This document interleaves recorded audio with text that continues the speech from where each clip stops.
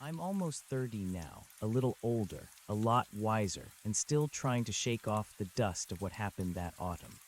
Back then, I was 26, full of that specific kind of confident stupidity only youth can brew, especially when you think you've got it all figured out. I worked as a freelance graphic designer, which meant my office was wherever my laptop was, and that year, my big idea for a creative retreat was a cabin in the middle of nowhere. It sounded idyllic, didn't it? Just me, my work, and the calming embrace of nature. The cabin itself was listed on some obscure rental site, nestled deep within the foothills of the Appalachians. Not the touristy part, mind you. This was the kind of place where cell service died about 20 miles out, and the nearest town was a blink-and-you-miss-it collection of weathered buildings with more deer than people. It was remote, even for me, and I'd spent plenty of weekends camping alone. But this was different. This wasn't a tent, it was a structure, a supposedly safe haven. Looking back, the first mistake was going alone. My friends, bless their skeptical hearts, had tried to warn me. A week with no internet, no human contact. Are you insane? They asked, half joking, half serious. But I was stubborn. I told myself I needed the solitude, the quiet to truly focus, to escape the constant hum of city life. I saw it as a challenge, a test of my self-sufficiency. Plus, the price was ridiculously low, a detail that should have been my first red flag, but my budget-conscious brain just chalked it up to the cabin being off the beaten path.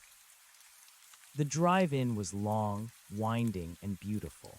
The trees were just starting to turn, painting the mountainside in fiery oranges and deep reds. I remember feeling a genuine sense of peace as I left the last paved road behind, bouncing along a gravel track that gradually narrowed to little more than 2 ruts in the earth. The cabin finally appeared through a thick screen of pines, a sturdy, dark wood structure with a modest porch and a stone chimney. It looked exactly like the pictures, rustic, isolated, perfect. I spent the first day settling in, unpacking my meager groceries and my laptop. The cabin was basic but charming. A wood-burning stove dominated the living room, and a small kitchen had a propane stove and a hand pump for water. There was a single bedroom with a surprisingly comfortable bed. No TV, no radio, just a small stack of dusty paperbacks left by previous guests. The silence was profound, the kind that makes your ears ring after too long in the city. It was exactly what I'd wanted, or so I thought. That evening, as the sun dipped below the ridge, painting the sky in strokes of purple and gold, I fired up the wood stove. The crackling fire was the only sound, a comforting rhythm in the growing darkness. I made myself a simple dinner, ate by the flickering lamplight, and then curled up on the small sofa, listening to the night sounds begin. The chirping of crickets, the rustle of leaves, an owl's distant hoot. It was all so natural. I decided to take one last look outside before bed, just to soak in the clear, star-dusted sky. The air was crisp, carrying the scent of pine and damp earth. I pulled the heavy wooden door shut behind me, not bothering to lock it since who would even be out here. When I was done stargazing, I reached for the handle to step back inside. That's when it happened. The handle turned, but the door didn't budge. I pushed, I pulled, I jiggled the handle, but it was like the frame itself had sealed shut. Not just stuck, but utterly, completely locked. A solid, unyielding barrier where there had been none before. My heart gave a strange, cold lurch in my chest. I tried again, harder, a sudden prickle of unease running down my spine. The cabin, which moments before had felt like a cozy sanctuary, now felt like a vault. And I was on the wrong side.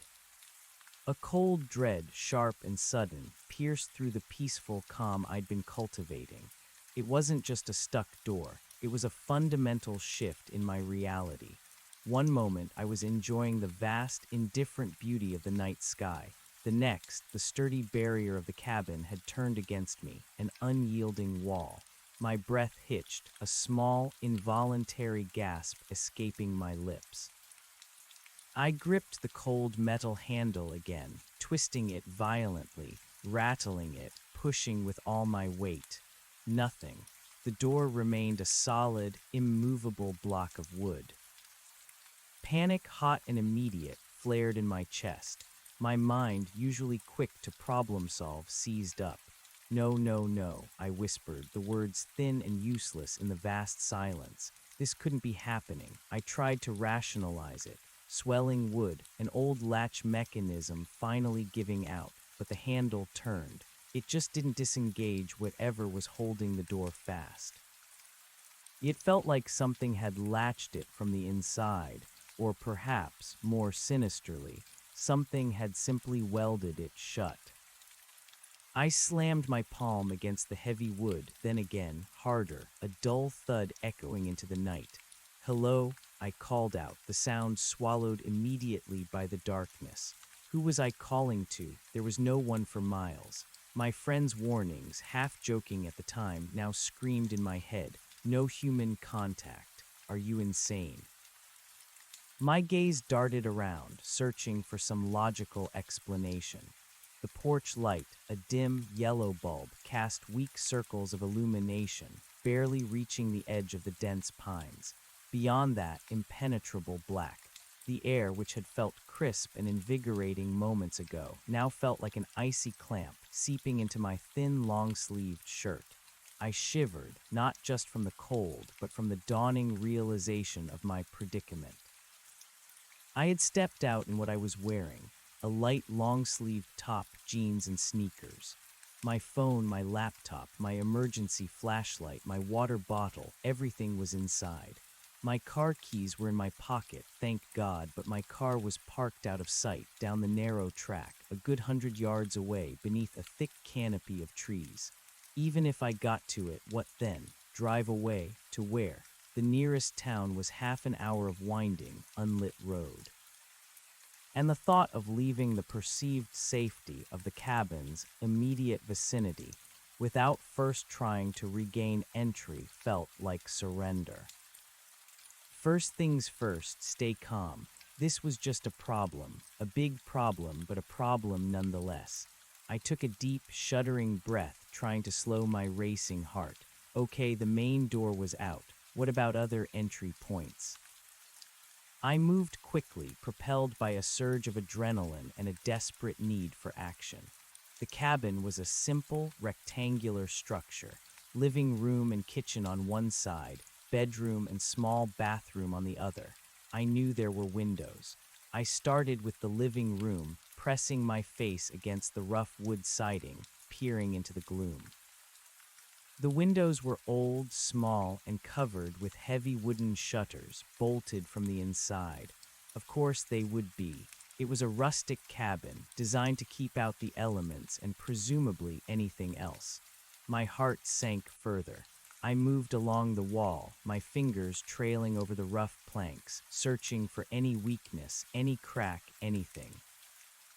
I found the kitchen window next. Same story. Shutters. Bolted. The light from the moon, now higher and brighter, cast long, distorted shadows of the pines across the yard. Every rustle of leaves, every creak of the old wood sounded amplified, sinister. My imagination, usually a friend in my creative work, was now my enemy, painting vivid pictures of what might be lurking just beyond the sparse light. Finally, I reached the bedroom window, also shuttered, also bolted.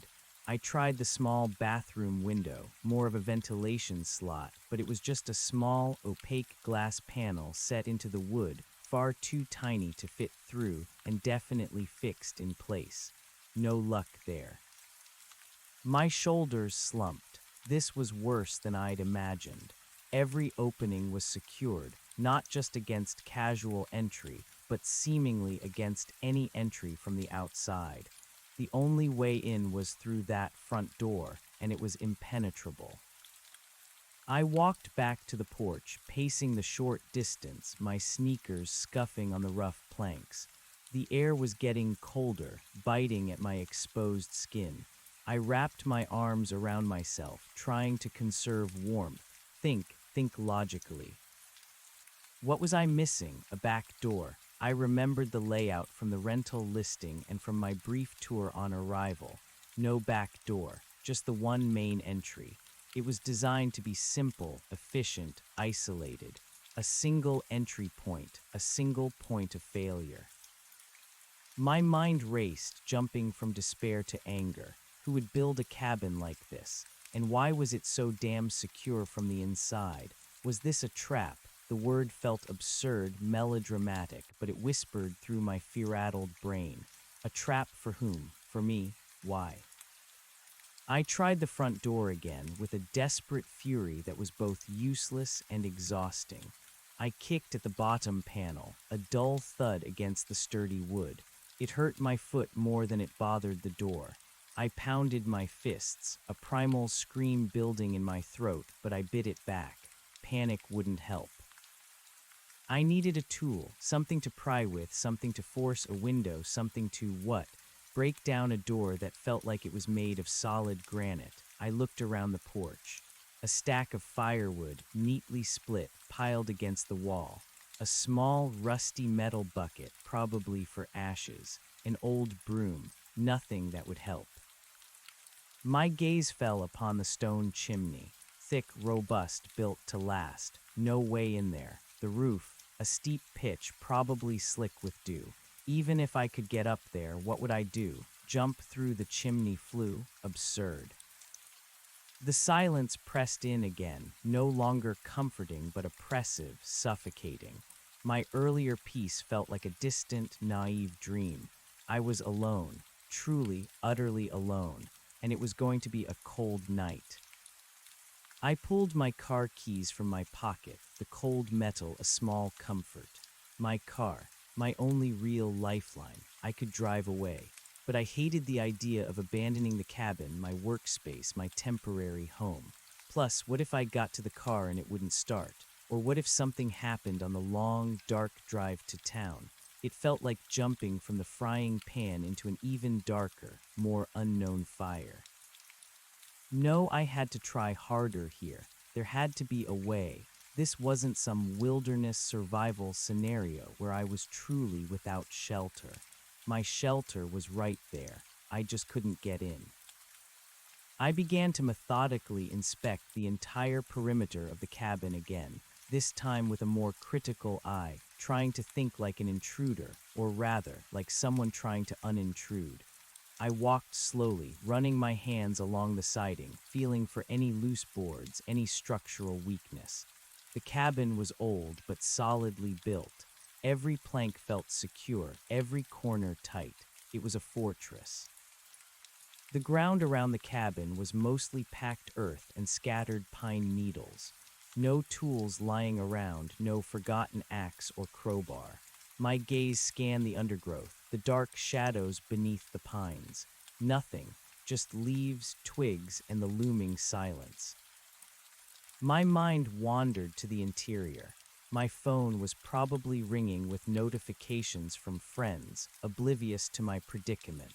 My laptop, glowing faintly in the living room, probably. A small part of me wanted to believe this was a prank, that someone would pop out from behind a tree, laughing, ready to let me back in. But the utter isolation made that fantasy crumble quickly. Who would even know I was here? Only my friends, and they thought I was safely ensconced, enjoying my creative retreat. The moon climbed higher, casting the world in shades of silver and black. The stars glittered with an almost painful brilliance, indifferent to my plight. The temperature continued to drop. I could see my breath now, little puffs of white in the frigid air. I began to get truly cold. My fingers and toes were starting to ache. This wasn't just an inconvenience, it was becoming a dangerous situation. Hypothermia was a real threat. I needed to find a way to stay warm. My eyes fell on the pile of firewood on the porch. That was something. A small, desperate plan began to form. I could start a fire outside. It wouldn't be ideal, but it would provide some warmth and light. I dragged a few logs away from the stack, careful not to make too much noise. Why was I being quiet? I didn't know. Maybe a subconscious fear of attracting unwanted attention. Or maybe just a habit from my camping days, respecting the quiet of nature. Starting a fire without kindling or matches was going to be hard. All my supplies were inside. I rummaged through my pockets again. Keys, wallet, chapstick, nothing flammable, no lighter, no tissues. My gaze went to the small patch of grass and weeds near the edge of the porch. It was damp, but perhaps under the porch it might be drier. I knelt, pushing aside some loose pine needles. There, nestled against the foundation, was a small, dry clump of tangled grass and brittle leaves, a potential tinder source. But how to light it? I pulled out my wallet. What did I have? A few bills, credit cards, my ID, nothing to make a spark. The keys. Could I create a spark with friction? It felt like something out of a bad survival movie. My car was my last resort, not just for escape, but for supplies. I still had my phone charger and some snacks in my backpack in the trunk, and a blanket, and hopefully a lighter in the glove compartment. The thought of my phone, fully charged, waiting inside the trunk of my car was a potent motivator. I decided to make the trek to the car. It was better than standing frozen on the porch, waiting for some magical solution to appear. At least there, I could retrieve some essentials, warm up, and rethink my strategy. I walked slowly, carefully, along the narrow dirt path that led to the small, overgrown parking spot. The track was barely visible in the moonlight, hemmed in by the dark, silent trees. Every snap of a twig beneath my feet sounded like a gunshot. Every shadow seemed to shift to watch me. The sense of being alone was replaced by a more unsettling feeling, the sense of being watched. I gripped my keys tightly, the sharp edges digging into my palm. My imagination once again took hold. What if someone had locked me out? What if they were still out here? The cabin was so remote, so perfectly isolated. It was an ideal spot for anything. I reached the clearing where my car was parked, a battered old SUV, faithful and reliable. Its dark silhouette was barely discernible against the deeper darkness of the pines. Relief, profound and immediate, washed over me. I wasn't completely helpless. I fumbled with the remote, hitting the unlock button. The faint chirp of the locks releasing was a welcome sound, a connection to the world of technology and safety. I opened the driver's side door and slipped inside, pulling the door shut behind me. The interior of the car was freezing, but it was warmer than the outside air, and more importantly, it was a sealed space. I leaned back against the headrest, taking several deep, shaky breaths. The car smelled faintly of old coffee and adventure. It was safe, for now. I started the engine. The roar of the old SUV coming to life was jarringly loud in the silent night, but it was also incredibly comforting. The headlights cut through the darkness, illuminating a small circle of trees and undergrowth. I let the engine run for a few minutes, feeling the warmth of the heater begin to seep into the cabin. Low-key plan of action. 1. Get supplies from the trunk. Blanket, snacks, water, phone charger. 2. Check for a lighter in the glove compartment. 3. Charge my phone. While no cell signal, it had a flashlight feature. And maybe I could try dialing 911 just in case a stray signal bounced through. 4. Reevaluate the cabin situation from the perspective of warmth and light. I turned off the engine, plunging the clearing back into near total darkness, save for the moon. The silence rushed back in, but this time I was insulated by the metal shell of the car. I retrieved my backpack from the trunk. Inside, I found a small thermal blanket, a half-eaten bag of trail mix, a water bottle, and my phone charger. Success. In the glove compartment, nestled amongst old maps and registration papers, was a cheap disposable lighter. Another small victory. I plugged my phone into the car's USB port. The screen flickered to life, showing no service. As expected, but the battery icon began to fill, and the flashlight app was ready to go. Armed with my blanket, snacks, water, and lighter, I felt a tiny spark of hope. I wouldn't freeze tonight. I could stay in the car if necessary, but the cabin felt like a challenge I couldn't ignore. My laptop, my work, my entire sense of order were locked inside. I debated, should I just drive away? Now that I had a safe haven in the car, the urge was strong. But the thought of leaving all my possessions, abandoning my carefully planned retreat, grated on me. It felt like failure, and I was stubbornly refusing to concede defeat. Besides, the cabin was a rental. I couldn't just leave it like this. Who would be responsible? No, I had to try again, but smarter this time, with light, warmth, and sustenance. I wrapped the thermal blanket around my shoulders, feeling its surprisingly effective warmth almost immediately. I took a swig of water and chewed slowly on some trail mix, trying to restore my energy and my focus. With my phone's flashlight on, casting a powerful beam, I began my third perimeter check. This time, I wasn't just looking for an entry point. I was looking for anything unusual, any sign of tampering, any clue as to why the door was locked. I started at the front door again, the beam sweeping across the sturdy wood. It looked exactly as it had before. No pry marks, no scratches, no visible damage to the frame or the door itself. It was as if it had simply fused. My flashlight beam moved down to the ground near the threshold. The earth was slightly disturbed here and there from my earlier frantic attempts, but beyond that, nothing. No footprints other than my own, no signs of struggle. I moved clockwise around the cabin, the powerful beam cutting through the dense shadows.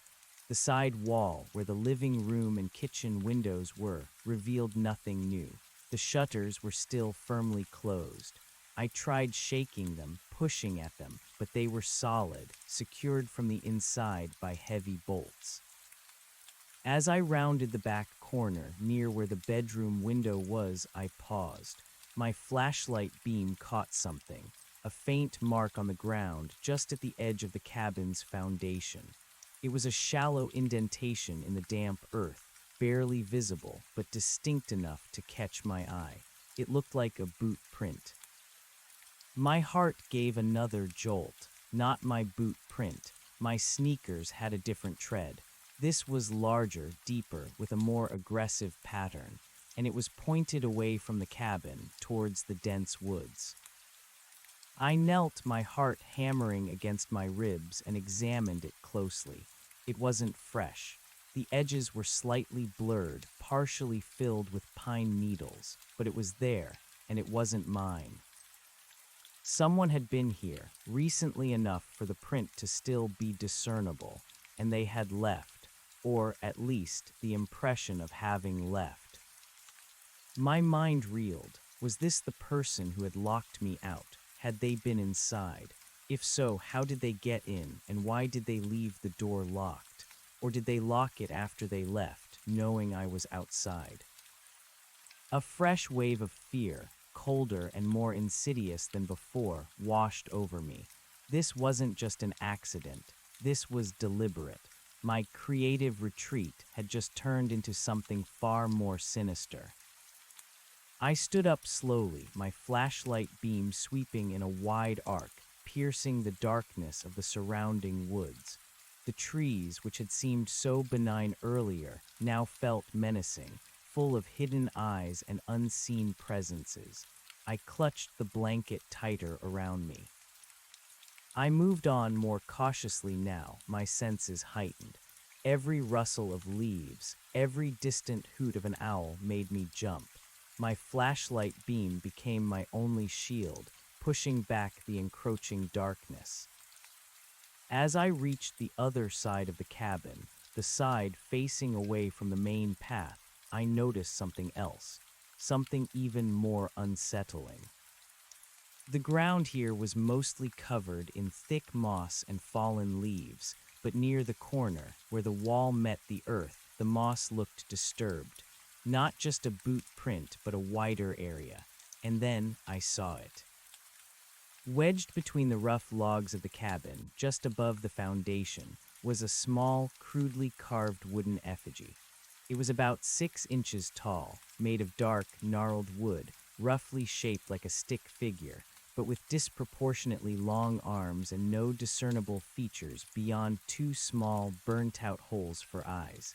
It looked ancient, primal, and utterly out of place. I stared at it, my breath catching in my throat. My mind struggled to process what I was seeing. It looked like something from a horror movie, a piece of dark folklore brought to life. It was stuck fast, as if hammered into the wood, though there was no sign of a hammer. My first instinct was to pull it out, to discard it, to pretend I hadn't seen it. But some deeper, more primal fear held me back. What was it?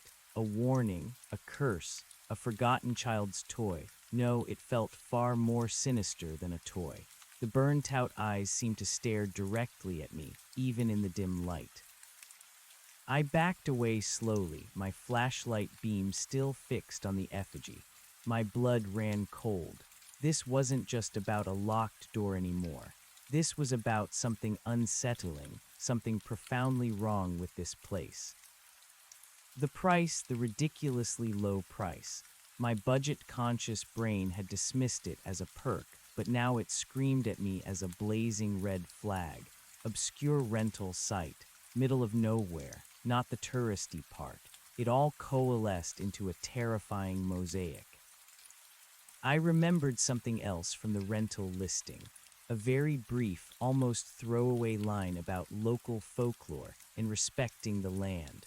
I had brushed it off as quaint, part of the rustic charm. Now it echoed in my mind with an ominous tone.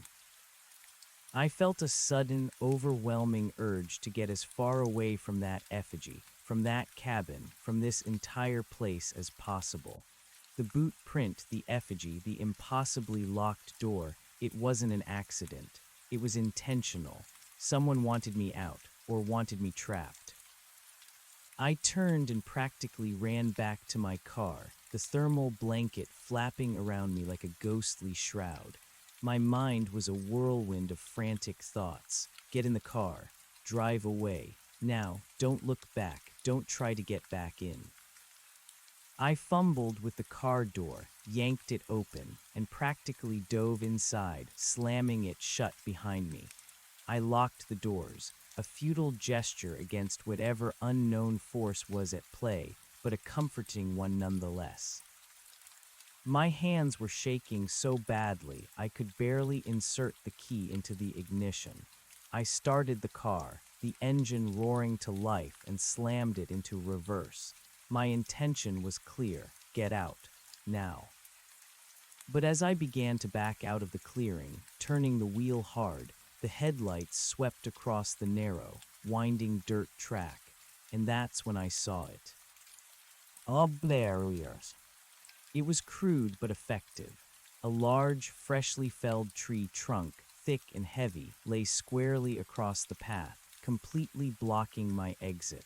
Its rough, jagged edges where it had been cut were visible in the harsh glare of my headlights. It hadn't been there when I drove in. It hadn't been there when I walked to the car just minutes ago. My foot instinctively slammed on the brake.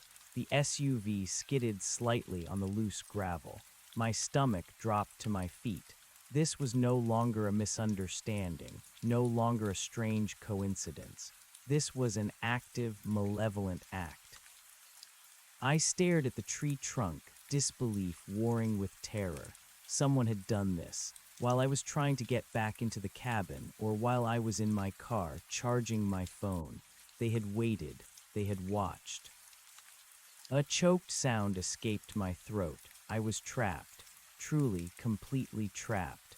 The cabin was a sealed vault, the woods were alive with an unseen presence, and my only escape route was blocked.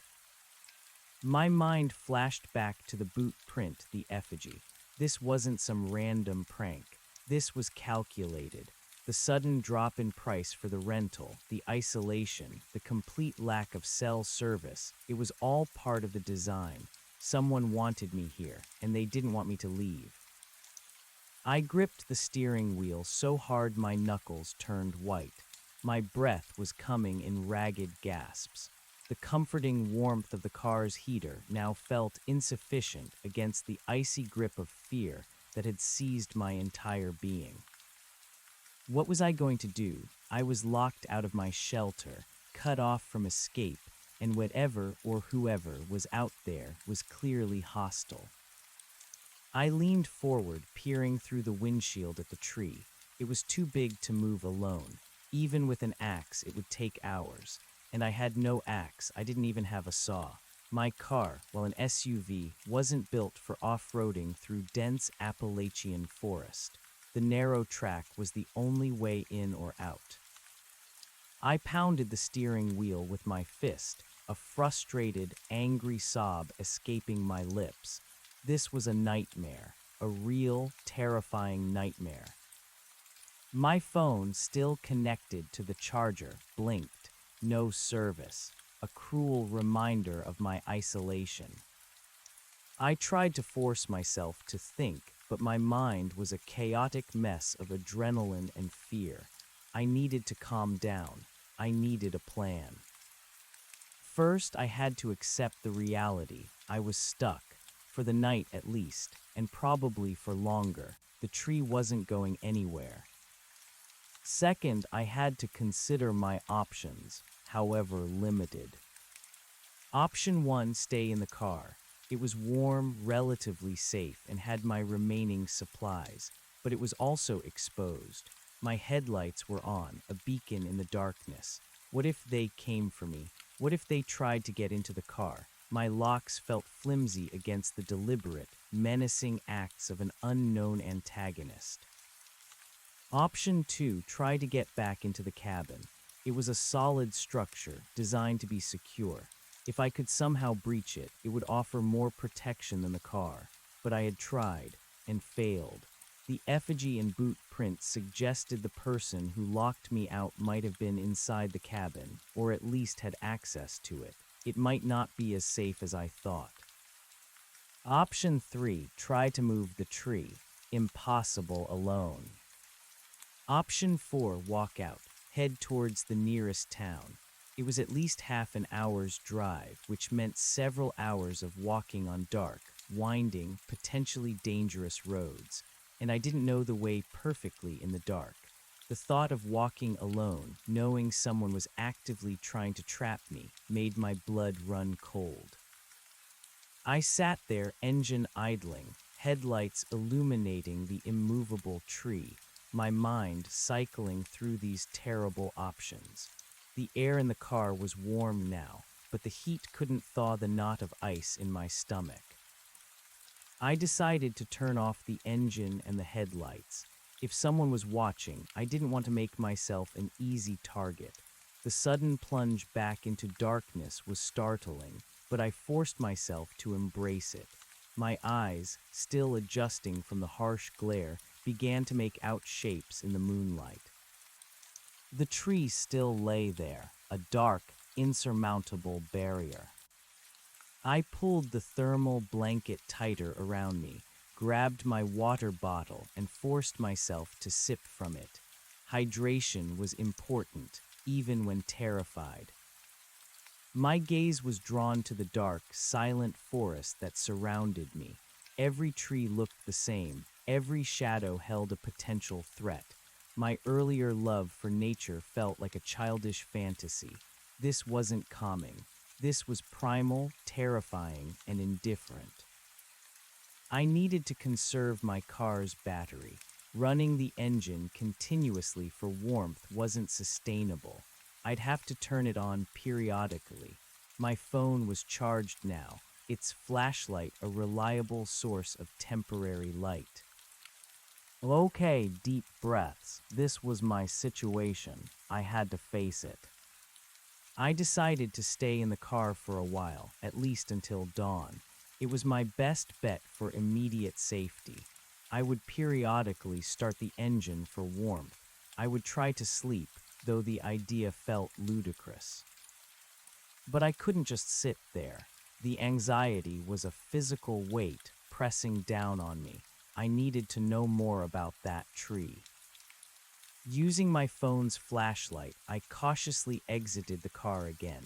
The air was even colder now. I wrapped the blanket tighter around my shoulders, feeling exposed and vulnerable. My phone's beam cut through the darkness, making the night feel even more vast and menacing. I approached the tree trunk, my heart pounding a frantic rhythm against my ribs. The flashlight beam swept over the freshly cut ends. They were rough, splintered, clearly the work of an axe or a powerful saw. This wasn't a fallen tree. It had been deliberately felled. I ran my hand over the bark, cold and rough. It was a mature pine, thick enough to be a serious obstacle. It looked like it had been cut from one of the trees right alongside the track, a perfect fit to block the path. My beam moved upwards, following the trajectory of where the tree would have stood. The remaining stump was there, a raw, pale circle in the darkness, stark against the dark earth. It looked fresh. Sap oozed faintly from the cut. This meant someone had been here very recently, with heavy tools, and had taken the time to fell a tree to trap me. The sheer audacity, the premeditation, sent a fresh wave of terror through me. Who would do this, and why? Was it a local grudge against outsiders, some kind of weird initiation ritual, or something far, far worse? My mind immediately went to stories of isolated mountain communities, of sinister cults, of people who simply disappeared. I shivered, pulling the blanket tighter. The effigy, the boot print, the locked door, now the felled tree. It was all connected. It was all meant for me. I scanned the woods around the fallen tree, my flashlight beam piercing the shadows. I tried to look for other tracks, for signs of where the culprit might have come from or gone to, but the ground was a mix of hard-packed earth, pine needles, and undergrowth. It was difficult to discern anything specific beyond the one boot print near the cabin. I felt utterly helpless. My urban self, armed with internet and emergency services, was completely out of its depth here. My self-sufficiency was a joke. I was reliant on technology that no longer worked and on a world that was now actively hostile. I backed away from the tree, my heart sinking further. There was nothing more to learn here tonight. The message was clear: stay. Back in the car, I resumed my position, trying to formulate a new plan. Okay, I was trapped. I had limited supplies, no communication. What was the next logical step? Survival and escape. I needed to find a way to move that tree in the morning, or find an alternative route, and I needed to protect myself from whoever was out there. The cabin, despite its locked status, suddenly seemed like a more appealing option. It was sturdy. It had food, water, and my emergency kit. If I could get back in, it would be a much better fortress than my car. The effigy was disturbing, but it was outside. My belongings, my sense of security, were inside. But how? I had tried everything. I sat in the car, trying to think about the door, about its mechanism. The handle turned, but it didn't budge. This meant the latch was either jammed or there was a secondary locking mechanism. Given the other events, a secondary locking mechanism seemed more plausible, something activated from the inside. What if there was another way to the cabin? A cellar, an attic? I hadn't seen any indication of either. The cabin was a simple, single-story structure built on a shallow stone foundation. No visible access points underneath. As the hours dragged on, marked by the slow crawl of the moon across the sky, I tried to rest, but sleep was impossible. My mind raced, replaying every moment, every clue: the low price, the isolated location, the rude awakening, the boot print, the effigy, the felled tree. It was a terrifying narrative, meticulously crafted. At one point, I thought I heard something, a faint rustle deeper in the woods. I sat bolt upright, straining my ears, holding my breath. The night was profoundly silent again, save for the rhythmic chirping of crickets, which suddenly sounded menacing instead of comforting. Was it just an animal, or was it them? I turned on my phone's flashlight and swept it across the surrounding trees, peering into the inky blackness. Nothing moved. No eyes gleamed back at me. No shadows shifted. Just the same impenetrable wall of pines. My paranoia was setting in. Every creak of the car's interior, every distant night sound, sent a jolt of fear through me. I was a prisoner, alone in the wilderness, stalked by an unseen enemy. Around 3 a.m., the cold inside the car became truly biting. I started the engine, letting it run for 15 minutes to blast the heater, then turned it off again to save fuel. The heat felt glorious, a temporary reprieve. I ate the rest of my trail mix, forcing myself to chew slowly to conserve my dwindling provisions. As the first faint streaks of gray began to appear on the eastern horizon, painting the sky with a promise of dawn, a new determination settled over me. Fear was still present, a cold knot in my stomach, but it was tempered by a stubborn resolve. I wasn't going to let them win. I wasn't going to sit here and wait. I was going to find a way out. The first order of business was to tackle that tree. With the light of day, I could assess it better. Maybe there was a way to lever it, or maybe I could start a small fire beneath it to burn through a section, though that felt incredibly risky and slow. But before that, I needed to try the cabin again, just one more time, in the clear light of day. Perhaps I had missed something in the panic of the night. As the sun slowly began to creep over the ridge, painting the tops of the trees in soft gold, the world took on a slightly less terrifying aspect. The shadows receded, revealing the familiar contours of the woods. The air was still bitterly cold, but the light brought a sliver of hope. I got out of the car, wrapping the thermal blanket tightly around me. My muscles ached from the cold and the tension. My mouth was dry, and I felt utterly exhausted, but I had to push through. I walked towards the cabin, my phone's flashlight still on, though it was quickly becoming unnecessary. I kept my eyes peeled, scanning the trees, the undergrowth. Nothing. The woods seemed empty, silent, as if the events of the night had been a terrifying dream. But the effigy was real. The felled tree was real. I approached the front door, my gaze fixed on it. It still looked exactly the same. Solid, unyielding. I tried the handle again, just for good measure. It turned, but the door remained sealed. My eyes swept over the frame, looking for anything, any detail I might have missed. The wood was old, weathered. The gaps around the door were minimal. There was no visible bolt, no deadbolt. Just the handle, which seemed connected to an internal latch that refused to release. I knelt, peering at the bottom of the door at the threshold. Nothing. My flashlight beam then drifted to the top of the doorframe, and that's when I saw it. Nestled subtly within the dark wood, just beneath the overhang of the porch roof, almost perfectly camouflaged by the shadows and the weathered grain, was a small, almost invisible switch.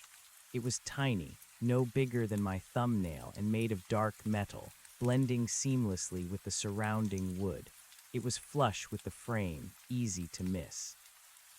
My heart leaped, a switch, a secondary lock, it had to be. I reached up, my fingers trembling slightly.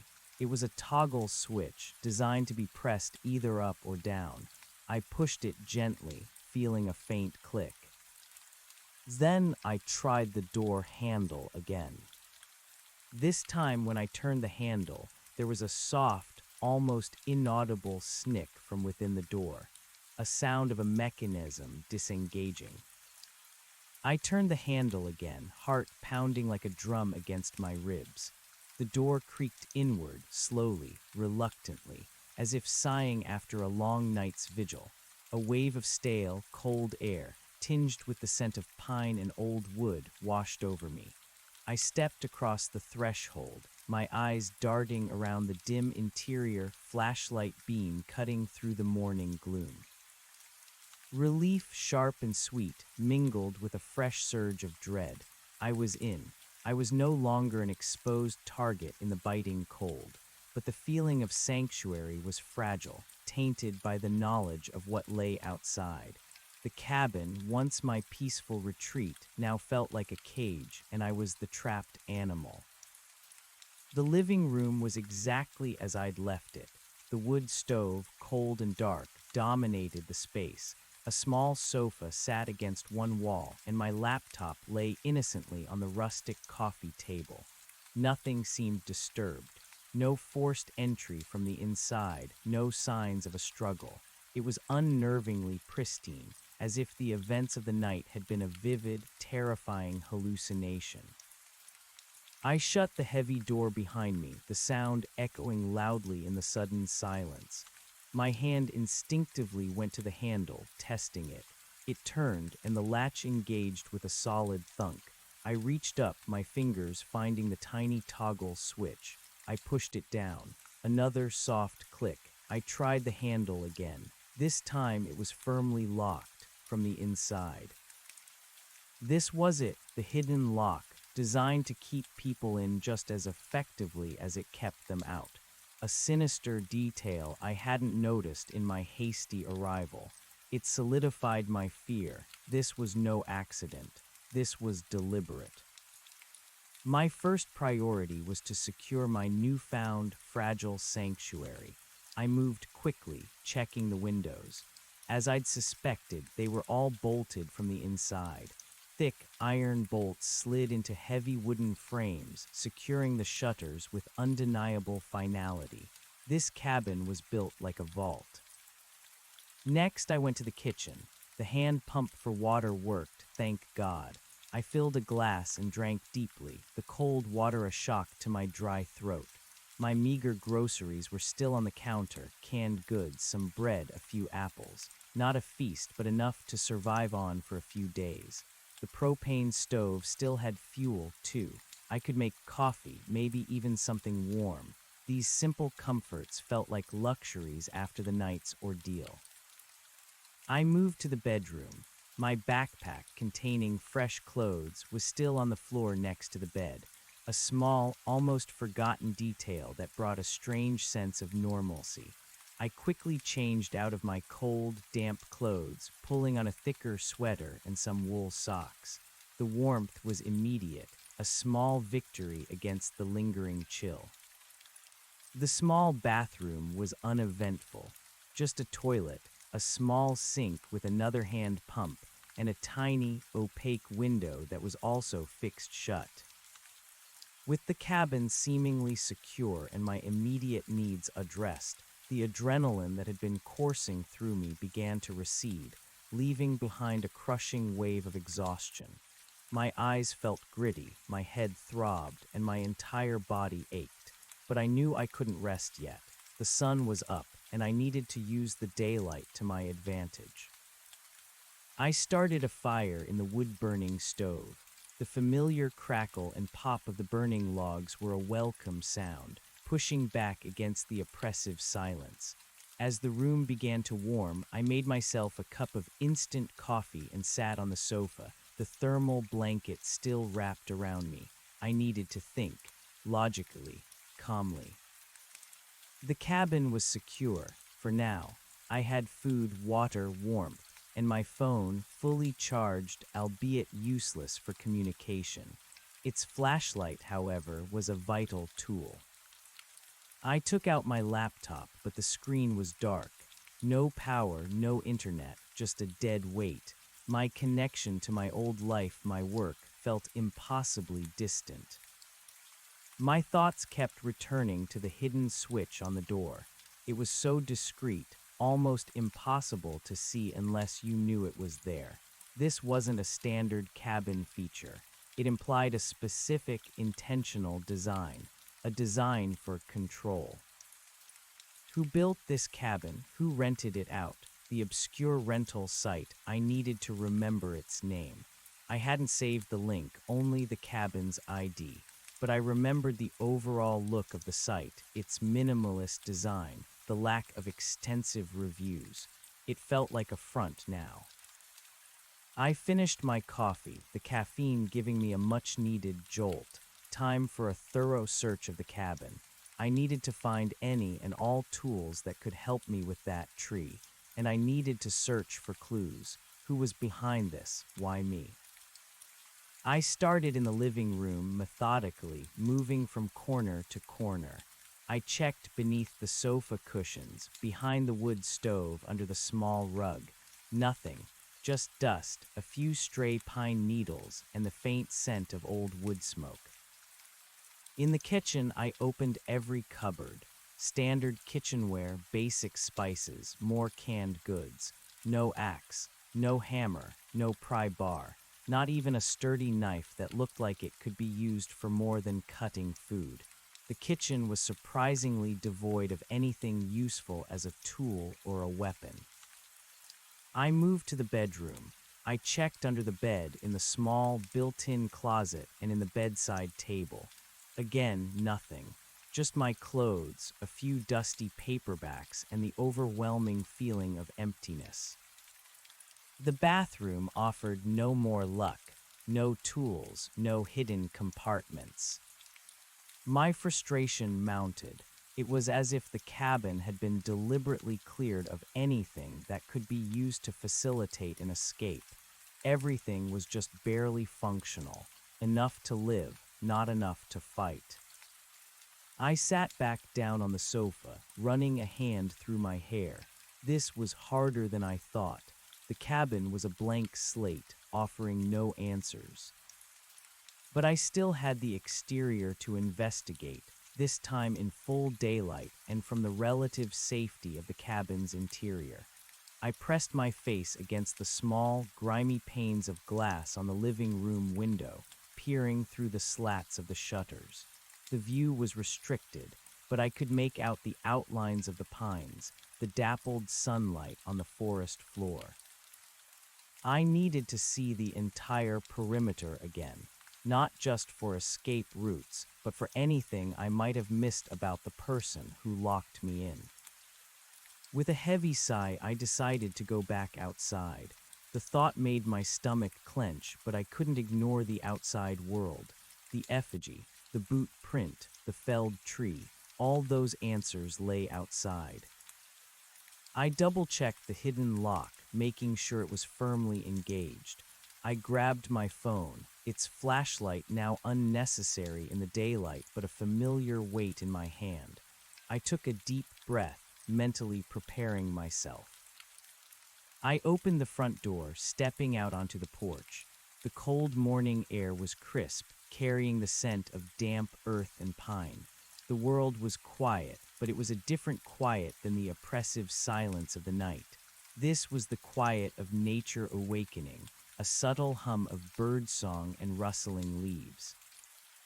I scanned the immediate area. The pile of firewood, the rusty bucket, the old broom, all still there, all mundane. The boot print I'd seen last night was still visible, a faint, dark impression in the damp earth near the back corner of the cabin. I knelt, examining it again. It was a clear, large boot print, definitely masculine, with a deep, aggressive tread. It was pointed away from the cabin, towards the deeper woods. As if the person had come from the woods, locked me out, and then retreated back into them. My eyes followed the direction of the print, trying to pierce the screen of trees. Nothing, just endless woods. Then I moved to the other corner, where I'd found the effigy. My breath hitched. It was still there, wedged into the log, its two burnt-out holes for eyes seeming to stare out at the forest. In the daylight, it looked even more unsettling. The wood was dark, gnarled, crudely carved. It wasn't a toy. It was primitive, almost ritualistic. I pulled out my phone and took a picture of it, just in case, though I didn't know who I'd ever show it to.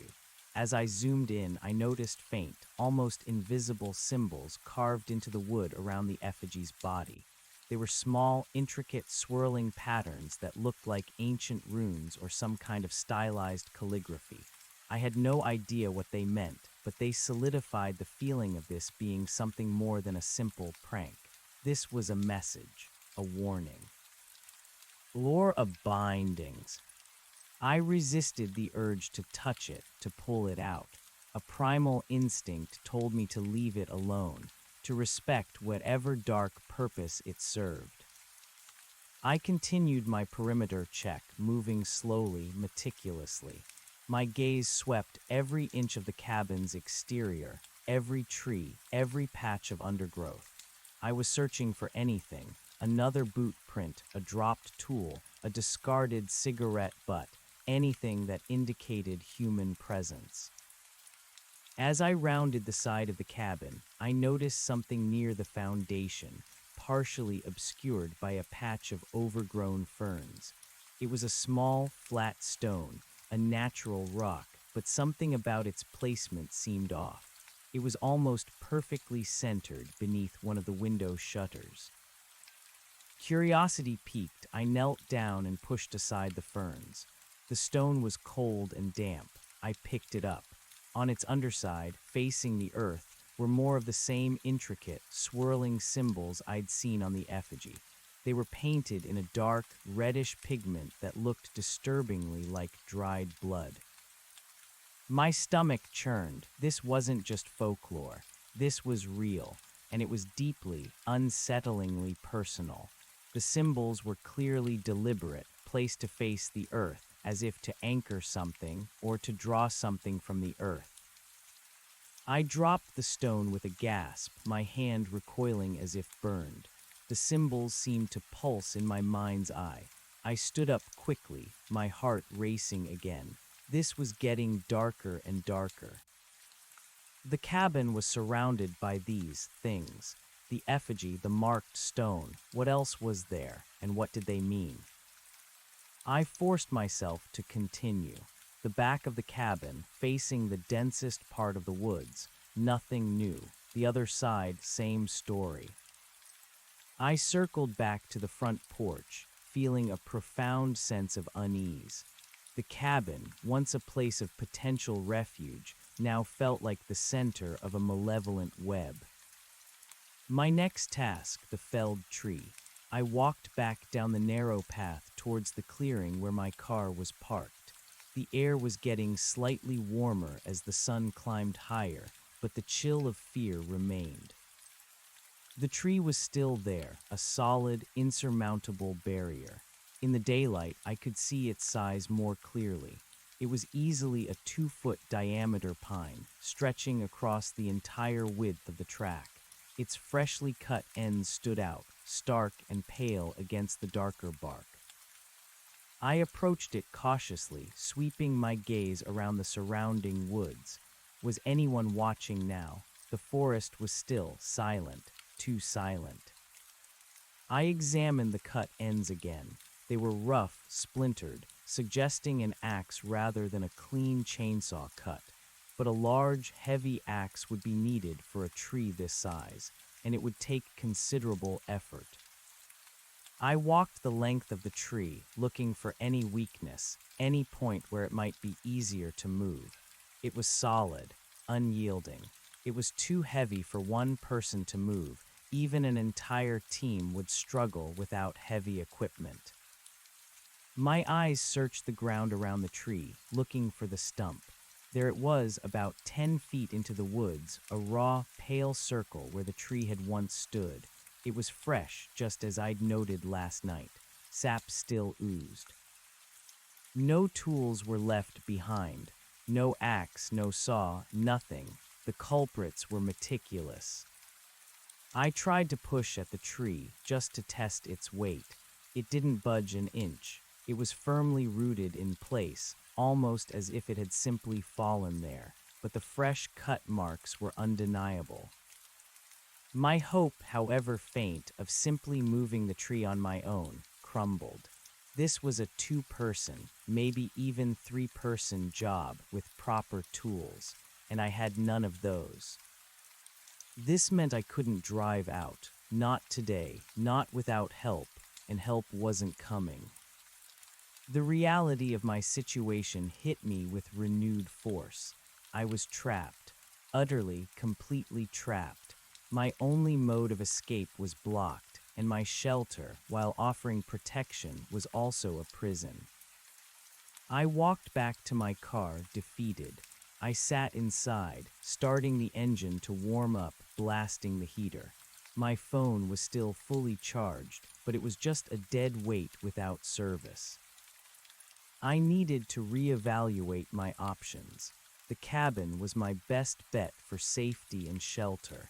I had to focus on making it a viable stronghold.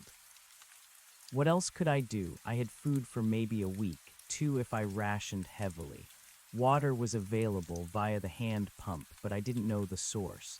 Was it a well, a spring? Was it safe to drink?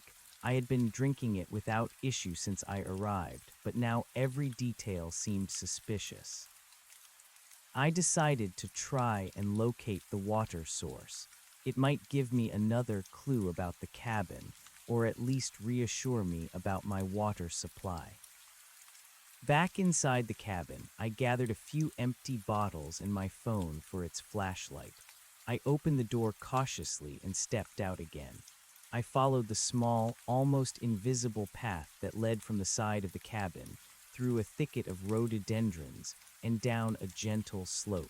This was the direction I remembered the owner mentioning the well in the rental instructions, a brief line about fresh spring water.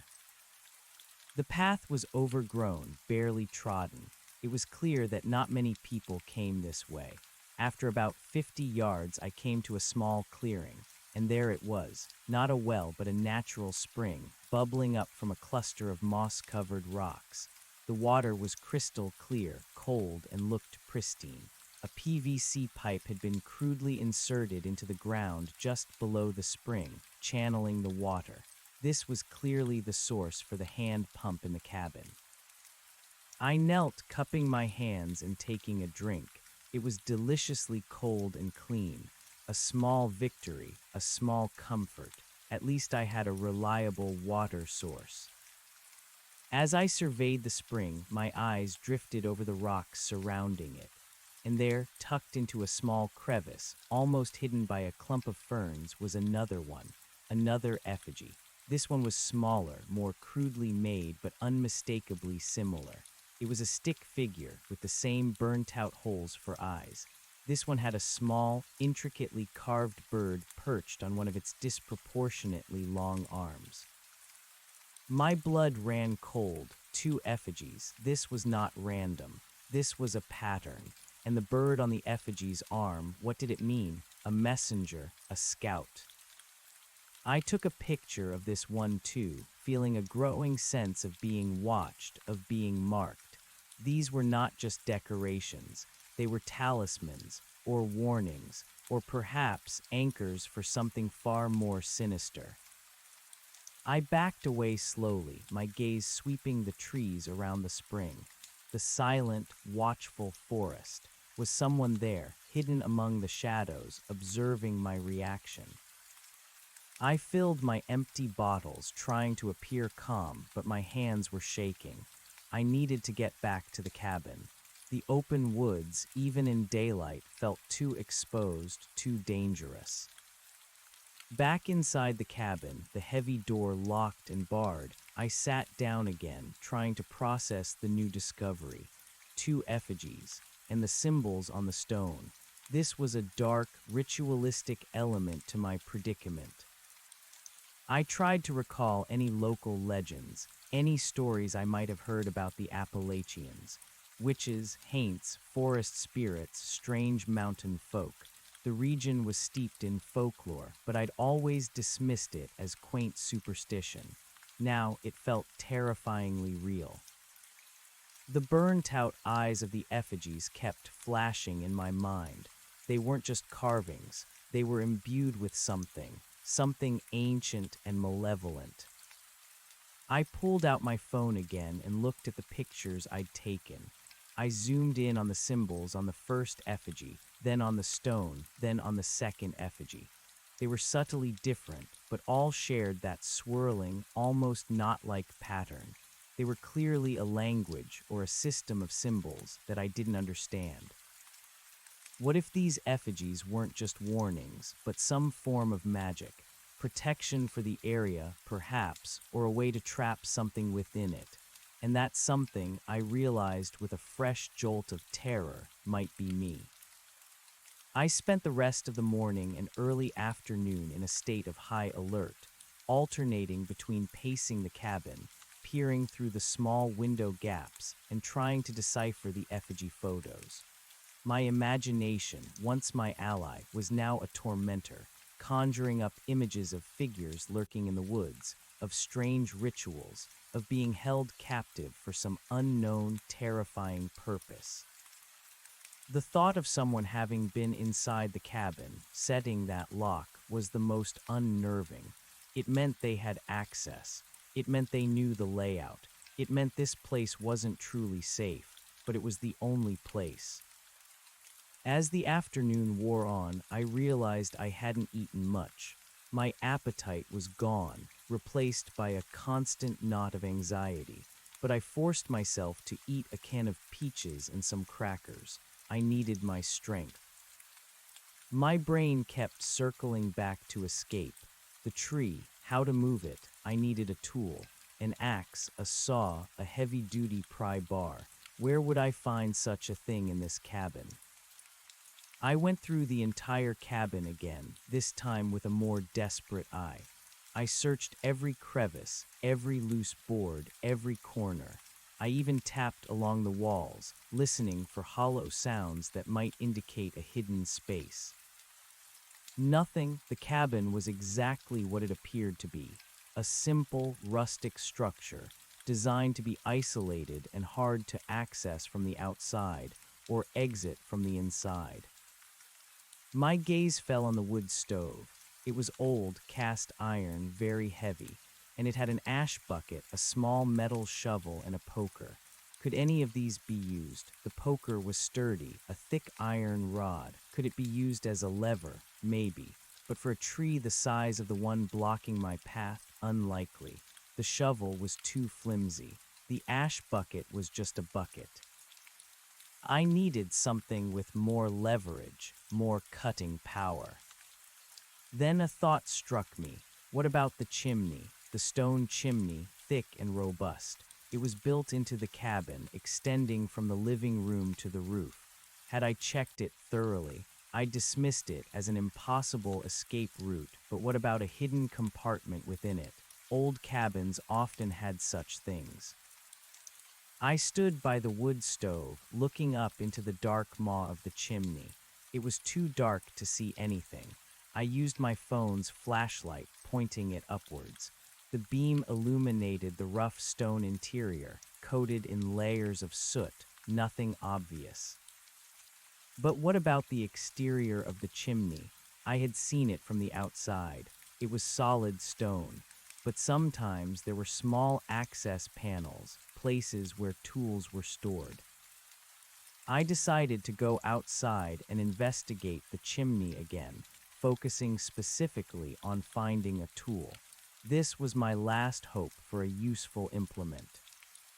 I unlocked the hidden switch, opened the door, and stepped out onto the porch. The sun was beginning its slow descent, casting long, golden shadows across the clearing. The air was still cool, but the oppressive cold of the night was gone. I walked around the side of the cabin, towards the chimney. It was a sturdy, imposing structure, built of rough-hewn stone. I ran my hands over the cold, rough surface, feeling for any loose stones, any irregularities. And then I felt it, a faint seam, almost imperceptible, where two stones met, just above ground level, near the back of the chimney. It wasn't mortar. It felt like a small, rectangular panel. My heart leaped. I pushed at it gently. It didn't budge. I tried to pry at it with my fingers, but it was too tight. I needed something thin and strong. I rushed back inside the cabin. What did I have? The poker from the wood stove. It was too thick. My car keys, maybe my credit card, too flimsy. I remembered something in my wallet, a small, sturdy metal nail file. I rarely used it, but it was there, a relic from a previous attempt at self-care. It was thin, flat, and made of surprisingly strong metal. I grabbed my wallet, retrieved the nail file, and hurried back outside. My hands were trembling with anticipation. This felt like a genuine lead, a potential breakthrough. I knelt beside the chimney again, inserting the tip of the nail file into the faint seam. I pushed gently, wiggling it, trying to find purchase. There was a faint click. The panel, about a foot square, swung inward, silently, revealing a small, dark recess within the chimney's stone.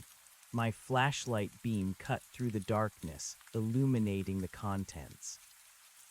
And there it was. An axe. Not a huge felling axe, but a sturdy, sharp hatchet, its wooden handle worn smooth with use. Beside it, a small coil of thick, rough rope, and a pair of heavy leather gloves, dusty but intact. My breath caught in my throat. Tools, real, actual tools. A surge of exhilaration mixed with a healthy dose of fear washed over me. An axe to cut the tree, gloves for protection, rope for what? Lifting, pulling, climbing. This was it, my chance, my opportunity to fight back, to escape.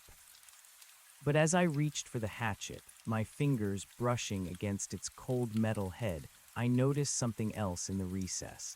Tucked behind the axe, almost hidden, was a small leather-bound journal. Old, weathered, its pages yellowed with age. My curiosity warred with my desperate need for escape. The hatchet would help me get out. The journal might tell me why. I hesitated for only a moment. Escape first, knowledge second. I grabbed the hatchet, the gloves, and the rope. The hatchet felt surprisingly balanced in my hand, heavier than I expected. Its blade was sharp, glinting in the fading sunlight. As I closed the hidden panel, securing it again with the nail file, I felt a renewed sense of purpose. I wasn't helpless. I had a weapon. I had a way out. But then, as I turned back towards the path leading to my car, I saw it. At the edge of the woods, where the shadows were deepening, a figure stood. It was tall, gaunt, dressed in dark, coarse clothing that seemed to melt into the gathering gloom. It wasn't moving. It was just standing there, absolutely still, watching me. I couldn't make out its face, but I could feel its gaze, a cold, unwavering presence that sent a shiver down my spine. My heart leaped into my throat. They were here. They had been watching all along. The hatchet suddenly felt light, inadequate. My brave surge of determination faltered, replaced by pure, unadulterated terror. I froze, the hatchet clutched in my hand, my body tense, ready to run, but rooted to the spot by a primal fear. The figure remained motionless, a silent, menacing sentinel. My mind screamed, "Go, run, get back inside." But another part of me, the defiant part, held its ground. I had a weapon now. I wasn't completely defenseless. I stared back at the figure, trying to discern details, to understand if it was human or something else. The fading light made it impossible to tell. It was just a dark silhouette against the darkening woods. The standoff lasted only a few terrifying seconds, but it felt like an eternity. Then slowly, deliberately, the figure began to move. Not towards me, but deeper into the woods, melting away into the shadows as silently as it had appeared. I let out a ragged gasp, my knees threatening to buckle. It was gone, or was it just hiding? Was it circling around? Panic flared, sharp and potent. I couldn't waste another second. I had to get to that tree. Now. I sprinted down the path, the hatchet heavy in my hand, the rope and gloves bumping against my side. My heart hammered against my ribs, each beat a frantic warning. The figure had seen me with the hatchet. The element of surprise was gone. I reached the clearing where my car was parked, the felled tree still a monumental obstacle. The setting sun cast long, eerie shadows, turning the surrounding trees into monstrous, grasping claws. I threw the rope and gloves into the car, keeping the hatchet firmly in my grip. I approached the tree, my mind racing. I couldn't just hack through it. It was too thick, and I wasn't strong enough or skilled enough for that. I needed to cut a wedge, something to allow me to lever it. I looked at the car. Could I use it, perhaps to pull the tree once weakened? But I couldn't risk damaging the car. It was my last true hope for escape. I decided to focus on the cutting first. I chose a spot near one of the cut ends, where the trunk was slightly narrower. I lifted the hatchet, its cold steel gleaming in the dying light, and brought it down with all my might. Thwack! The sound echoed loudly in the silent woods. A splinter of wood flew off, stinging my cheek. The cut was shallow, barely scratching the surface of the thick pine. I raised the hatchet again, putting more power into my swing. Thwack, thwack, thwack. Each blow sent vibrations up my arms, burning my muscles. My hands, despite the gloves, were starting to ache. The cut was slowly deepening, but it was agonizingly slow work. The sun was dipping below the horizon now, painting the sky in fiery oranges and purples, but plunging the woods into quick darkness. I glanced around nervously. Was the figure watching again? The forest was a wall of black.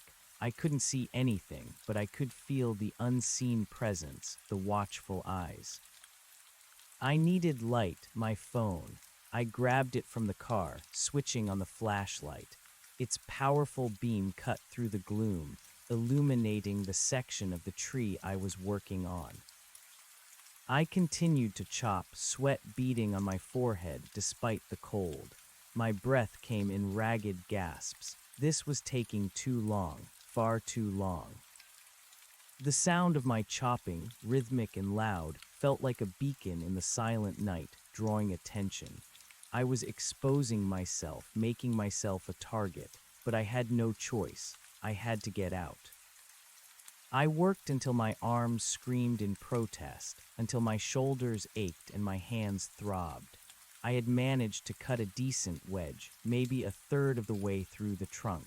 It was a start, but it wasn't enough. The tree was still firmly in place. I stopped, leaning against the cold bark, trying to catch my breath. The night was fully upon me now, dense and dark.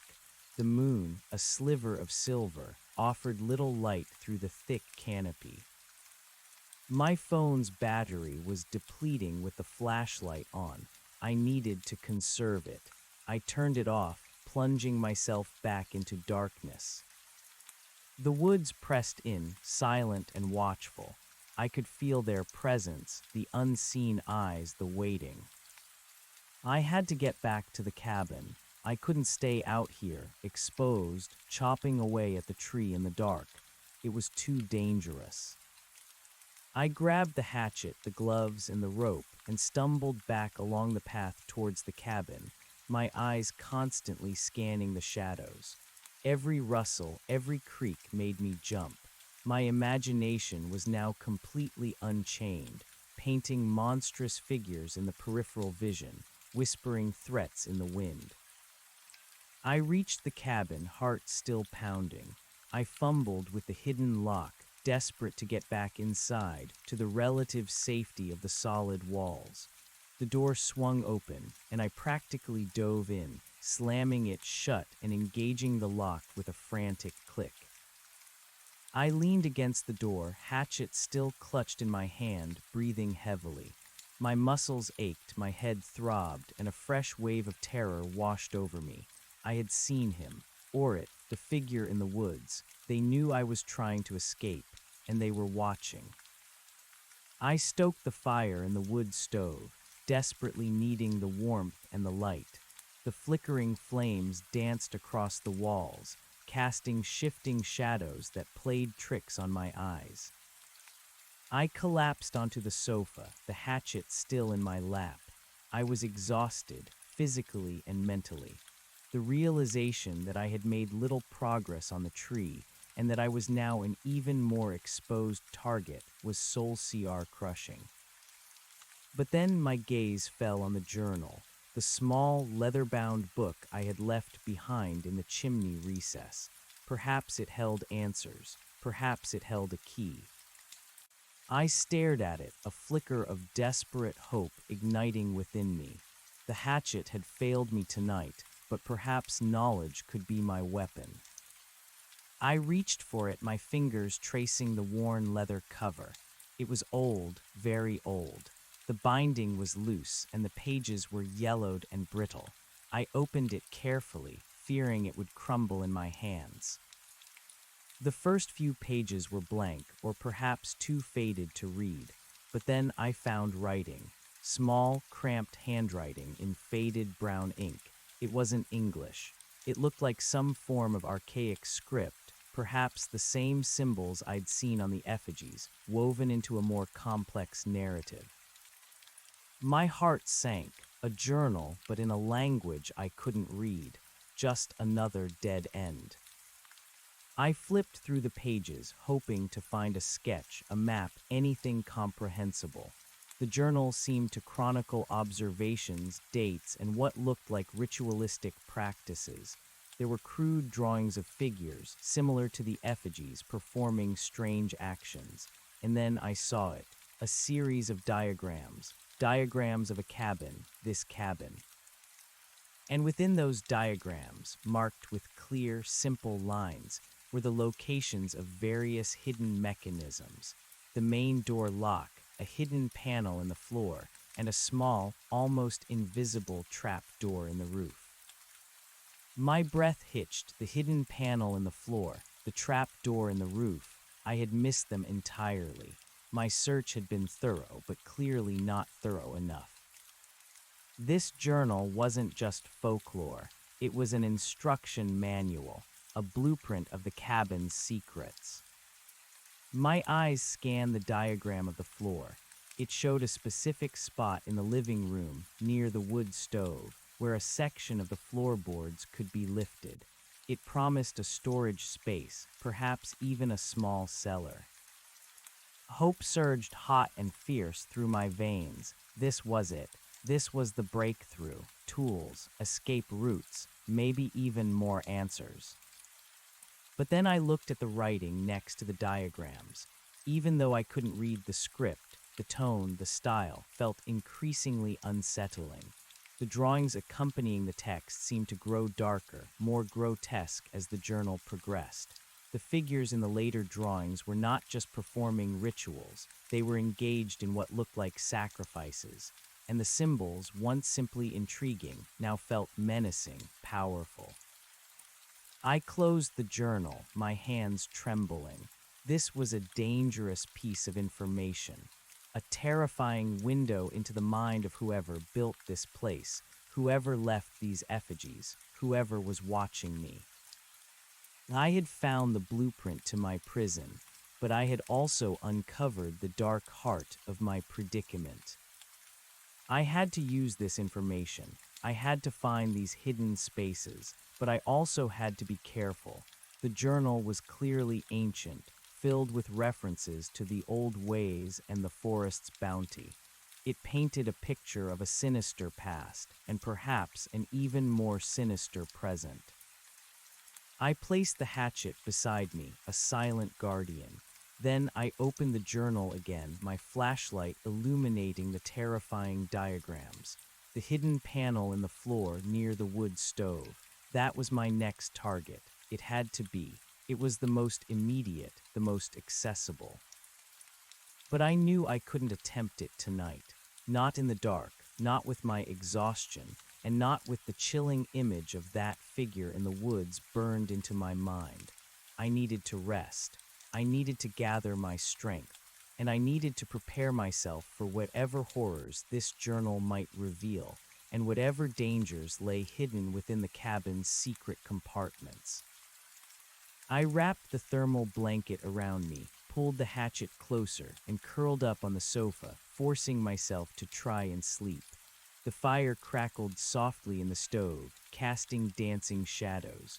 The wind howled faintly outside, a mournful, lonely sound, and in the flickering fire in the wood stove was the last thing I saw before exhaustion finally claimed me. Even curled on the sofa, the hatchet a cold comfort beside me, sleep was a thin, fractured thing, haunted by images of the silent figure in the woods and the menacing symbols in the ancient journal.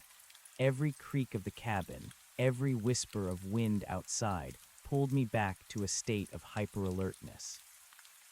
My muscles twitched, my mind replayed the day's terrors, and the cold knot of fear in my stomach never quite thawed.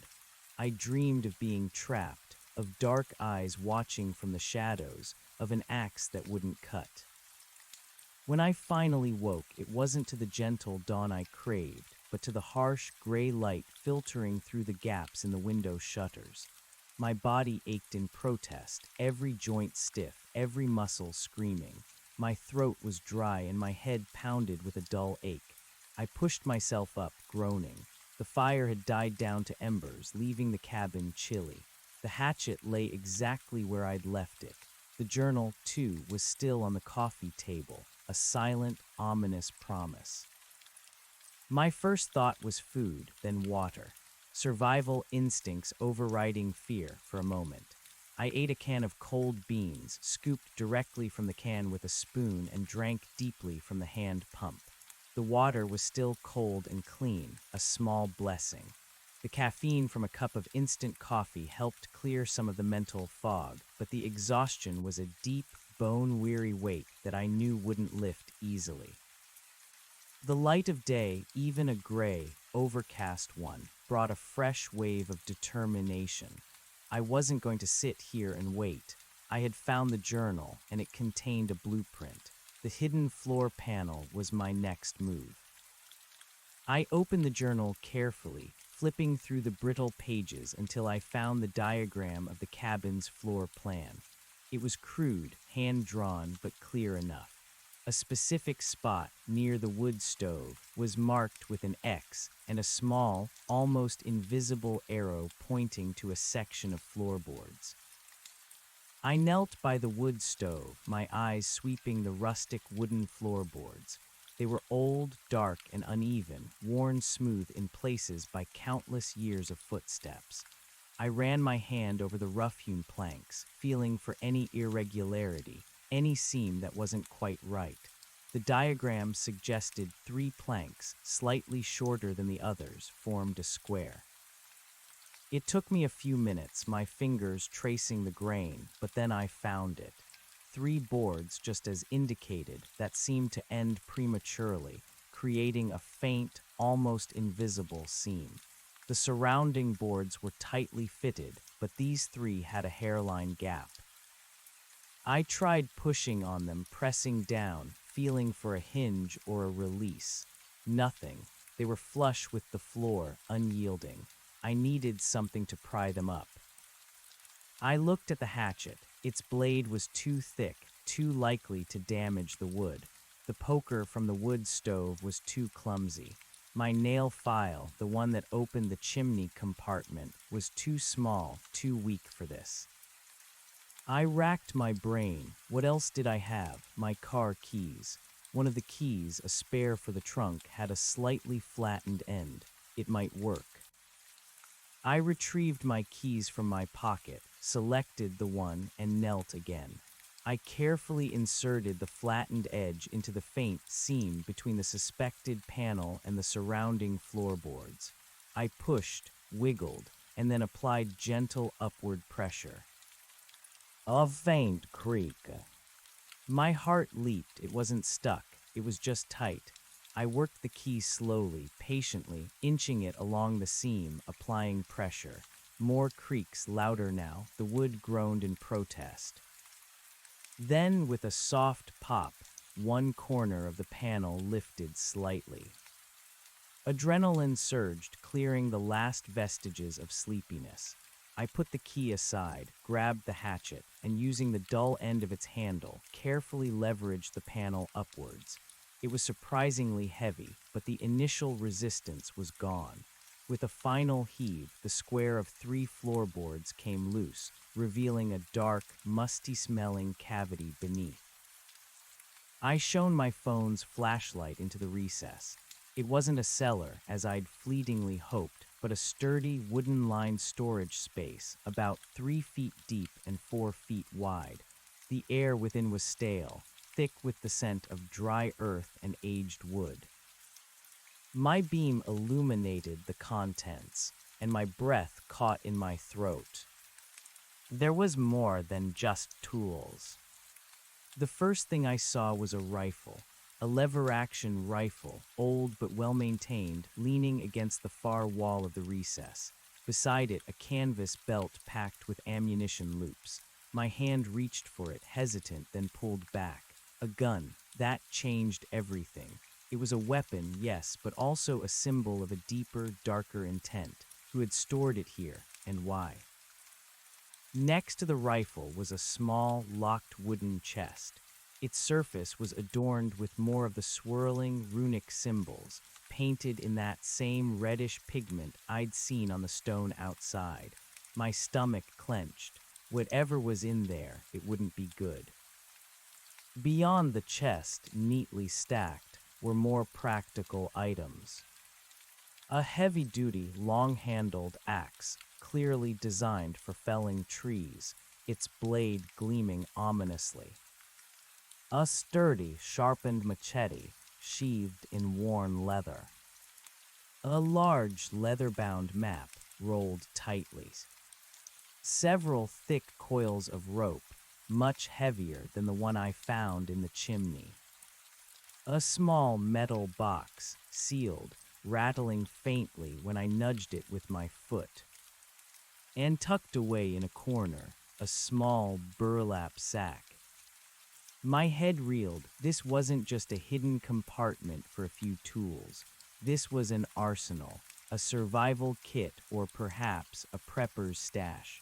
But the rifle, the symbols on the chest, it felt more sinister than simple preparedness.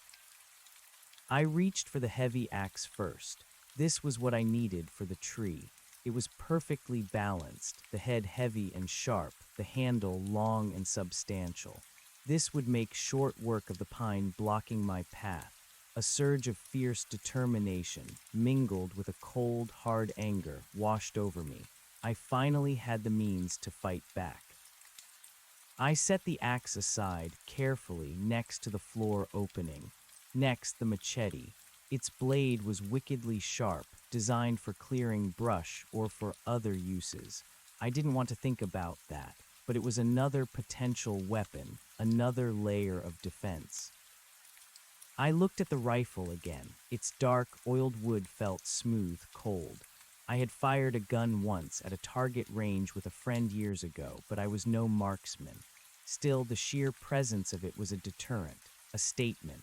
But taking it out, using it, that felt like crossing a line, escalating this situation to a level I wasn't ready for. I decided to leave it for now, a last resort. The small, locked wooden chest, its symbols drew my eye. It felt ancient, imbued with a dark energy. I needed to get it open, but how? I had no keys. I tried the hatchet first, aiming for the small iron clasp, one careful, measured blow. The hatchet chipped a piece of wood from the chest, but the clasp held firm. I didn't want to ruin the contents, whatever they were, by smashing it. I looked at the machete. Its tip was fine, sharp. Maybe I could pry it open. I inserted the tip into the gap between the lid and the base, just next to the clasp. I twisted gently. The wood groaned, protesting, but the clasp slowly bent, then sprang open with a sharp crack. My hands were shaking as I lifted the lid. Inside, nestled in what looked like dried herbs and straw, were several items. A small, leather-bound pouch filled with what felt like dried seeds or small, smooth stones. A single, intricately carved bone whistle, adorned with the same swirling symbols. A small, dried, shriveled object that looked disturbingly like a mummified bird's claw. And finally, a roll of parchment tied with a thin leather thong. My stomach churned. This was pure ritual, dark, primitive magic. My urban, scientific mind struggled to reconcile it with reality. But the effigies, the symbols, the whole sinister atmosphere of this place screamed that it was real. I picked up the parchment first, untying the thong with trembling fingers. It was another map, but this one was different from the rolled map I'd seen earlier. This was a crude, hand-drawn diagram of the surrounding woods, with landmarks marked in a mixture of symbols and archaic script. There were circles, crosses, and more of the swirling runes. Several small circles were dotted across the map, and some had a small, crude drawing of an effigy next to them. It looked like a map of the effigy placements, and there were far more than two. My blood ran cold. The forest was peppered with these dark talismans. The chilling implication hit me. This map wasn't about escape. It was about containment, about defining a sacred or cursed space, and I was in the middle of it. I quickly rolled the parchment back up, tucking it away. I didn't want to look at the other items in the chest. Not yet. The mummified claw felt particularly malevolent. I closed the chest, the broken clasp a stark reminder of its secrets. Next, the large, rolled map. I unrolled it carefully. This one was clearly a more conventional map, though still hand-drawn, detailing the local topography, creeks, ridges, and trails. It was a comprehensive map of the immediate Appalachian area, surprisingly detailed. This could be incredibly useful for navigation if I could ever get out of here. It showed the main dirt track, but also several smaller, unpaved trails that branched off into the deeper wilderness.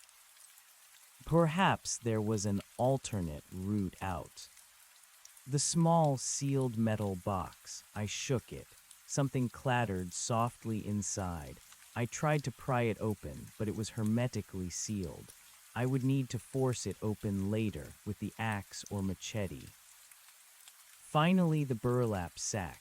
It felt heavier than it looked. I opened it. Inside, nestled among more dried herbs, were several bundles of dried leaves tied with twine and a small ceramic bottle, corked. The leaves had a pungent, earthy smell. Was this a medicinal kit or something else? The context of the other items suggested the latter. I closed the burlap sack, feeling a growing sense of dread. The cabin wasn't just a place of refuge, it was a repository of dark secrets. I carefully lifted the floorboards back into place, securing them as best I could. I needed to hide these discoveries.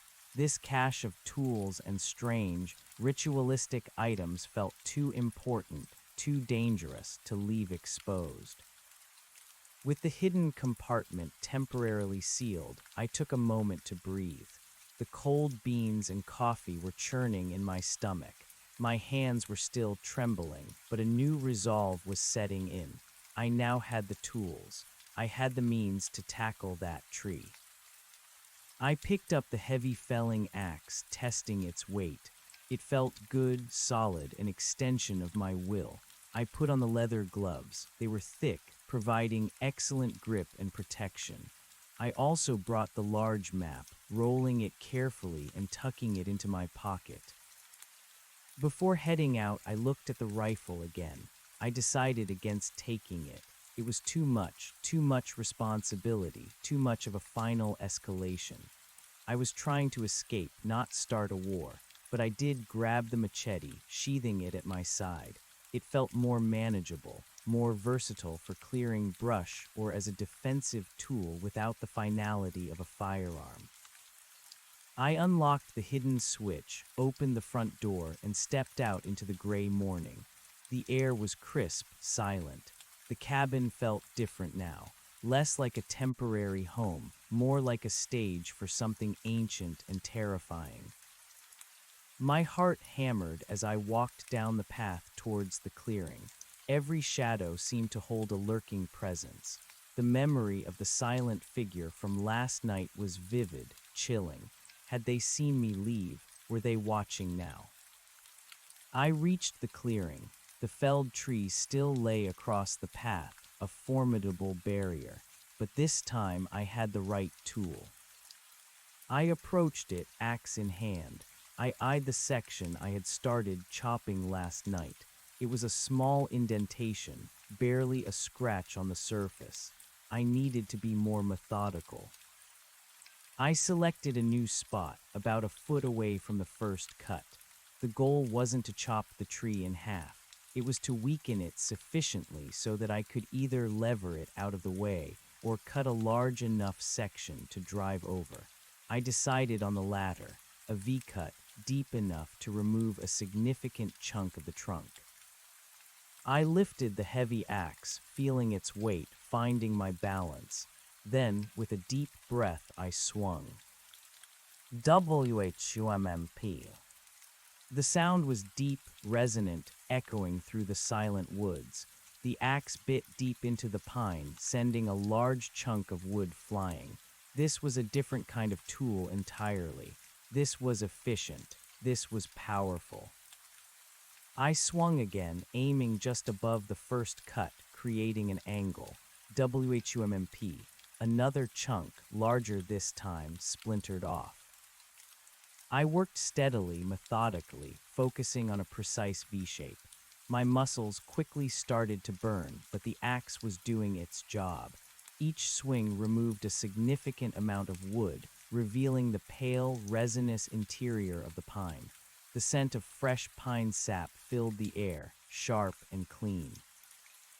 Sweat beaded on my forehead, trickling down my temples. My breathing became heavy, ragged. This was hard, back-breaking labor, but with each swing I saw progress. The cut was deepening, widening. I paused, leaning against the tree, catching my breath. My arms throbbed, my shoulders ached, and my hands, despite the gloves, felt sore. I took a swig from my water bottle. Hydration was key. I glanced around the clearing, my gaze sweeping the tree line. The woods were silent, too silent. The overcast sky made the shadows seem deeper, more foreboding. Was the figure watching? Was it closer? A sudden rustle in the undergrowth, just beyond the edge of the clearing, made me freeze. My hand instinctively went to the machete at my side. My heart pounded. Silence, just the whisper of the wind through the pines, a trick of the wind or something else. I forced myself to ignore it, to focus on the task at hand. Fear was a distraction. a drain on my dwindling energy. I needed to get this done. I resumed chopping, focusing all my energy, all my frustration into each swing. WHUMMP, WHUMMP, WHUMMP. The rhythm was hypnotic, a primal beat against the silence of the woods. After what felt like an eternity, but was probably only an hour, I had made significant progress. I had cut a deep, wide wedge, perhaps halfway through the enormous trunk. It was a massive amount of wood removed, but the tree was still solid. It was still blocking the path. I needed to cut more, but my arms were screaming. My strength was failing. I couldn't keep this up much longer. I sat on the ground, leaning against the tree, utterly spent. My whole body trembled with effort. The axe lay beside me, its blade glinting. My eyes fell on the rolled map in my pocket, the large, topographic map. Perhaps there was another way, a side trail, a less obvious route that would allow me to bypass the main track in this felled tree. I pulled out the map, unrolling it carefully. It was old, the paper yellowed, the lines faded in places, but it was clear enough. I found the main dirt track, marked as Forest Road 7. And then, just as I remembered, I saw several smaller, dotted lines branching off, marked as logging trails or game trails. One in particular caught my eye. It branched off Forest Road 7 about half a mile further down the track, past the felled tree, and seemed to loop around, eventually connecting back to a larger, paved road much further away. It was a long, winding route, but it was an alternative, and it was marked as a service road at one point, suggesting it might be wide enough for my SUV. The downside was that it meant getting past the felled tree, on foot, and then hiking for what looked like miles through dense forest to reach my car, then circling back on this potentially difficult trail. Or if I could move the tree enough to drive over it, taking this longer route. But I couldn't drive over it yet, not with this much remaining trunk, and hiking with all my supplies was out of the question. I needed to cut more, a lot more. I forced myself up, groaning with effort. My muscles protested, but my will was stronger. I had to get out. I picked up the axe, wiping the sweat from my eyes with the back of a gloved hand. I resumed chopping, slower now, less powerful, but still methodical. Each swing was a testament to my desperate determination. The sun began its slow descent again, painting the sky in fiery hues, casting long, eerie shadows. The light faded quickly in the dense woods. I glanced at my phone. Its battery was still decent, but I couldn't rely on the flashlight for hours of chopping. I knew I couldn't finish this tonight, not alone, not in the dark. The figure, the watchful eyes, the creeping dread of being alone in this vast, hostile wilderness, it was all too much. I had made significant progress. Perhaps I had cut about 2/3 of the way through the trunk. It was a deep, wide V. I was proud of the work, despite the exhaustion, but it wasn't enough to drive over. I decided to leave the axe by the tree, buried under some leaves, so I wouldn't have to carry it back to the cabin. It felt wrong to leave a valuable tool exposed, but I was too tired to carry it, and I would need it again first thing in the morning. I made sure to note its location carefully. I grabbed my machete and water bottle and began the slow, painful walk back to the cabin. Every muscle screamed in protest. My hands throbbed. My mind was a chaotic mix of exhaustion, fear, and a glimmer of hope. I reached the cabin, fumbled with the hidden lock, and practically fell inside. The warmth of the fire, still flickering faintly, was a welcome reprieve. I stoked it, adding more logs, watching the flames dance. I collapsed onto the sofa, drained, but feeling a strange sense of accomplishment.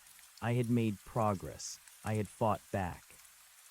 My gaze fell on the journal again, the diagrams, the other hidden compartments, the trap door in the roof.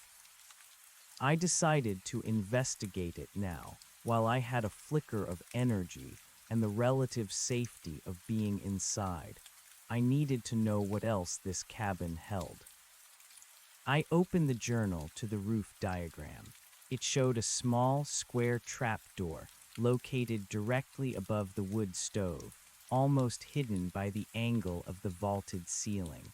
It was accessible from the inside, but there was no visible ladder or obvious way to reach it. I stood on the sofa, stretching, craning my neck. The ceiling was high, perhaps 12 feet.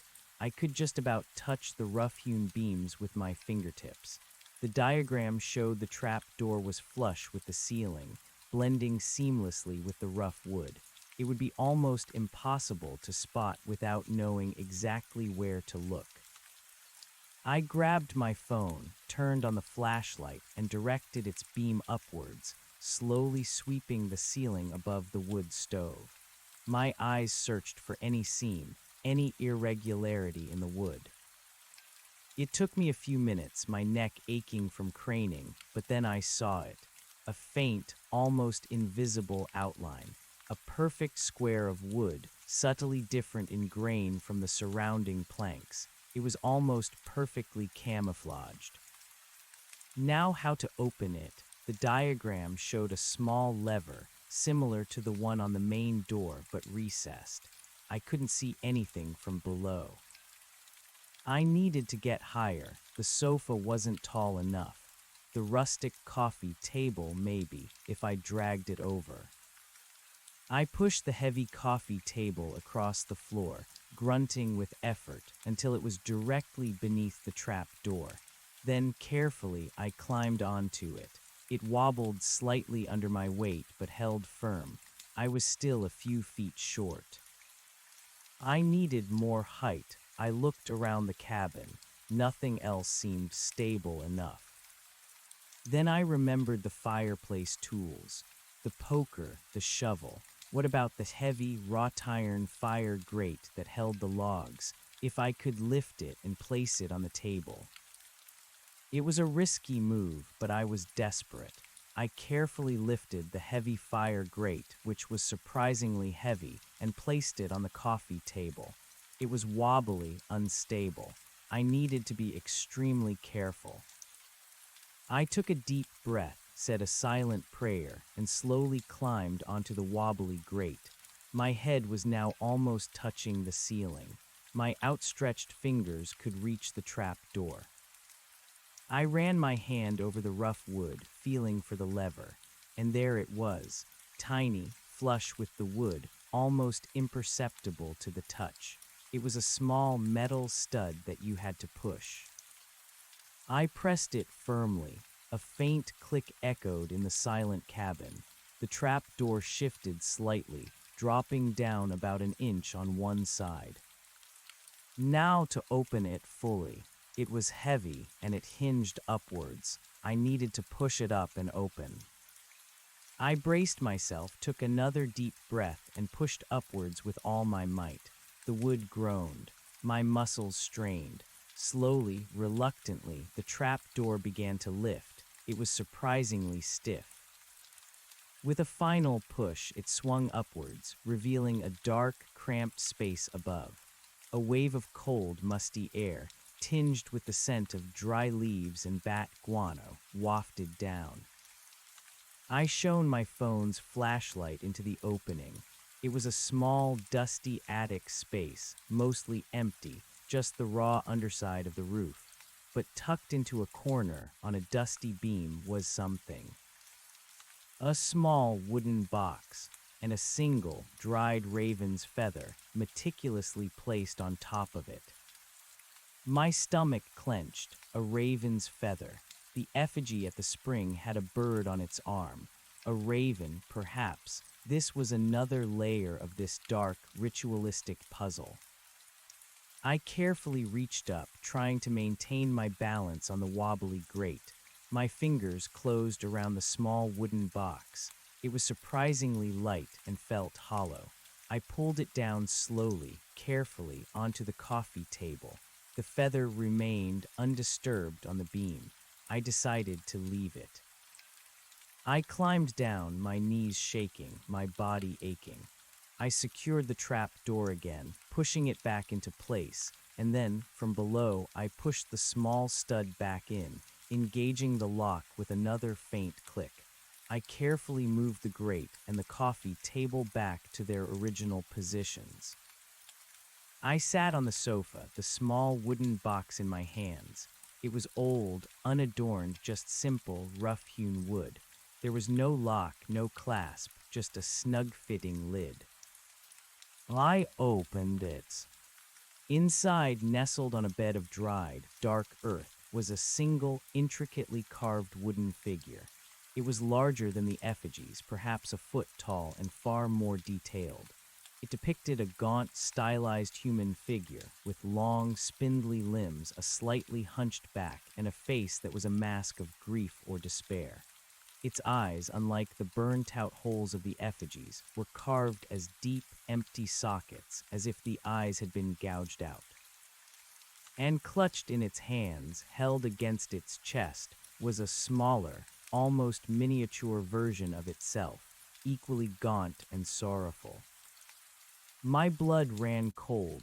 This wasn't just another effigy. This was a statue, a representation of something, and it felt profoundly sad, profoundly ancient.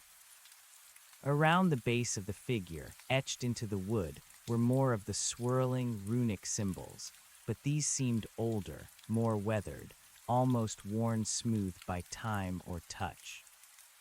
And beneath the figure, tucked under the layer of dried earth, was another small, folded piece of parchment. I carefully lifted the figure, placing it gently on the coffee table. Then I retrieved the parchment. It was thin, brittle, and felt impossibly old. I unfolded it slowly, carefully, fearing it would disintegrate in my hands. This wasn't a map, this was a letter, or a warning, and it was written in the same archaic, cramped script as the journal. My heart sank. Another dead end in terms of direct understanding. But then, as I held it up, trying to discern any familiar shape, I noticed something else. On the reverse side of the parchment, faintly visible through the thin paper, was a drawing. A simple, almost childlike drawing, but clear enough to understand. It was a drawing of this cabin, and next to it, a stick figure, similar to the effigies, but with a distinct, crudely drawn axe in its hand. Above the cabin, an ominous, swirling cloud with a stylized raven flying out of it, and beneath the cabin, a series of lines leading to a dark, underground space. My blood ran colder. This drawing, though simple, was deeply unsettling. It depicted the cabin, the axe, the raven, and the underground space. What did it mean? Was the figure with the axe meant to be me, or someone else? Was the raven a messenger, a symbol of death? And the underground space, a cellar, a crypt. I stared at the drawing, a chilling interpretation forming in my mind. This wasn't just a random act of malice. This was an ancient game, a ritual, and I was trapped within it. The figure with the empty eyes seemed to stare at me from the coffee table, its silent grief palpable. The journal, the maps, the effigies, the symbols, the tools, and now this, it was all part of a larger, darker narrative. I carefully refolded the parchment, placing it back in the wooden box, then gently put the figure back on top of it. I closed the lid. This was too much for one day. My mind was reeling, overwhelmed by the sheer weight of these discoveries. I needed to process everything, but first, I needed to gather my thoughts, to try and make sense of this escalating madness. I spent the rest of the evening in a state of nervous agitation. pacing the cabin, stoking the fire, trying to eat, but mostly just thinking. The rifle, the machete, the axe, the maps, the journal, the effigies, the symbols, they all intertwined into a terrifying tapestry. The journal, it was written in a language I couldn't understand, but the diagrams were clear. It was a history, a record. What if it contained the key to understanding why? Why me? Why this cabin? I decided I needed to try and decipher some of it. Even a few words, a phrase, might give me a clue. I didn't have internet access for translation, but I had my phone's camera. I could take pictures of the pages, maybe cross-reference the symbols with the ones on the maps and effigies.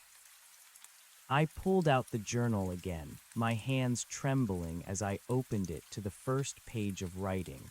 The script was intricate, almost beautiful in its complexity, but utterly alien. I used my phone to take high-resolution pictures of several pages, focusing on recurring patterns, common symbols. As I did so, my eyes, now accustomed to the symbols, began to pick out nuances. The swirling patterns varied slightly.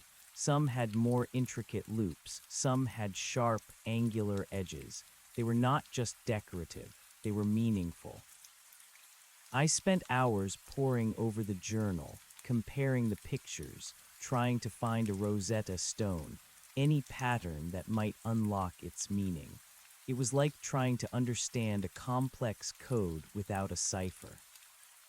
The drawings grew increasingly disturbing as I moved through the journal. Figures engaged in what appeared to be blood rituals, sacrifices of small animals, figures bound, and figures chanting under a crescent moon. The later pages were filled with desperate, frantic-looking scrawl, as if the writer was losing their mind or was in a state of extreme distress. One drawing in particular chilled me to the bone. It showed a figure, almost identical to the gaunt figure from the attic, but this time its empty eye sockets seemed to weep tears of blood, and it was surrounded by smaller, more crudely drawn stick figures, similar to the effigies, and one of them, prominently drawn, was holding an axe. My heart pounded, the figure with the axe. Was that me? Was this some kind of prophecy, a warning of what I was becoming, or what was expected of me? I closed the journal abruptly, the weight of its dark secrets pressing down on me. I couldn't read it, but I could feel its malevolent energy, its ancient power. This was not a simple cabin rental. This was a place steeped in something old, something dark, something hungry. I pushed the journal away, back on the coffee table. I had to focus on escape. That was the primary goal. I needed to get back to the tree in the morning, finish the job. Then, with the car free, I could use the large topographic map to find an alternate route out. The thought of driving down an unknown, overgrown logging trail was daunting, but it was better than sitting here, waiting for whatever ancient horror the journal hinted at to manifest. I checked my phone's battery. It was getting low again. I plugged it into the car charger, which I had brought inside, hoping it would hold enough charge through the night. The thought of losing my only source of light, my only connection to a technologically advanced world, was terrifying. I wrapped myself in the thermal blanket again, the hatchet now resting closer to me, its cold steel a tangible link to my resolve. The fire crackled softly in the stove, pushing back against the encroaching cold and darkness. The wind outside had picked up, howling mournfully around the cabin, rattling the window shutters. It sounded like whispers, like voices carried on the air, calling my name. My imagination was playing tricks on me, but the fear was real. I tried to sleep, but the images from the journal, the silent figure in the woods, the empty-eyed statue, the effigies, all swam behind my eyelids. I was trapped, not just physically, but emotionally. This place had burrowed deep into my psyche. Around midnight, a sudden, sharp rap on the door jolted me upright. My breath caught in my throat. My heart leaped into a frantic rhythm. Raps, rap, raps. It was distinct, deliberate, not the wind, not an animal. Someone was at the door. My hand instinctively went to the hatchet, gripping its handle so tightly my knuckles turned white. My eyes darted to the hidden lock on the door, confirming it was engaged. My body was tense, adrenaline flooding my system, preparing me for fight or flight. Silence. I held my breath, straining my ears. Nothing, just the howling wind and the crackle of the fire. Was it a test? Were they just trying to scare me, or were they waiting for me to respond? I stared at the door, a solid, unyielding barrier between me and the unknown. My mind raced, trying to conjure an image of who, or what, might be standing on my porch. The silent figure from the woods, one of the ritualistic figures from the journal. Raps, raps, rap, raps. This time louder, more insistent, and then a low, guttural sound, like a deep hum or a whispered chant, emanating from the other side of the door. My blood ran cold. It wasn't just a knock, it was a summons. I scrambled off the sofa, clutching the hatchet, backing away from the door towards the center of the living room. My eyes darted to the windows. The shutters were bolted. But what if they could get in another way? The roof trapdoor, the floor panel. I had secured them, but were they truly impregnable? The chanting continued, low and rhythmic, accompanied by the occasional soft thump against the door, as if something was pressing against it. It was a language I didn't understand, but its tone was unmistakably menacing, primal. My mind screamed I was going to die here, alone, in the wilderness, surrounded by dark forces I couldn't comprehend. I needed to see, I needed to know what was out there. Carefully, slowly, I crept towards the window closest to the door. I pressed my face against the small gap between the shutter slats, trying to peer out into the darkness. The night was impenetrable. The wind howled, and the chanting continued, a haunting melody that seemed to seep into the very walls of the cabin. I could see nothing. Then a dark shape pressed against the shutter, momentarily eclipsing the faint, ambient light that managed to penetrate the dense night. It was large, amorphous, and utterly silent.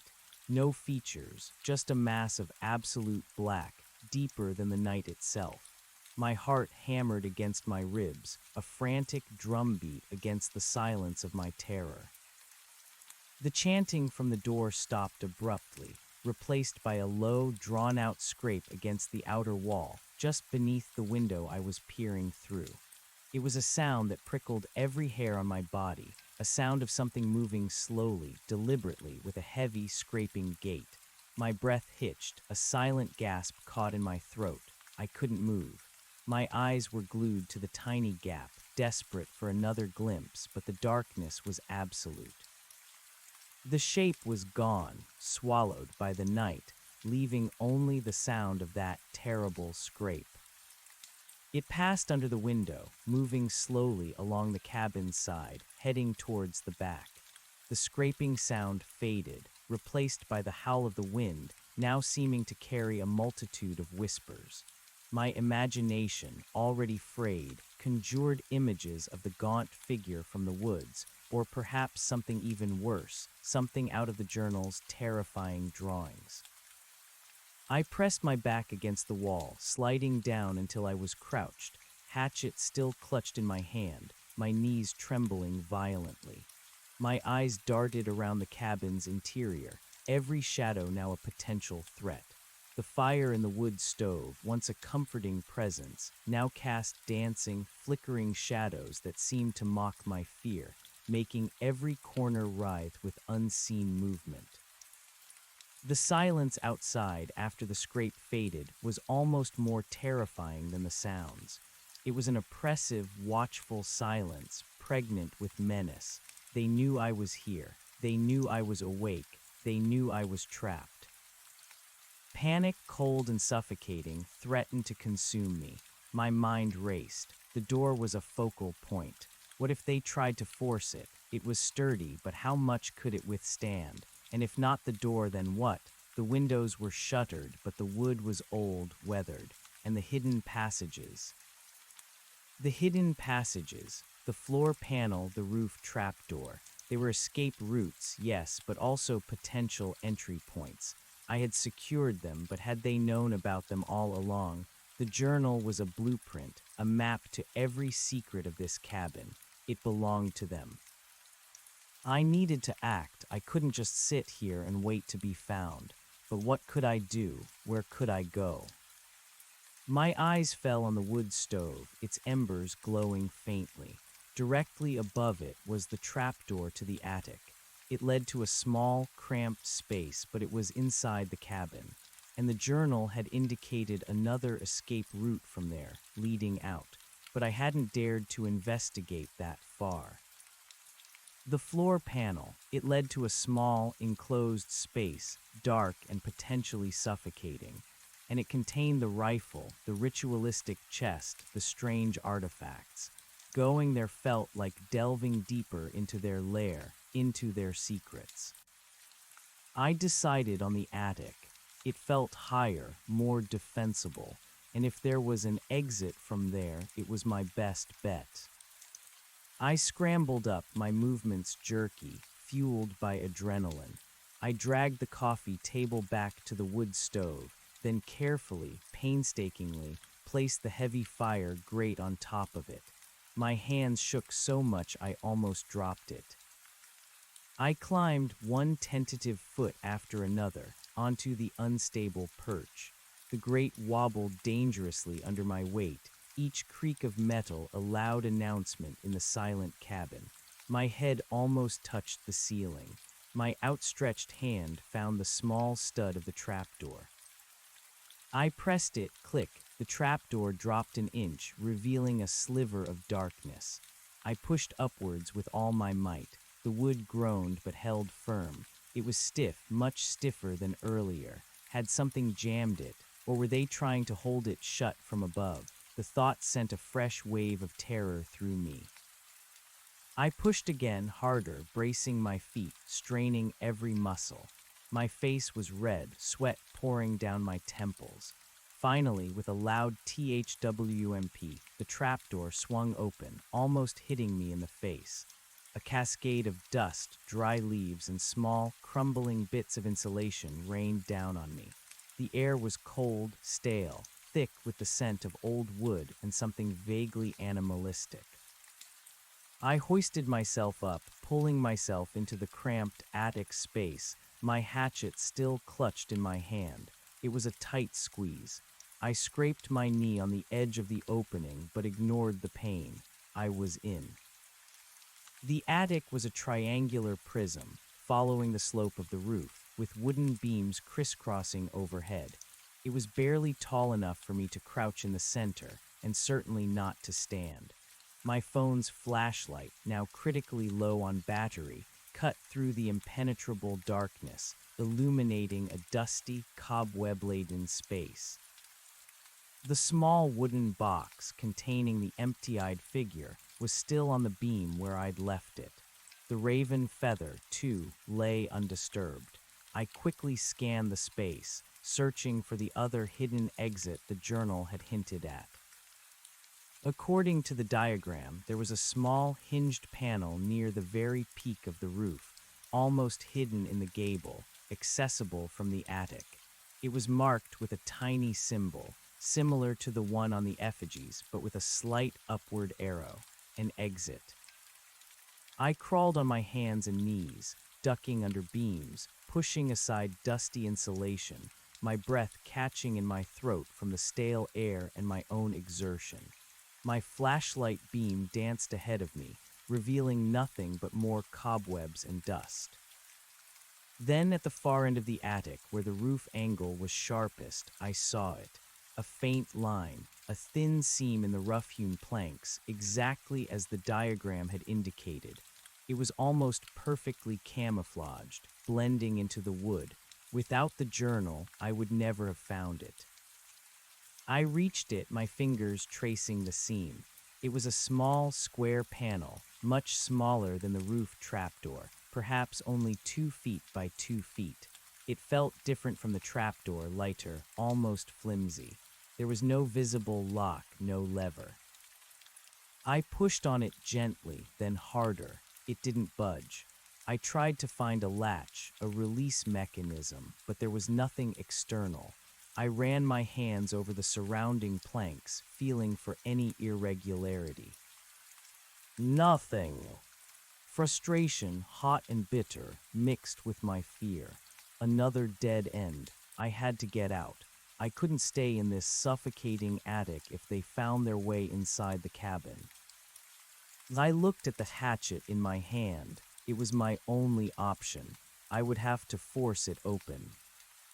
I positioned myself carefully, raising the hatchet, but before I could bring it down, I heard it. A distinct scratching sound coming from outside the panel. My blood ran cold. They were there, on the roofs. The scratching grew louder, more insistent, accompanied by a soft, rhythmic thump, thump, thump against the roof planks just above my head. It sounded like something heavy, something with claws moving across the shingles. I froze, hatchet poised, my eyes wide with terror. They weren't just at the door, they were everywhere. Then a faint, sickly glow began to emanate from the other side of the panel.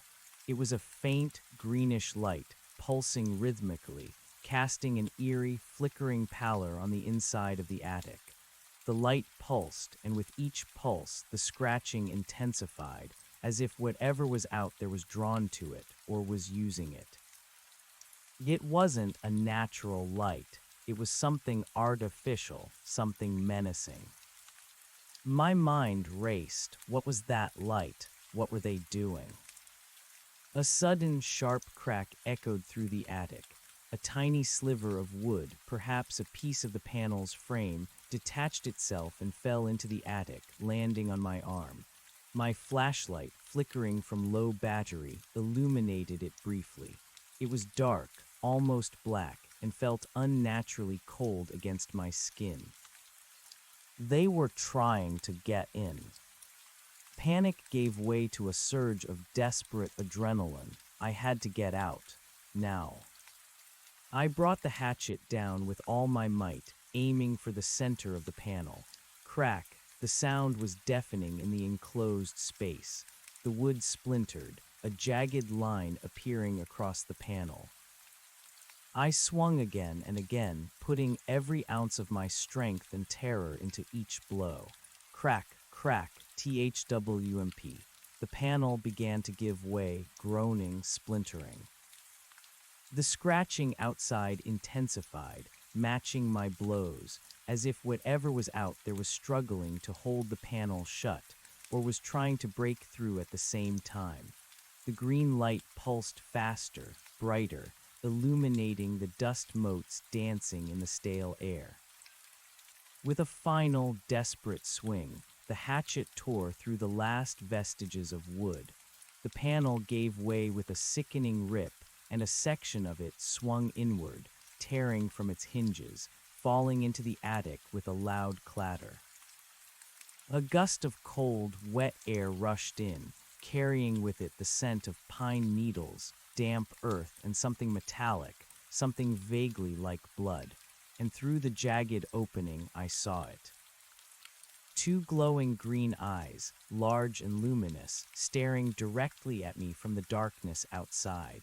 They were round, animalistic, and utterly devoid of anything resembling human emotion, and they were close, terrifyingly close. My scream caught in my throat. I stumbled back, falling onto the dusty floor of the attic, scrambling away from the opening. The eyes stared, unblinking, from the void, and then a hand, long, spindly fingers, tipped with dark, unnatural claws, slowly reached through the opening. It was not human. It was covered in coarse, black hair, and the skin beneath was gray, gnarled.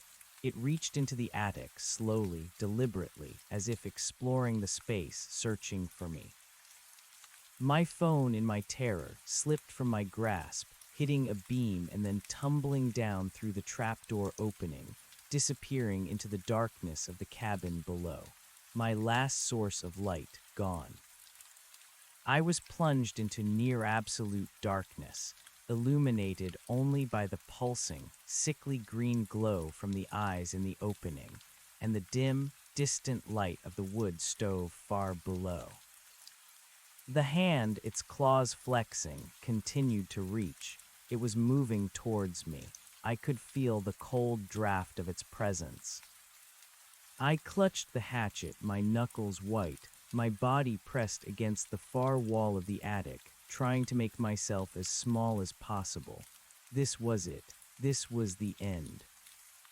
Then a sudden, loud clang from below, from the cabin floor, followed by a frantic scrabbling sound, as if something was struggling to get out of the floor panel. The green eyes blinked once, slowly, and the hand paused, retracting slightly from the opening, as if distracted. Another clang, louder this time, and then a guttural snarl from below. It was a different sound from the chanting, more primal, more aggressive.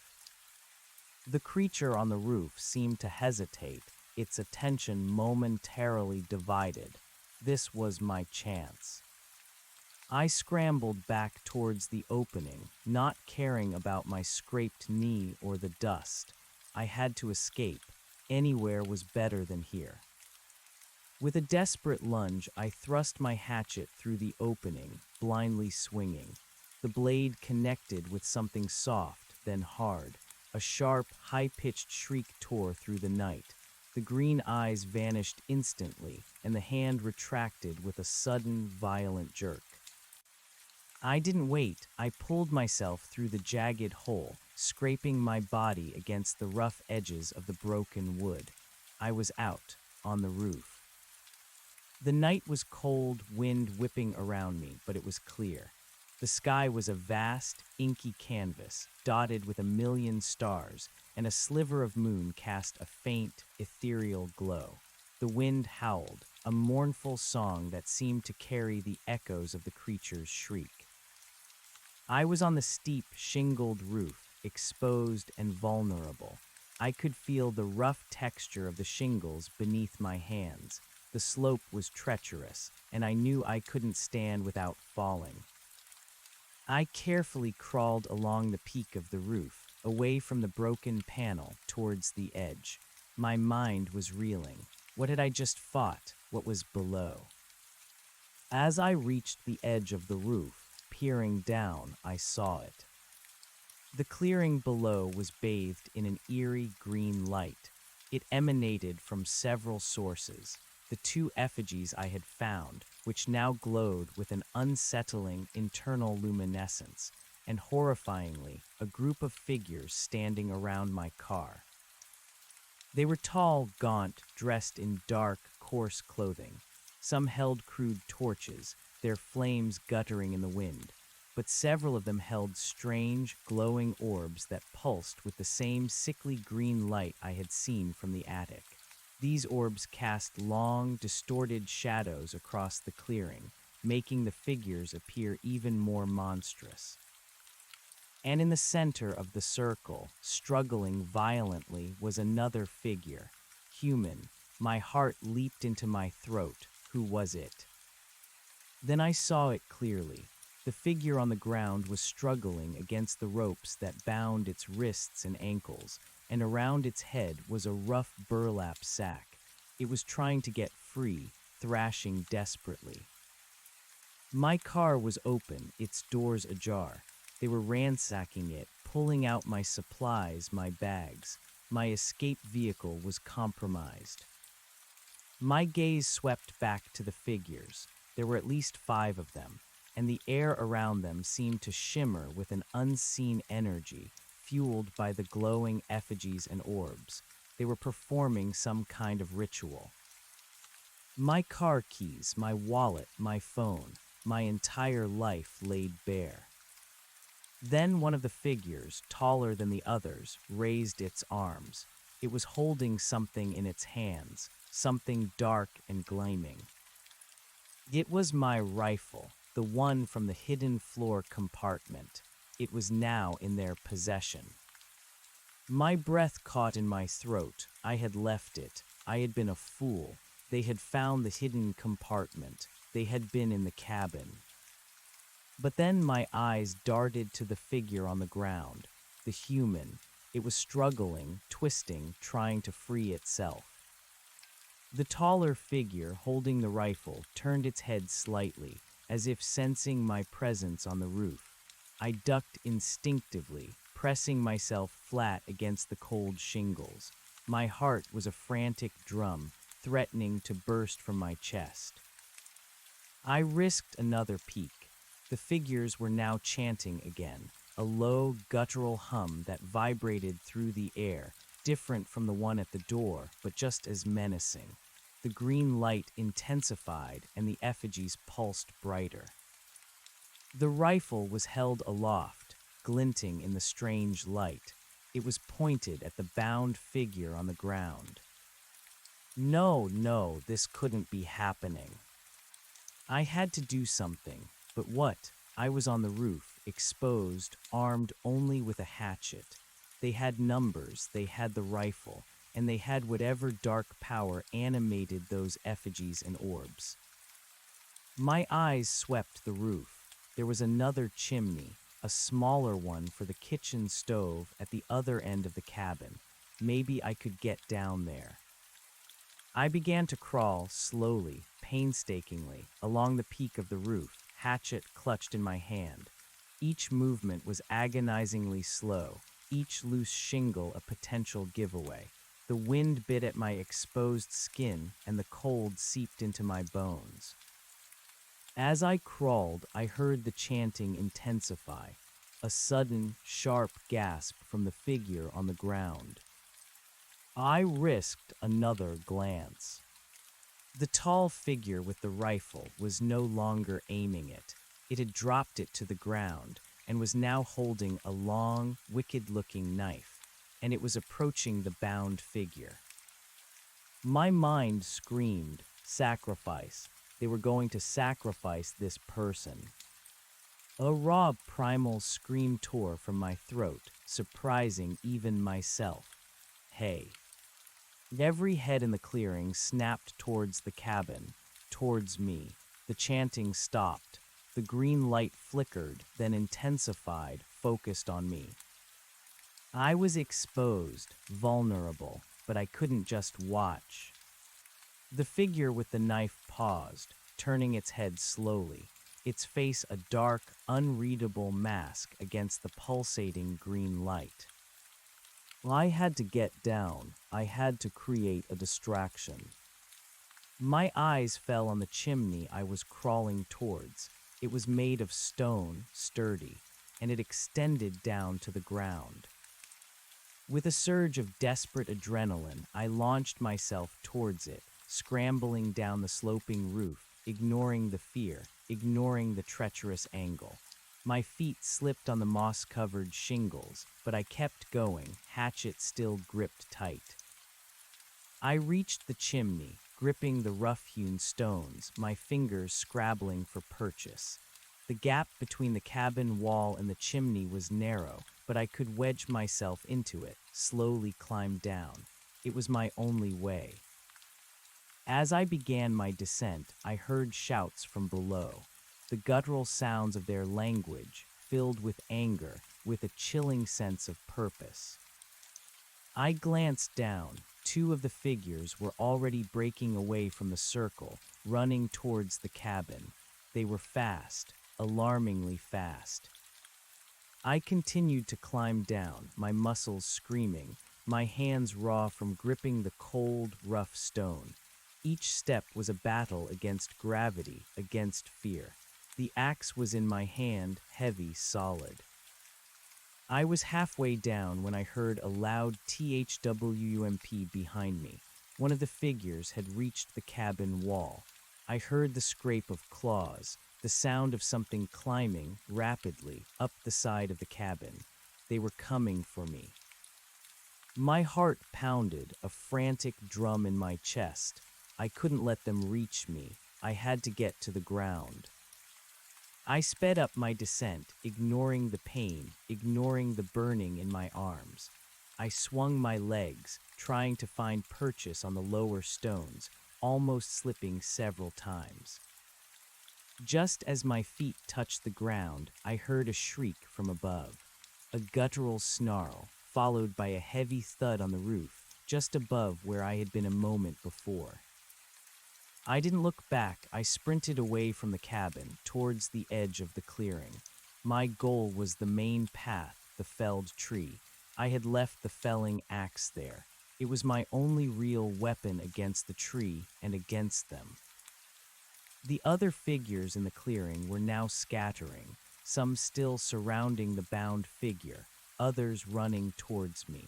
The green glowing effigies pulsed erratically, casting long, shifting shadows that made the forest seem to writhe.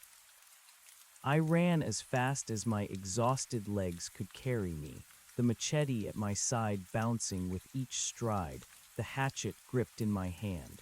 My breath came in ragged gasps. The cold air burned my lungs. I reached the felled tree. It lay there, a monumental obstacle, but I had made progress. The deep V-cut was visible, a gaping wound in the trunk.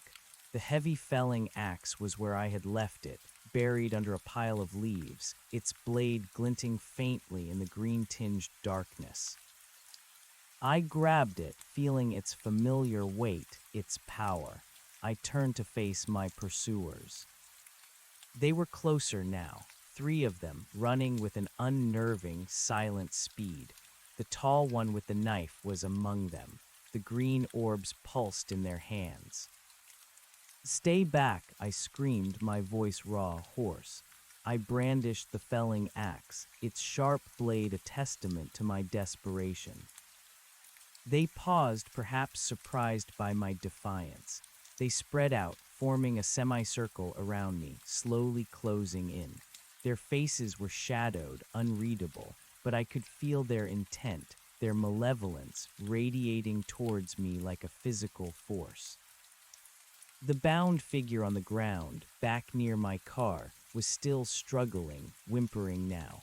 Its muffled cries spurred me on. I couldn't let them sacrifice this person. "Leave them alone," I yelled, taking a step forward, raising the axe. My fear was still there, but it was now mixed with a fierce, protective anger. The lead figure, the tall one with the knife, took another step forward.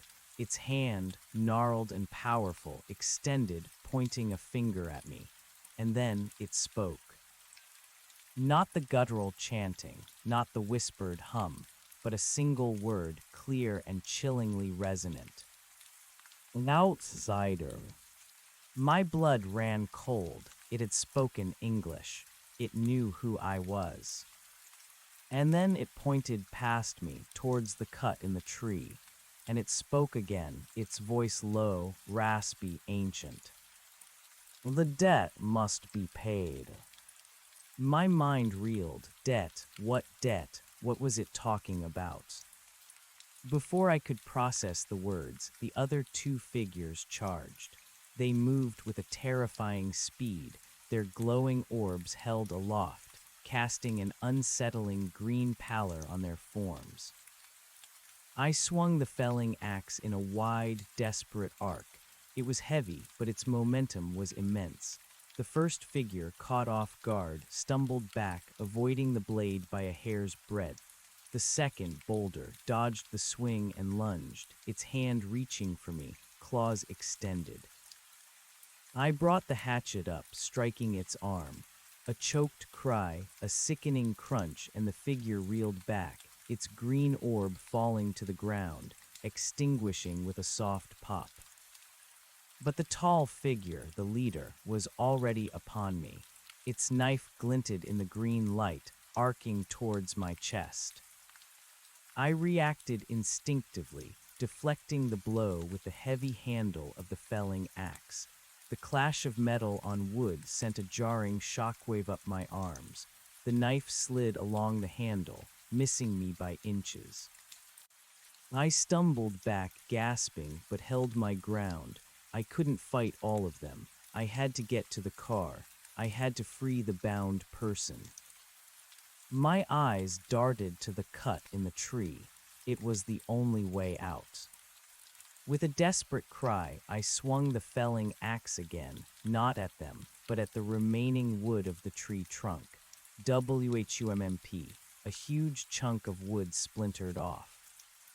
The figures hesitated, perhaps confused by my tactic.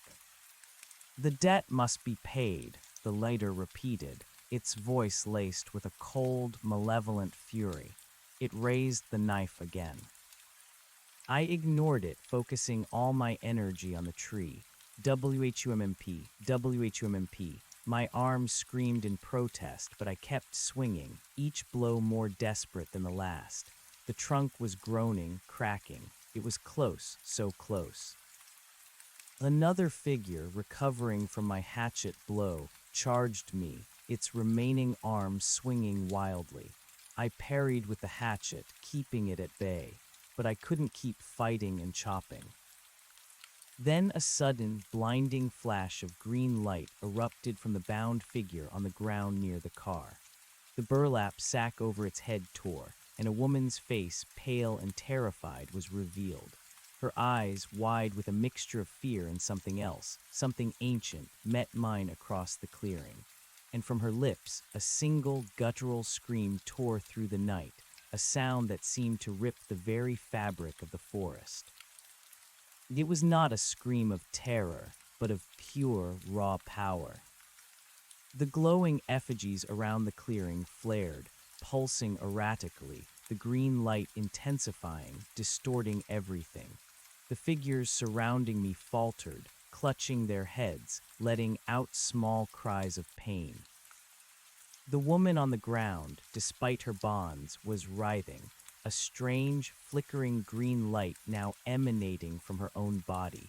Her scream was continuous, a siren wail that pierced the silence of the woods. The tall leader staggered back, its knife falling from its hand. "No, the vessel is not ready," it shrieked, its voice now laced with fear, with panic. The ground beneath us began to tremble, subtly at first, then growing more violent. A deep, resonant hum, far below, resonated through the earth, shaking the very roots of the trees. The trees around the clearing began to sway, not from the wind, but from the trembling of the ground. Leaves and small branches rained down. I stared at the woman, her face contorted, her body now radiating an intense, pulsating green energy. She was not just a victim, she was the source of this power, the vessel. The leader, recovering slightly, shrieked, "Stop her. She will unleash the old one." The remaining figures scrambled, rushing towards the woman, trying to subdue her, to silence her scream. This was my chance, the ultimate distraction. I turned back to the tree, raising the felling axe high over my head. With a desperate, primal yell, I brought it down, one last, mighty blow, aiming for the weakest point of the V-cut. CRIAICK. The sound was thunderous, deafening, mingling with the woman's piercing scream and the earth-shaking tremor. The trunk of the felled tree, already deeply compromised, groaned, splintered, and then, with a final, protesting pop, it broke. The front section of the massive trunk, the part I had been chopping, snapped clean off, falling heavily to the ground, sending a spray of wood chips and dust into the air. A section of the path was now clear, enough for my SUV to pass through. I stood there panting, axe still in my hand, my body trembling with exhaustion and adrenaline. The path was open. Escape was possible. But the ground was still shaking. The woman's scream was still echoing, amplified now, seemingly tearing apart the very fabric of reality. The green light emanating from her was blinding, radiating outwards, engulfing the clearing in an otherworldly glow. The figures struggling to subdue her were being thrown back, caught in the force of her scream, the surge of green energy. They cried out in pain, their bodies contorting. The tall leader, eyes wide with terror, backed away, tripping over a root, its face a mask of primal fear. The old one it stirs, it shrieked, its voice barely audible over the woman's scream and the rumbling earth. My gaze swept from the clear path to the struggling figures to the woman, now almost consumed by the radiating green light. Her eyes, still meeting mine, held a strange, desperate plea, a silent, ancient knowledge. I had to choose, escape or try to save her. The ground jolted violently, throwing me off my feet. I landed hard on my side, the felling axe clattering away from my hand. A deep, guttural roar far below ripped through the earth, a sound that resonated in my very bones, a sound of immense, ancient power awakening. The trees around the clearing buckled, their mighty trunks cracking. One ancient pine, close to the edge of the clearing, slowly, majestically, began to topple. This was no longer just about me. This was about something far, far greater. I scrambled up, grabbing the felling axe again. I looked at the woman, her face now completely enveloped in the green light, her form flickering, translucent. The leader, now on its knees, was crawling backwards, away from the clearing, its face a mask of pure terror. Run, the old one is awake, it will claim us all. I turned, my eyes wide with terror, towards the main path. My car was still there, doors ajar, ransacked, but still functional. The path was clear. But the roar, now directly beneath the clearing, intensified, a sound of unimaginable power. The earth was splitting. A deep fissure, jagged and dark, was slowly opening in the center of the clearing, directly beneath where the woman was convulsing.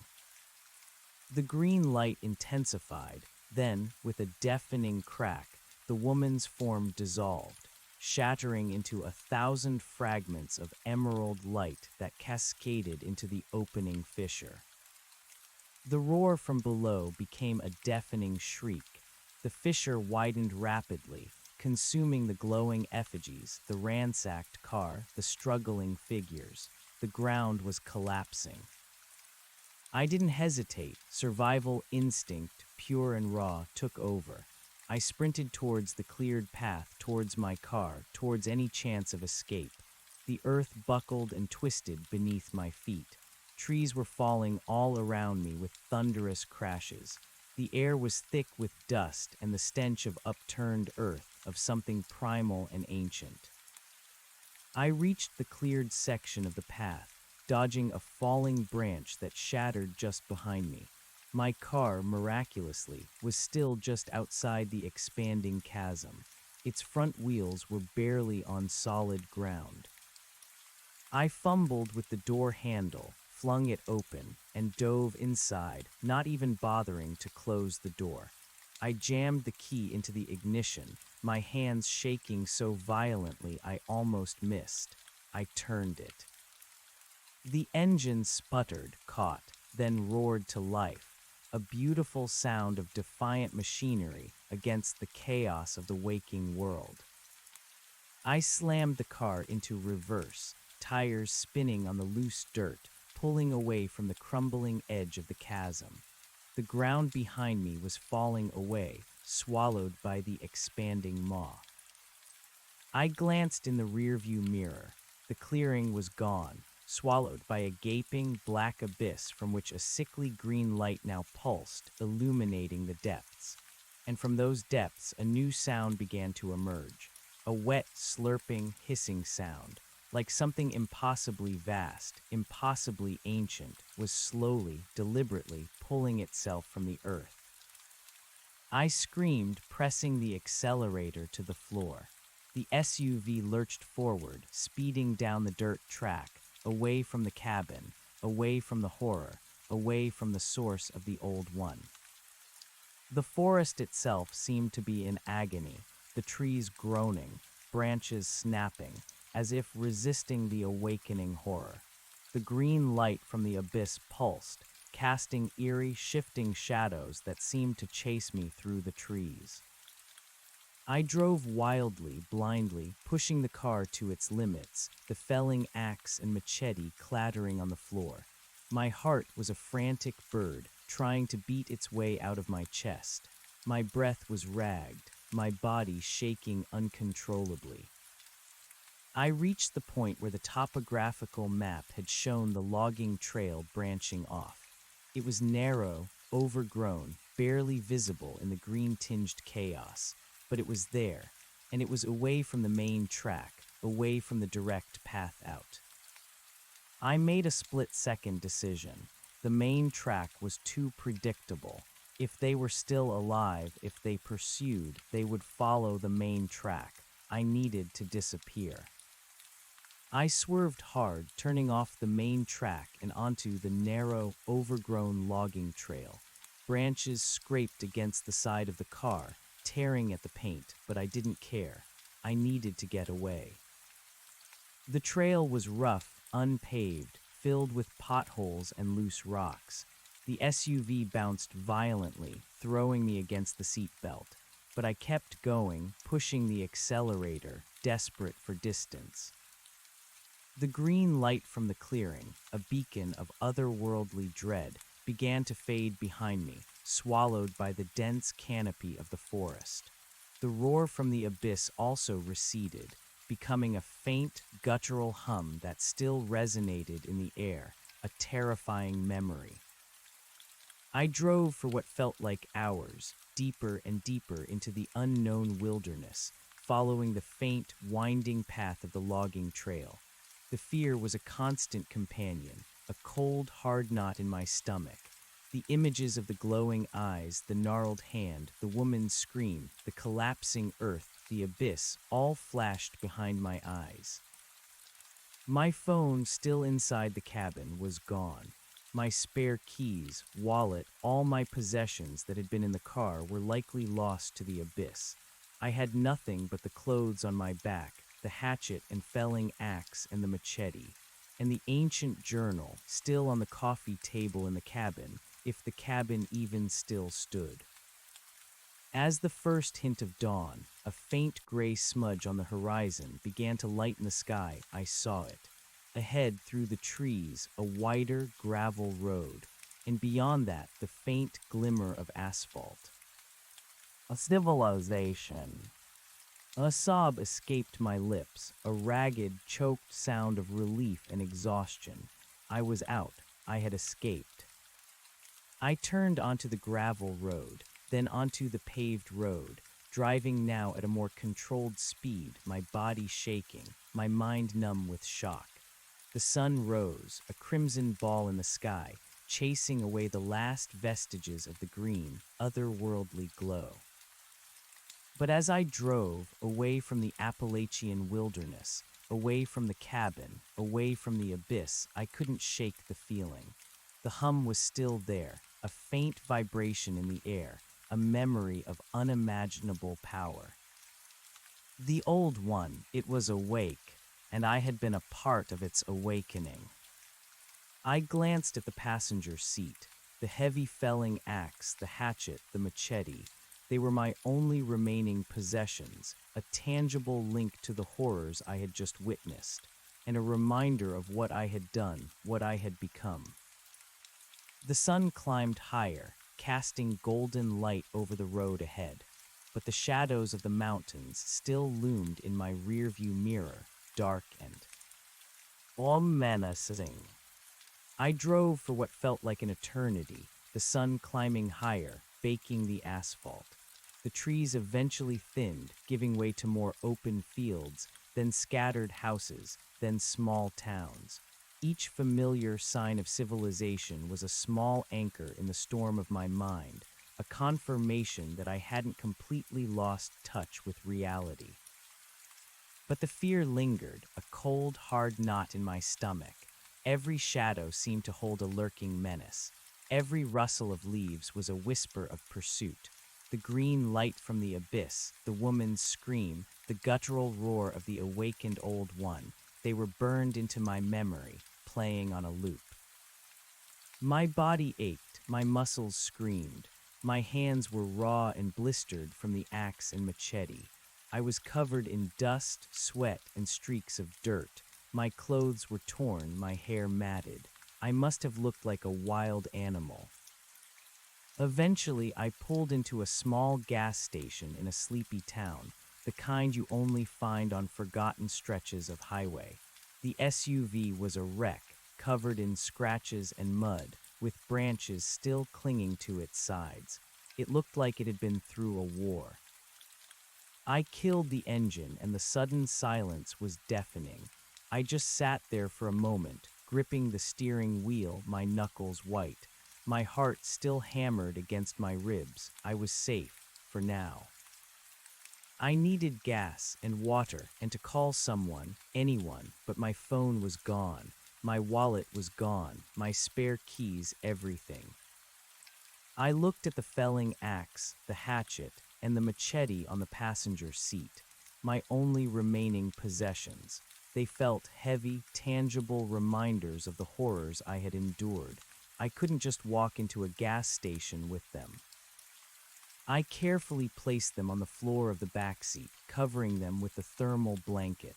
I looked at myself in the rearview mirror. My eyes were wide, bloodshot, haunted. My face was pale, streaked with dirt and tear tracks I hadn't even realized I'd shed. I looked utterly deranged. I took a few deep breaths, trying to compose myself. I couldn't explain any of this. No one would believe me. The old one, a cult in the woods, an abyss opening in the earth, I'd be locked up or worse. I needed to make a plan. I had to get money. I had to get a phone. I had to get home. I stumbled out of the car, my legs stiff and unsteady. The sun was fully up now, bright and unforgiving. The mundane sounds of a gas station, the distant hum of traffic, the chatter of a few early morning customers, the distant ding of the bell as someone entered the store felt alien, jarring. I walked into the convenience store, my appearance drawing immediate, wary glances. I tried to ignore them, heading straight for the bathroom. I needed to clean myself up, to try and look at least marginally sane. The reflection that stared back at me from the dingy mirror was horrifying. I splashed cold water on my face, scrubbing at the dirt and grime, trying to wash away the fear. My hands trembled as I ran them through my hair, attempting to untangle the knots. It was a futile effort. I emerged feeling marginally better, but still looking like I'd just crawled out of a grave. I walked over to the counter, my mind racing for a solution. I had no ID, no money, nothing. "Can I help you, ma'am?" the young clerk asked, his eyes wide with a mixture of suspicion and pity. "Yes," I started, my voice hoarse. I was in an accident. My car, my phone and wallet were lost. I need gas and to call someone." He looked at me skeptically. "An accident, huh? Your car looks like it went off-roading." He gestured vaguely towards the window. "You don't have any ID, any way to pay." My heart sank. Of course he wouldn't believe me. "No, everything's gone. Is there a payphone? Or could I just make a quick call? I can pay you back, I swear." My voice cracked on the last word. He sighed, shaking his head. "Look, lady, I can't just let you make free calls, and we don't have a payphone anymore. Nobody does, but there's a sheriff's office in the next town over, about 10 miles down the road. They might be able to help you. Sheriff's office, police. My mind immediately flashed to the cultists, to the old one. The last thing I wanted was to attract attention, to get involved with authorities who would never understand, and who might put me in even more danger. What if they had connections? What if the debt involved more than just me? No, I said, perhaps too quickly. No, I don't need the police. I just need to call my family. He shrugged. Sorry, can't help you. I felt a surge of despair. I was stranded. No money, no phone, no way to contact anyone. I looked around the store, desperate. My eyes fell on the lottery tickets, the snacks, the mundane items of everyday life. They seemed so far removed from the terror I had just faced. Then my gaze caught something, a small notice board behind the counter, tacked with various community flyers, and one of them, prominently displayed, was a wanted poster for a missing person. My blood ran cold. The face on the poster was blurry, a photocopy of an old photograph, but it was unmistakably her. The woman, the one from the clearing, the vessel. Missing Sarah Jenkins, the poster read. Last seen in the vicinity of Forest Road 7, Appalachian National Forest. Any information, please contact local authorities. Forest Road 7, my road. Her face, even in the grainy photo, held a haunting familiarity.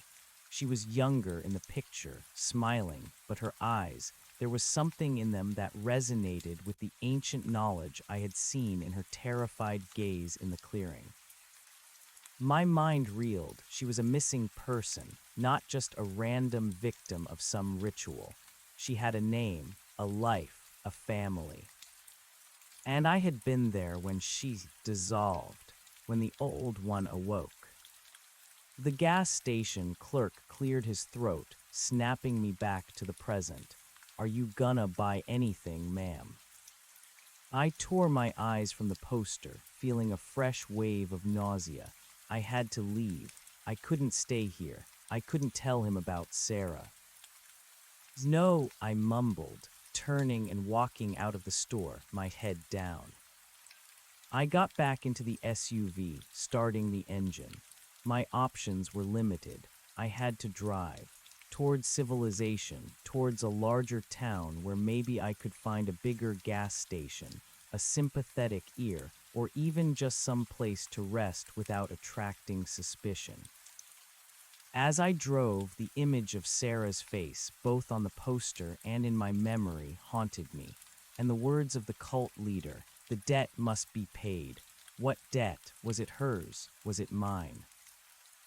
A new realization struck me, chilling me to the bone. The journal, the diagram of the cabin with me, or a figure like me holding an axe, the prophecy. Was I meant to be the one to clear the path for the old one's awakening? Had I, by chopping down that tree, inadvertently fulfilled some ancient prophecy? Had I become an unwilling pawn in their ritual? My hands tightened on the steering wheel. No, I refused to believe it.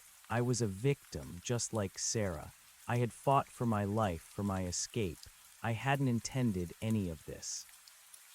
But the seed of doubt was planted. The cultists had called me outsider, but they also seemed to expect something. The debt. What if my presence there, my actions, were all part of a larger, terrifying plan?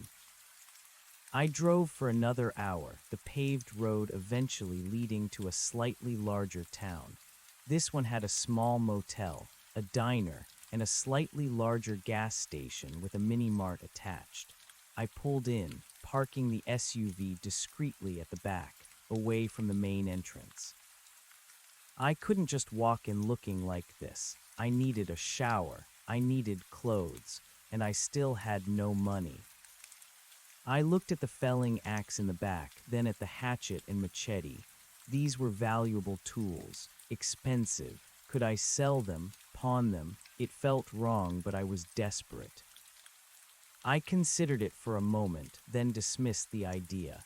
They were my only means of defense, and they were too conspicuous. No pawn shop would take them without ID, and I'd still have to explain where I got them. I needed cash quietly. My eyes fell on the large, expensive-looking camera bag that had been in my car. It was gone, lost in the abyss. But what about the small emergency kit I always kept under the seat? It contained a first aid kit, some non-perishable food bars, a small roll of cash for emergencies, and a spare, fully charged power bank. I had forgotten all about it. A tiny spark of hope ignited within me. I rushed to the SUV, rummaging under the passenger seat. My fingers brushed against something hard, metallic. I pulled it out. It was still there, a small, nondescript black pouch, dusty but intact. I tore it open. Inside, nestled amongst the bandages and energy bars, was a wad of folded bills, perhaps $200, and the power bank still fully charged. Relief washed over me, so potent it almost brought me to my knees. A lifeline. I quickly plugged my phone into the power bank. The screen flickered to life, showing a low battery icon, then slowly, steadily, began to charge. It was a cheap, basic smartphone, but it was my connection to the outside world. First a room, then a call. I walked into the motel office, trying to project an air of calm I didn't feel. The older woman at the counter looked me up and down, but her gaze was less suspicious, more world-weary. Maybe she'd seen worse. "A room for the night, please," I said, my voice still a bit rough. "Just one," she asked, her eyes lingering on my disheveled appearance. "Cash only for walk-ins." "Yes, just one. Cash is fine." I pulled out a $100 bill, trying not to look too eager. She took it, her gaze still sharp. "You look like you've had a rough night, hun." I managed a weak smile. You could say that. She handed me a key card. "Room 12, back of the lot, quiet." "Thank you," I said, almost collapsing with relief. I practically ran to room 12, unlocking the door and pushing it open. It was a standard, slightly dated motel room, but it was clean, warm, and most importantly, it had a working shower. I locked the door behind me, double-checking the deadbolt, then dragged the felling axe, hatchet, and machete in from the car, placing them under the bed, out of sight. I felt a pang of guilt, knowing they technically belonged to the cabin's owner, but I couldn't part with them. They were my protection. Then I stripped off my filthy clothes and stepped into the shower. The hot water was a revelation, washing away the grime, the sweat, the cold terror that had clung to me. I scrubbed my skin until it was red, washing my hair repeatedly, trying to erase the scent of damp earth, pine, and something vaguely metallic from my body. As the water ran, my mind began to process everything, not in frantic flashes, but in a slow, agonizing replay. The effigies, the symbols, the journal, the attic statue, the rap on the door, the scratching on the roof, the green eyes, the gnarled hand, the old one, Sarah Jenkins. It was all too much, too bizarre, too terrifying. I emerged from the shower feeling physically cleaner, but emotionally raw. My phone was now fully charged. Who to call? My family, my partner, my friends? How could I explain any of this? They would think I was insane. And if I told them the truth, would I be putting them in danger? What if they were watching? What if the cult knew how to track me? I decided against calling anyone immediately. I needed to think, to gain some semblance of control. my immediate priority was to find out more about Sarah Jenkins. The gas station clerk had said the sheriff's office was 10 miles down the road. I couldn't go there myself, not yet, but maybe I could find information online. I turned on the motel room TV, flipping through channels. Local news, maybe something about the Appalachians, a strange event, an earthquake. Nothing, just mundane local stories, weather reports and commercials. The world was oblivious to the horror that had awakened. I opened my phone's browser. My fingers hovered over the search bar. What do I even type? Appalachian cult, old one awakening. I decided to start with something concrete. Sarah Jenkins missing Forest Road 7. The search results were scarce. A few local news articles dating back several weeks. They were short, bland, stating the facts. Local woman Sarah Jenkins, 28, reported missing by family. Last seen near her cabin on Forest Road 7. No mention of cults or strange rituals or green light, just a simple missing person case. I clicked on one of the articles. It had a slightly clearer picture of Sarah. She had a kind face, smiling eyes. My heart ached for her. She didn't deserve any of this. One of the articles mentioned a few details. She was an environmental activist, working on a project to protect old-growth forests in the area. She had bought the cabin recently, drawn to the isolation and natural beauty. Isolation, natural beauty, a cabin that was steeped in ancient, dark rituals. My blood ran cold again. She must have stumbled upon something, or perhaps she had been chosen, the vessel. I scrolled down looking for any comments, any theories. Most were just expressions of concern, but then I saw one near the bottom that made my blood run cold. This is not the first disappearance in that area. Locals know to stay away from Forest Road 7.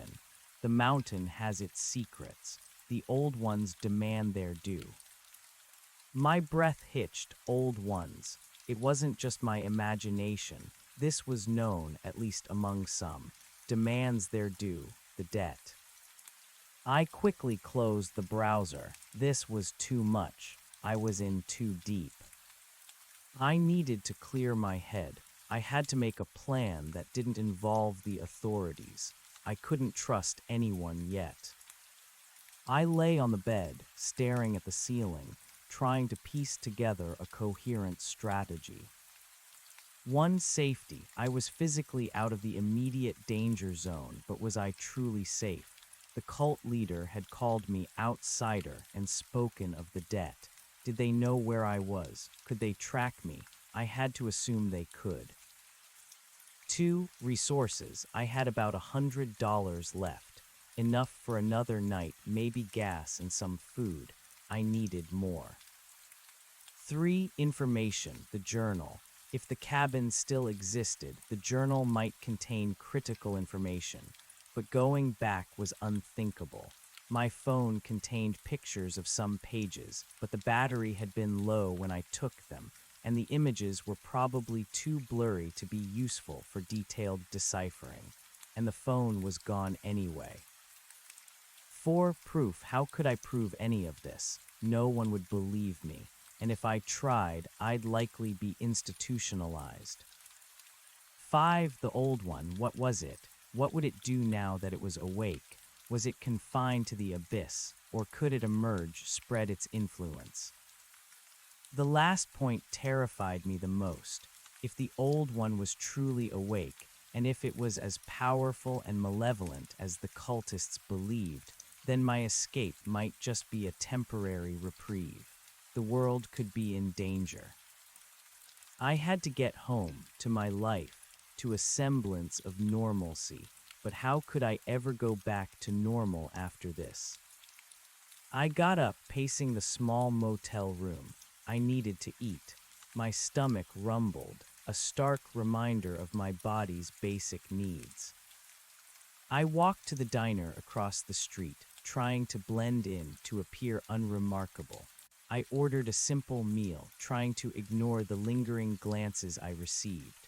As I ate slowly, methodically, I found myself watching the local patrons, wondering if any of them were involved, if any of them harbored dark secrets. My paranoia was overwhelming. After eating, I returned to the motel. I knew I couldn't stay here long. I needed to move. I remembered the large topographic map I had in my pocket at the tree. It contained more than just Forest Road 7. It had marked the service road that looped around, eventually connecting back to a larger, paved road much further away. I had it with me. It was tucked into the pocket of my now filthy cargo pants. I pulled it out, unfolded it carefully on the small motel table. It was wrinkled, stained, but still legible. I traced the route I had taken, and then I focused on the service road I had turned onto. It was indeed a long, winding route, taking me deeper into the wilderness, but eventually connecting to a major highway. I had been lucky. But where was I now? I found the small town I was in, marked as Willow Creek, and the major highway, Route 21, was still a long drive ahead. The map, however, also showed something else. Further along the service road, deeper into the forest, was a smaller, unmarked trail, a dotted line that branched off and led to what looked like a small, isolated cluster of buildings. It wasn't marked as a town or a park, just old settlement. My blood ran cold. Old settlement. What could that be? A ghost town? Another cult outpost? The hairs on my arms stood on end. My instinct screamed to avoid it. But then I thought about the journal, the ancient drawings, the symbols, the history. What if this old settlement was related? What if it held more answers, more clues? The cultists had spoken of a debt, and the woman, Sarah, had been the vessel. This was bigger than just a random attack. This was an ancient evil, and maybe, just maybe, understanding it was the only way to truly escape it. It was a dangerous impulse. Every fiber of my being screamed to just drive away, to forget everything, to never look back. But the image of the old one, the abyss, the woman's terrified, knowing eyes kept pulling at me. I couldn't just leave it, not if it meant this ancient evil could spread. I decided to try and get more cash. I still had the other $100. If I could get to a larger town, a bank, and explain my situation without raising too many red flags, maybe I could access my own accounts. But I had no ID. It was a dead end. I considered the alternative, driving to the nearest city, reporting everything to the FBI, getting into therapy. But who would believe me? I'd be a crazy woman raving about ancient gods and forest cults. And what if the cultists had influence beyond the forest? What if they were everywhere? My paranoia was reaching fever pitch. I needed solid evidence, something tangible that proved what I had seen. But all my proof, the journal, the effigies, the cabin, was gone, likely swallowed by the abyss. Then I remembered the pictures on my phone, the ones I had taken of the journal pages. They were blurry, I thought, but they were something. My phone was still working, still charged. I pulled it out, scrolled through my photos. There they were, a dozen or so pictures of the journal's pages, the intricate script, the disturbing drawings. Some were indeed blurry, but others, taken in better light, were surprisingly clear. I zoomed in on one of the clearer images. It showed the gaunt figure from the attic, the one with the empty eye sockets, weeping tears of blood, and around it the swirling runic symbols. I needed to translate this. I needed to understand. I knew there were apps for real-time translation using the camera, but I needed internet access and a strong signal. The motel's Wi-Fi was spotty at best. I spent the next few hours poring over the pictures, trying to memorize the symbols to find patterns. It was exhausting, frustrating work, but a new determination was hardening within me. I was not just a victim, I was a survivor, and I would not let this ancient evil consume me or others. The old settlement, a dangerous detour, but potentially a source of answers. If the cult had been active for generations, if the journal was truly ancient, then this settlement might be their origin point, their stronghold, or perhaps a place where others had tried to fight them. I knew it was foolish. My survival instincts screamed at me to turn away, to drive as fast as I could in the opposite direction, to disappear. But another part of me, a deep-seated curiosity, a desperate need for understanding, compelled me forward. I couldn't just run forever. I had to face this, to try and understand what had happened to me and to Sarah. I decided to leave early in the morning. I would drive further along the service road, towards the old settlement, but with extreme caution. I would be armed, vigilant, and if it felt too dangerous, I would turn back. I tried to sleep, but my mind was too active, replaying the events of the last few days. The watchful eyes in the woods, the constant sense of dread, the physical toll of chopping the tree, fighting for my life, the fear of what was coming. Around 3 a.m., I finally drifted into a restless sleep, filled with nightmares of green light, gnarled hands, and a vast, gaping abyss. I woke with a start, my heart pounding. The room was dark, silent. The nightmares were vivid, but they were fading. I looked at the digital clock on the bedside table. 6:00 a.m., time to go. I showered again, trying to steel myself for what lay ahead. I put on the cleanest clothes I had, still dirty, but less so. I checked my small store of cash, $80 left. I carefully retrieved the felling axe, hatchet, and machete from under the bed, securing them in the back of the SUV within easy reach. The sight of them, cold and hard, gave me a strange sense of comfort. I was armed. I was ready. I checked out of the motel, the same woman at the counter. She simply nodded, handing me back my remaining money, not asking any questions. I appreciated her silent discretion. I filled the SUV with gas, using another $20. $60 left. It would have to be enough. As I drove away from Willow Creek, the sun was just beginning to peek over the distant mountains, painting the sky in fiery hues. It was a beautiful, serene morning, completely at odds with the turmoil in my heart. I rejoined the main paved road, driving for a while, then found the turnoff for the service road again. It was narrower, less maintained than the paved road, but still drivable. It wound deeper into the forest, the trees growing denser, taller, more ancient. The air grew cooler, heavier, tinged with the scent of damp earth and pine. I drove slowly, cautiously, my eyes scanning the dense woods on either side of the road. Every snapped twig, every rustle in the undergrowth sent a jolt of adrenaline through me. I was alone, vulnerable, heading back into the heart of the darkness I had just escaped. The service road continued for what felt like miles. It was rough, filled with potholes, but passable. Eventually, I saw the faint, dotted line on my map appear as a barely visible trail branching off to the left. It was much narrower than the service road, almost completely overgrown, designed for ATVs or foot traffic, not an SUV. Old settlement.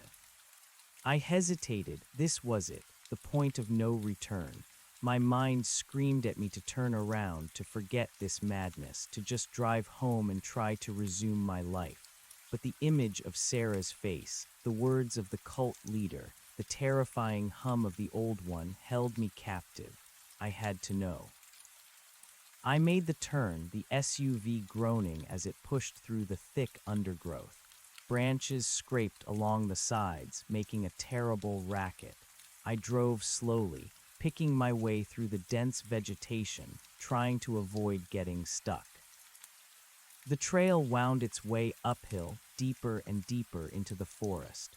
The trees here were ancient, their branches interlocking overhead, creating a perpetual twilight. The air was still, heavy, imbued with a strange, oppressive silence. No birds sang, no animals rustled, just the creak of my SUV and the scraping of branches. After about 20 minutes of slow, arduous driving, the trail opened up slightly, and there it was. The old settlement. It wasn't a town, it was more like a collection of derelict, half-collapsed log cabins nestled in a small, overgrown clearing.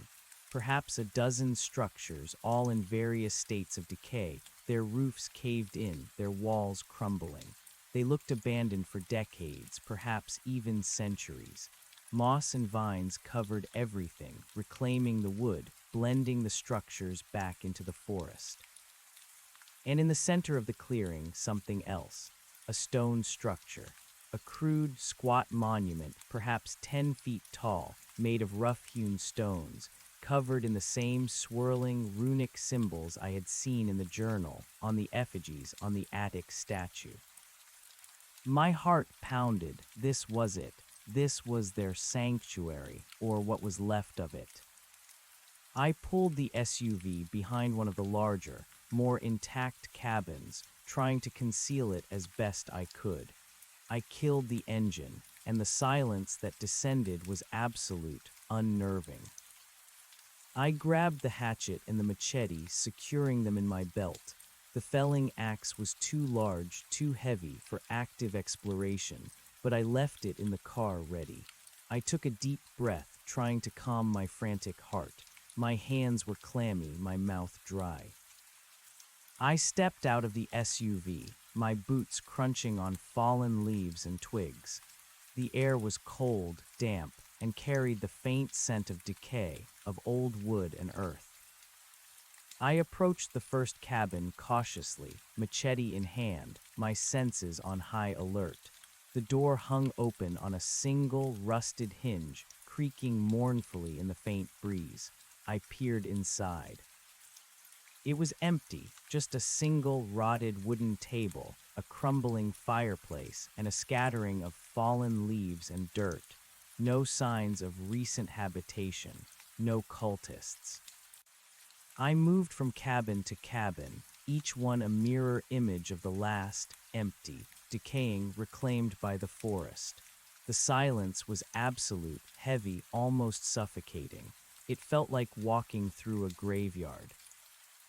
Finally, I approached the stone monument in the center of the clearing. It radiated an aura of ancient power, even in its stillness. The runes were deeply carved, almost worn smooth in places, but still clearly visible. I ran my fingers over them, a shiver running down my spine. They were cold, alien, menacing. At the base of the monument, almost completely overgrown with moss, I noticed something else.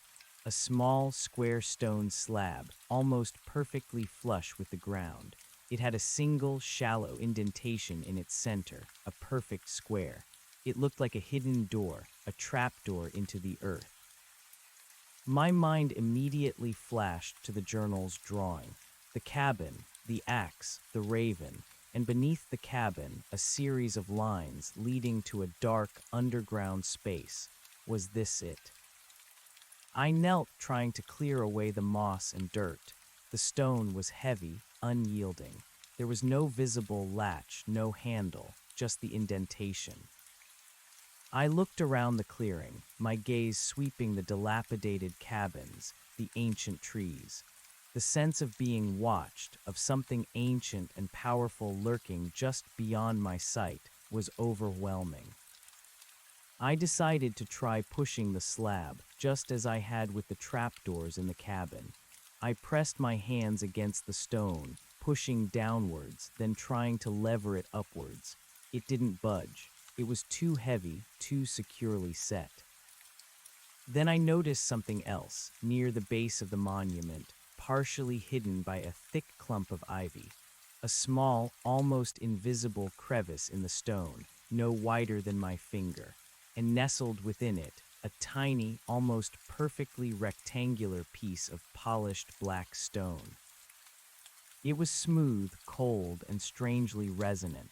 It had a single, faintly etched symbol on its surface, a stylized raven. My blood ran cold. The raven, the feather in the attic, the raven in the journal's drawing. This black stone, this key, looked like it fit perfectly into the square indentation on the slab. With trembling hands, I retrieved the black stone from the crevice. It was cool to the touch and seemed to hum with a faint, almost imperceptible energy. I looked at the indentation, then back at the stone. This was it, the portal, the entrance to their secrets, or their doom. I placed the black stone carefully into the square indentation. It fit perfectly, snug, almost as if it had been carved for that exact purpose. A low, guttural groan emanated from deep within the earth. The ground beneath me trembled, just as it had in the clearing. The stone monument pulsed with a faint, green light, echoing the light of the awakened Old One. Then with a slow, grinding crack, the stone slab began to move. It lifted upwards slowly, reluctantly, revealing a dark, yawning abyss beneath. A wave of cold, musty air, tinged with the scent of damp earth, decay, and something else, something ancient and metallic, something like the smell of blood, wafted upwards. My heart pounded, a frantic drum in my chest. I scrambled back, clutching the machete, my eyes wide with terror. The slab continued to lift, rising perhaps 2 feet, then slowly, with another groaning sound, it began to slide sideways, revealing a dark, narrow opening leading down into the earth.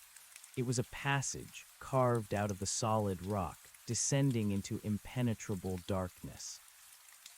And from the depths of that darkness I heard it, the faint, rhythmic sound of chanting, low, guttural, primal, and something else. A faint, sickening slurp and hiss, echoing upwards like something impossibly vast, impossibly ancient, was moving down there. The Old Ones. They were down there, the cultists, or some of them, and the Old One was with them. My mind screamed at me to run, to turn and flee, to get back in my car, to drive away and never look back. But my feet were rooted to the spot, compelled by a morbid fascination, a desperate need for answers. I peered into the darkness. I could see nothing but a narrow, stone-cut passage descending steeply into the earth. The chanting grew louder, more distinct, as if they were performing some kind of ritual, perhaps trying to contain or commune with the awakened entity. I remembered the journal, the drawings of rituals, of sacrifices, and Sarah Jenkins, the vessel. I had to know, I had to understand what this was. With a surge of desperate resolve, I pulled out my phone. It had a weak signal, but the flashlight was strong. I turned it on, directing its beam into the darkness. The light cut through the gloom, revealing crude stone steps, slippery with moss and dampness, leading down into the earth. The air was heavy, thick with the scent of decay and something else, ozone, perhaps, or something far more ancient.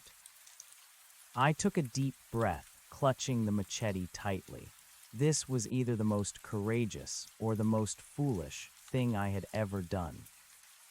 I descended the steps, slowly, cautiously, each footfall echoing loudly in the oppressive silence. The chanting grew louder, closer, echoing through the subterranean passages. The faint slurp and hiss was also more pronounced now, a truly horrifying sound that vibrated in my bones. The passage opened into a larger chamber, carved out of the living rock. My flashlight beam danced across rough-hewn walls, revealing intricate carvings, symbols that matched the journal and the effigies, but here they were vast, overwhelming, covering every surface. They glowed faintly with an internal, sickly green light, pulsing in rhythm with the chanting. And in the center of the chamber was a sight that chilled me to the bone, a sight that confirmed my worst fears. A vast circular pit, perhaps 50 feet across, filled with a viscous, shimmering green liquid. It pulsed and churned, emitting the sickening slurp and hiss that I had heard from above. And from its depths, vague, amorphous shapes could be seen, slowly, deliberately moving. The old one, or a part of it. And around the pit, kneeling on the bare rock, were figures, cultists, perhaps a dozen of them, dressed in dark, hooded robes, their faces obscured by shadows. They were chanting in unison, their voices low, guttural, echoing off the stone walls. In their hands, they held glowing green orbs, just like the ones I had seen in the clearing. And in the very center. And in the very center of the chamber, a sight that chilled me to the bone, a sight that confirmed my worst fears. A vast circular pit, perhaps 50 feet across, filled with a viscous, shimmering green liquid. It pulsed and churned, emitting the sickening slurp and hiss that I had heard from above. And from its depths, vague, amorphous shapes could be seen, slowly, deliberately moving. The old one, or a part of it. And around the pit, kneeling on the bare rock, were figures, cultists, perhaps a dozen of them, dressed in dark, hooded robes, their faces obscured by shadows. They were chanting in unison, their voices low, guttural, echoing off the stone walls. In their hands, they held glowing green orbs, just like the ones I had seen in the clearing. My flashlight beam, a fragile sliver of ordinary light, seemed to shrink and dissipate in the oppressive green glow radiating from the pit and the etched symbols. The air was heavy, thick with the metallic scent of blood and something acrid, almost like ozone. My breath caught in my throat. I pressed myself against the rough-hewn stone wall, trying to become invisible, my heart hammering against my ribs so loudly I feared they would hear it. The chanting intensified, rising and falling in an ancient rhythm, utterly alien and deeply unsettling. It was a language beyond my comprehension, yet it resonated with a primal dread that spoke directly to my survival instincts. The figures swayed, their bodies moving in slow, synchronized undulations, their green orbs pulsing in time with their voices. I could feel the hum in the air, a deep vibration that resonated in my bones, the same one I had felt in the cabin, only magnified 1,000-fold. It emanated from the pit, from the churning green liquid, from the amorphous horrors within. This was the source. This was the heart of it all. The old one awake, and here in this ancient, forgotten place. I carefully, slowly moved my phone, directing the beam of light further into the chamber, trying to get a clearer view without revealing myself. The cultists were completely absorbed in their ritual, their backs mostly to me, their hooded heads bowed towards the pit. They didn't seem to have noticed my presence. Yet. My gaze was drawn back to the pit. The green liquid was not just water. It was thick, almost syrupy, bubbling with a slow, malevolent energy, and the shapes within they were immense. Tentacles or pseudopods writhed sluggishly beneath the surface, occasionally breaking through, glistening with the viscous fluid before sinking back into the depths. They were alien, horrifying, utterly beyond human comprehension.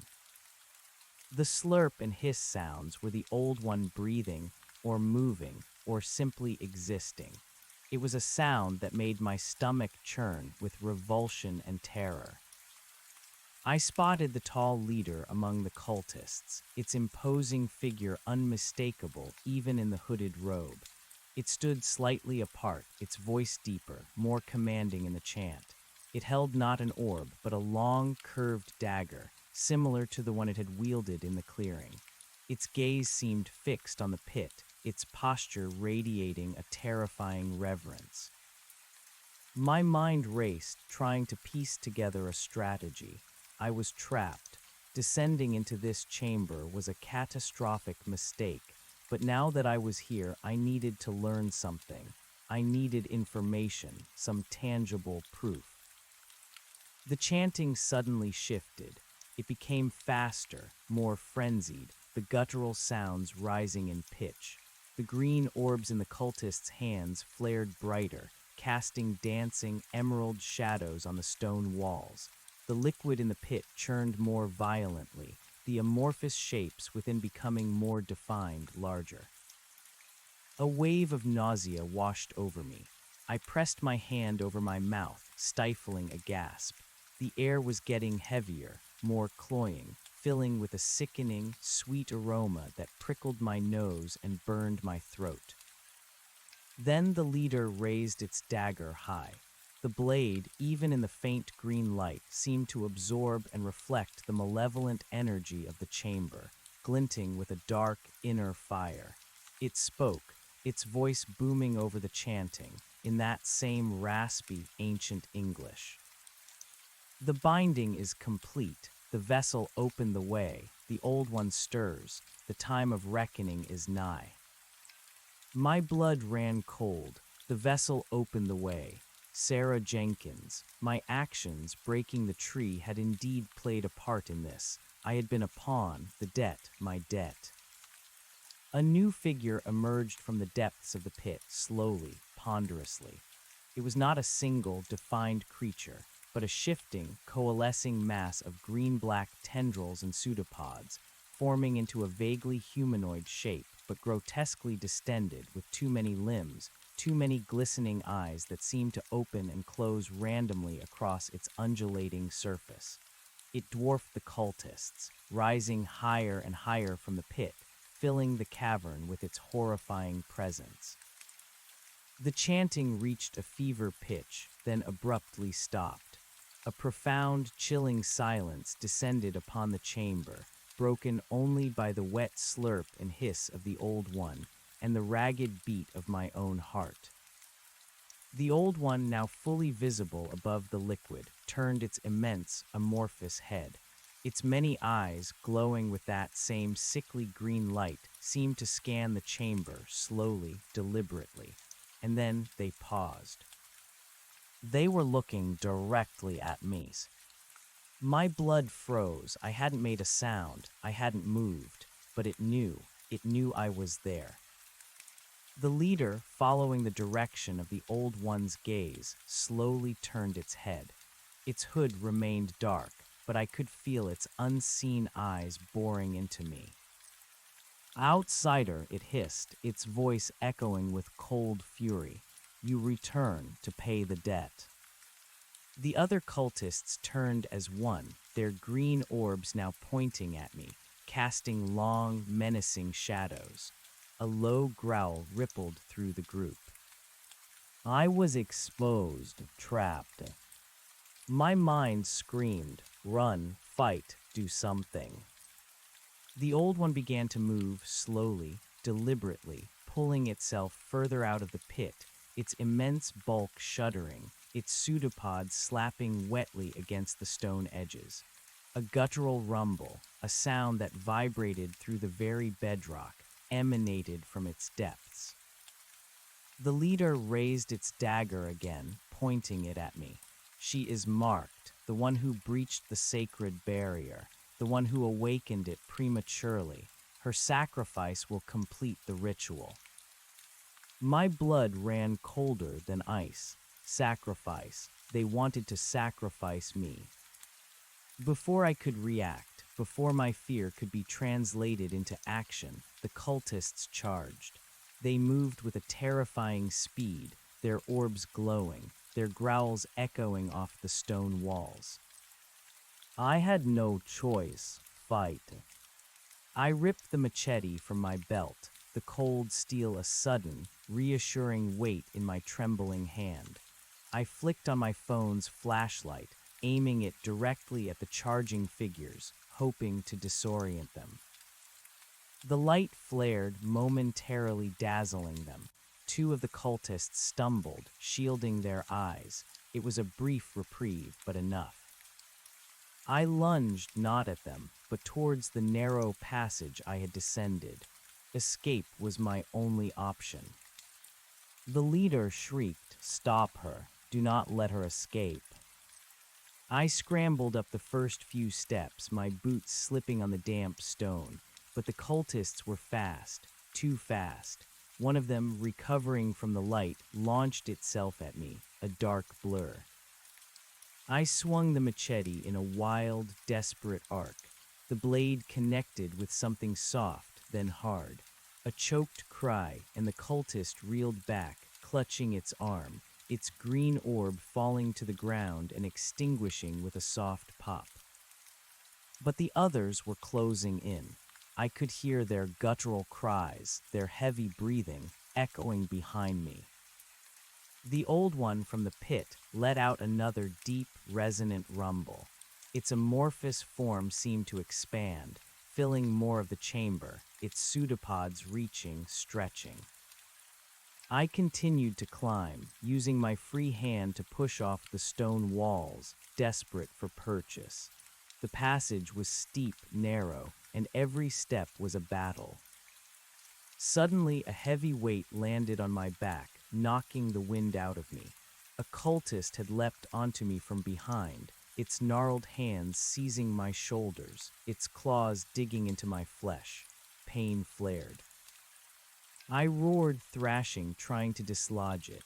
I slammed my back against the stone wall, trying to crush it. The cultist shrieked, but held on, its grip like iron. Its face, partially visible from under its hood, was gaunt, skull-like, its eyes glowing faintly green. With a desperate burst of adrenaline, I brought the hatchet, still in my other hand, up over my shoulder and back, slamming the blunt end of the head into the cultist's face. A sickening crunch, a strangled gurgle, and its grip loosened. It slid from my back, falling heavily down the steps with a series of muffled thuds, its body coming to rest in a crumpled heap at the bottom. I didn't stop. I scrambled upwards, ignoring the burning in my lungs, the throbbing pain in my shoulder. My body screamed in protest, but my will to survive was stronger. I reached the top of the passage, bursting out into the cold, damp air of the old settlement. The stone slab, the trapdoor, was still open, a gaping maw in the earth. The chanting from below was now muffled, distant, but the low hum of the old one still vibrated through the ground. I didn't look back. I sprinted across the overgrown clearing, towards where I had parked my SUV. The air felt thin, exhilarating, after the oppressive atmosphere of the chamber. But as I ran, I heard shouts from the gaping hole behind me. They were coming. They were faster than me. I reached the SUV, fumbling for the door handle. It opened with a harsh squeal of metal. I dove inside, slamming the door shut. My hands flew to the ignition, jamming the key in. The engine roared to life, a magnificent, defiant sound. Just as I slammed the gearshift into reverse, I saw them. 3 cultists, including the leader, emerging from the hole, their hooded forms silhouetted against the dim light from below. Their green orbs flared with renewed fury. The leader shrieked, "She must not escape. The ritual demands it." I floored the accelerator. The SUV lurched backward, tires spinning on the loose dirt and moss, then shot forward, tearing through the overgrown weeds and bushes. Branches scraped violently against the sides, a symphony of destruction. I didn't care. I needed distance, speed. I glanced in the rearview mirror. The cultists were running, surprisingly fast, through the clearing, trying to cut me off. The leader, however, paused, raising its dagger high. A sudden, blinding flash of green light erupted from the stone monument in the center of the clearing, directly behind the cultists. It was not the gentle pulse of the orbs, but a violent, concussive burst of raw energy. The cultists caught in the blast screamed. Their forms twisted, contorted, then were thrown back, scattering like rag dolls across the clearing, their orbs extinguishing. The leader, though hit, managed to stay on its feet, shielding its face with its arm, but it too was visibly shaken. The ground around the monument began to crack. Deep fissures spread outwards like spider webs. The hum from below intensified, growing into a guttural roar, far more powerful than before. The old one, it was fully awake, and it was angry. I didn't wait to see what happened next. I swerved the SUV, ramming through a thicket of overgrown bushes, finding the narrow trail that led back to the service road. The vehicle bounced violently, my head hitting the roof, but I kept pushing the accelerator. The roar from the old settlement grew, a colossal sound that vibrated through the metal of the SUV, through my very bones. I glanced in the side mirror. The entire clearing of the old settlement was beginning to glow with an intense, sickening green light rising into the sky, and the ground was collapsing, just as it had in the other clearing. A new chasm, a new maw in the earth, consuming the ancient structures, the stone monument, and the remnants of the cultists. I screamed, a raw, primal sound of terror and desperation.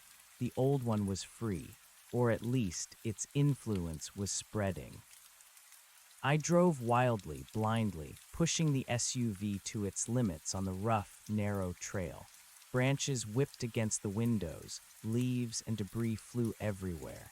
My body was a mass of aches and pains, my mind a whirlwind of fear and disbelief. Eventually, after what felt like an eternity, I burst out onto the wider, gravel service road. The intense green light from the old settlement was already fading behind me, swallowed by the dense forest canopy. But the guttural hum, the vibration of the awakened old one, was still there, a chilling presence in the air. I drove for hours, deeper and deeper into the unknown wilderness, following the winding path of the service road, guided by the map in my mind. The sun was rising higher, casting long, golden shafts of light through the trees, but it did little to dispel the shadows in my heart. My phone, still in my pocket, was a constant reminder of the outside world, a world that was blissfully unaware of the ancient horrors now stirring beneath the Appalachian earth. I had to call someone. I had to warn someone. But who would listen? Who would believe me? I needed to find a place to regroup, a place to think, to plan. I couldn't just keep driving aimlessly. The service road eventually led me to a small, isolated general store, perched on the side of a two-lane highway. It was old, weathered, with a single gas pump out front. It looked like it had been forgotten by time. I pulled in, parking the SUV well away from the pump, out of sight of the main road. I cut the engine, and the silence was absolute, save for the distant chirping of birds. I sat there for a long moment, my hands gripping the steering wheel, my knuckles white. My body was exhausted, but my mind was a racing torrent of images and fears. The cultists, the old one, the abyss, Sarah Jenkins. It was all too real. I glanced at the hatchet and machete, still strapped to my belt. My only companions, my only protection. The felling axe lay in the back, a silent, heavy witness. I knew I couldn't just walk into the store looking like this. My clothes were torn, caked with dirt and streaks of blood from my fight. My hair was a mess, my face grim and wild. I looked like a fugitive, or worse, a madwoman. I decided to try and clean myself up a bit, using the last of my water from the emergency kit. I splashed water on my face, scrubbing at the grime, trying to look at least presentable. It was a futile effort. I checked my phone. It had a signal weak but present. I had about $30 left in cash. I walked into the general store, trying to adopt a casual demeanor, though my heart was pounding. The interior was dimly lit, smelling of dust and old wood. A single elderly woman sat behind the counter, reading a paperback novel, her spectacles perched on the end of her nose. She looked up as I entered, her gaze sharp and assessing. "Well now," she said, her voice raspy, yet not unkind. "You look like you've been through a ringer, darlin'. Lost your way in the woods, did you?" Her words, so simple and direct, almost broke me. "Something like that," I managed, my voice hoarse. I need to use your phone if you have one. Mine's dead, and I need some water, maybe a snack." She put her book down, her eyes still on me. "No public phone here. Not for years. Cell signal's spotty. But I got Wi-Fi if your phone's got power. For emergencies, of course." She seemed to understand without me having to explain anything. "Thank you," I said, a wave of relief washing over me. "It has power, just no signal for calls." I pulled out my phone, grateful for the power bank. She nodded, then pointed to a small, laminated sign on the counter with the Wi-Fi password. "Help yourself to some water. On the house. You look like you need it." I grabbed a bottle of water, chugging it down greedily, the cool liquid a balm to my parched throat. As I drank, I slowly began to type a message on my phone, not to a person, but to a search engine. I needed more information. I typed Sarah Jenkins, Old Settlement, Appalachian. The results were still sparse, the same missing person reports. But then a few older forums dedicated to local Appalachian folklore and legends popped up. I clicked on one, my fingers trembling. The forum was archaic, dusty, filled with cryptic posts from anonymous users. But one thread immediately caught my eye: the mountain's shadow and the whispers of the old ones. I scrolled down, reading quickly. The post spoke of ancient entities sleeping beneath the mountains, of rituals performed by isolated communities, of sacrifices to appease the old ones. They mentioned specific locations, places like the Stone Hand, the Weeping Eye, and the Sunken Heart. And then a name, the Clan of the Raven. My blood ran cold. The Raven, the black stone key, the feather in the attic. The posts described the clan of the Raven as ancient guardians, or perhaps servants of the Old Ones. They lived in hidden settlements, performing rituals, guiding the vessel to the awakening. They spoke of a cycle, an ebb and flow of the Old One's power, tied to the alignment of certain stars to specific geological events. One post dated several years ago described a localized tremor in the exact area of the old settlement. "The mountain groans," it read. "The sleepers stir. The debt approaches." The debt, it all connected. The tremor, the ancient entities, the clan of the Raven, the vessel, the sacrifice, the awakening, and me, an unwilling participant. I scrolled further, looking for any mention of a way to stop it, to reverse it. But there was nothing. Only warnings, prophecies of doom, and desperate pleas for outsiders to stay away. Then I saw a recent post, just a few days old. It was from a user named Forest Whisper. "The vessel is chosen. The ritual begins. Forest Road 7. She comes to clear the path. The prophecy unfolds." She comes to clear the path. That was me. The map, the axe, the tree. My heart plummeted. It wasn't just my presence that was coincidental. It was planned, orchestrated. I was a puppet dancing to an ancient, malevolent tune. I took a shaky breath, trying to process the revelation. I wasn't just a victim who stumbled into this. I was part of it. My very actions, my desperate attempt to escape, had furthered their cause. The cold, logical part of my brain wanted to reject it, but the evidence was overwhelming. I was being watched, guided, perhaps from the very beginning. I looked up from my phone, my gaze locking with the old woman behind the counter. She was watching me, her wise, ancient eyes filled with a strange mixture of pity and knowing. "What you seek," she said, her voice soft, "won't be found on those glowing screens, child. Some truths are best left buried. Some debts once paid cannot be undone." My breath hitched. She knew. How could she know? "The mountains whisper many things," she continued, her gaze unwavering. "And some of us, we listen, been listening for a long time." She tapped her book. "It's all here in the stories, passed down, the sleepers, the collectors, the debt." "The collectors?" I asked, my voice barely a whisper. "Are those the cultists, the clan of the Raven?" She nodded slowly. "Aye, they call themselves the clan of the Raven. Been here for generations, tending to the mountain, making sure the balance is kept, or so they say." "But they're evil," I exclaimed, my voice rising in a desperate plea. "They sacrificed a woman. They tried to sacrifice me." "Evil," she repeated thoughtfully.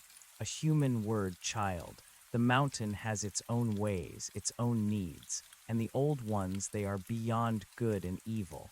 They just are, and they demand their due." "What is the debt?" I pressed, leaning closer, desperate for answers. "Why me? Why Sarah?"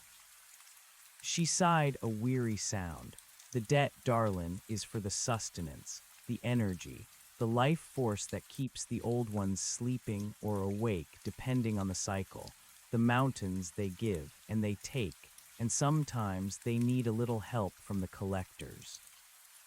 But Sarah was just a woman, an environmentalist. "She had the blood, child," the old woman said, her voice dropping to a near whisper. "The blood of the mountain, a lineage. Her family has been tied to this land for generations, and the prophecy it named her, the vessel." "And me?" I asked, dread coiling in my stomach. "The outsider, why was I there? Why did they want me to chop the tree?" "The prophecy needed an outsider," she explained. "A hand untainted by the blood, yet guided by circumstance. A catalyst, to breach the old ways, to unbind the path. You were the key, child, the one to break the seal, as it were. Unwilling, perhaps, but chosen nonetheless."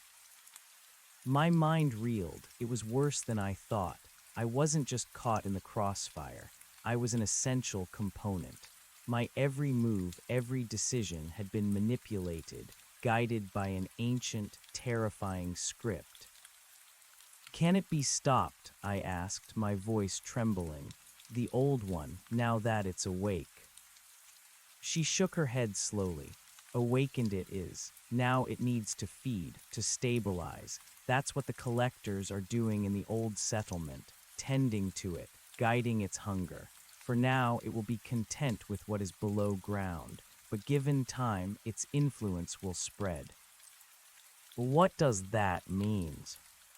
"It means," she said, her gaze now distant, haunted, "that the world, as you know it, might slowly begin to change. The land will groan, the skies will weep, and the human heart will become more susceptible to darker whispers." My stomach clenched. This was apocalyptic. This was beyond anything I could have imagined. "Is there any way to put it back to sleep?" I asked, a desperate hope fluttering in my chest. She pondered for a moment, her eyes fixed on some point beyond me into the past. There are tales, she finally said, of ancient counter-rituals, of artifacts that could bind, but they are just tales, lost to time.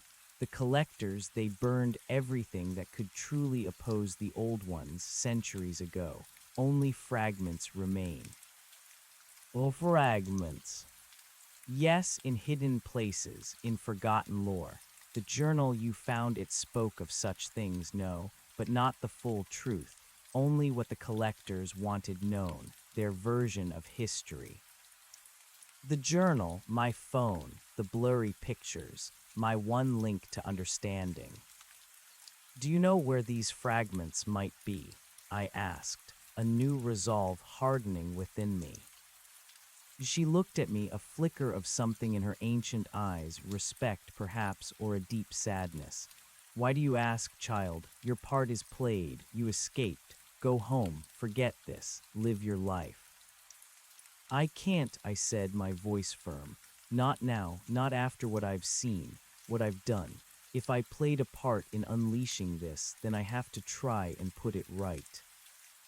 She studied me for a long moment, a ghost of a smile touching her lips. Stubborn, aren't you? Just like the mountains themselves. She reached under the counter, pulling out an old, leather-bound ledger. It was thick-aged, its pages yellowed and brittle. This, she said, placing it on the counter, is a record, kept by my family, generation after generation. We're not of the clan of the Raven, but we've watched them. We've recorded their history, their beliefs, and their weaknesses. My hands trembled as I reached for it. It felt ancient, heavy, imbued with centuries of secrets. It's in a code, she warned, a local dialect and riddles, but if you have that journal from the cabin and your phone, you might be able to piece it together. The collector's journal, it's a guide of sorts, a twisted one, but a guide. Why are you helping me? I asked, looking into her eyes. She gave a weary shrug. Because the balance is broken, child, and a new hand is needed to try and restore it. We're old, we're tired, the collectors have grown too powerful, and what they unleash, it consumes everything, even them in the end. A small part of me hopes you can find a way where we could not. Thank you, I said, my voice thick with emotion. Thank you so much. Go now, she urged, her gaze flicking towards the window, a hint of urgency in her tone. They will be looking for you.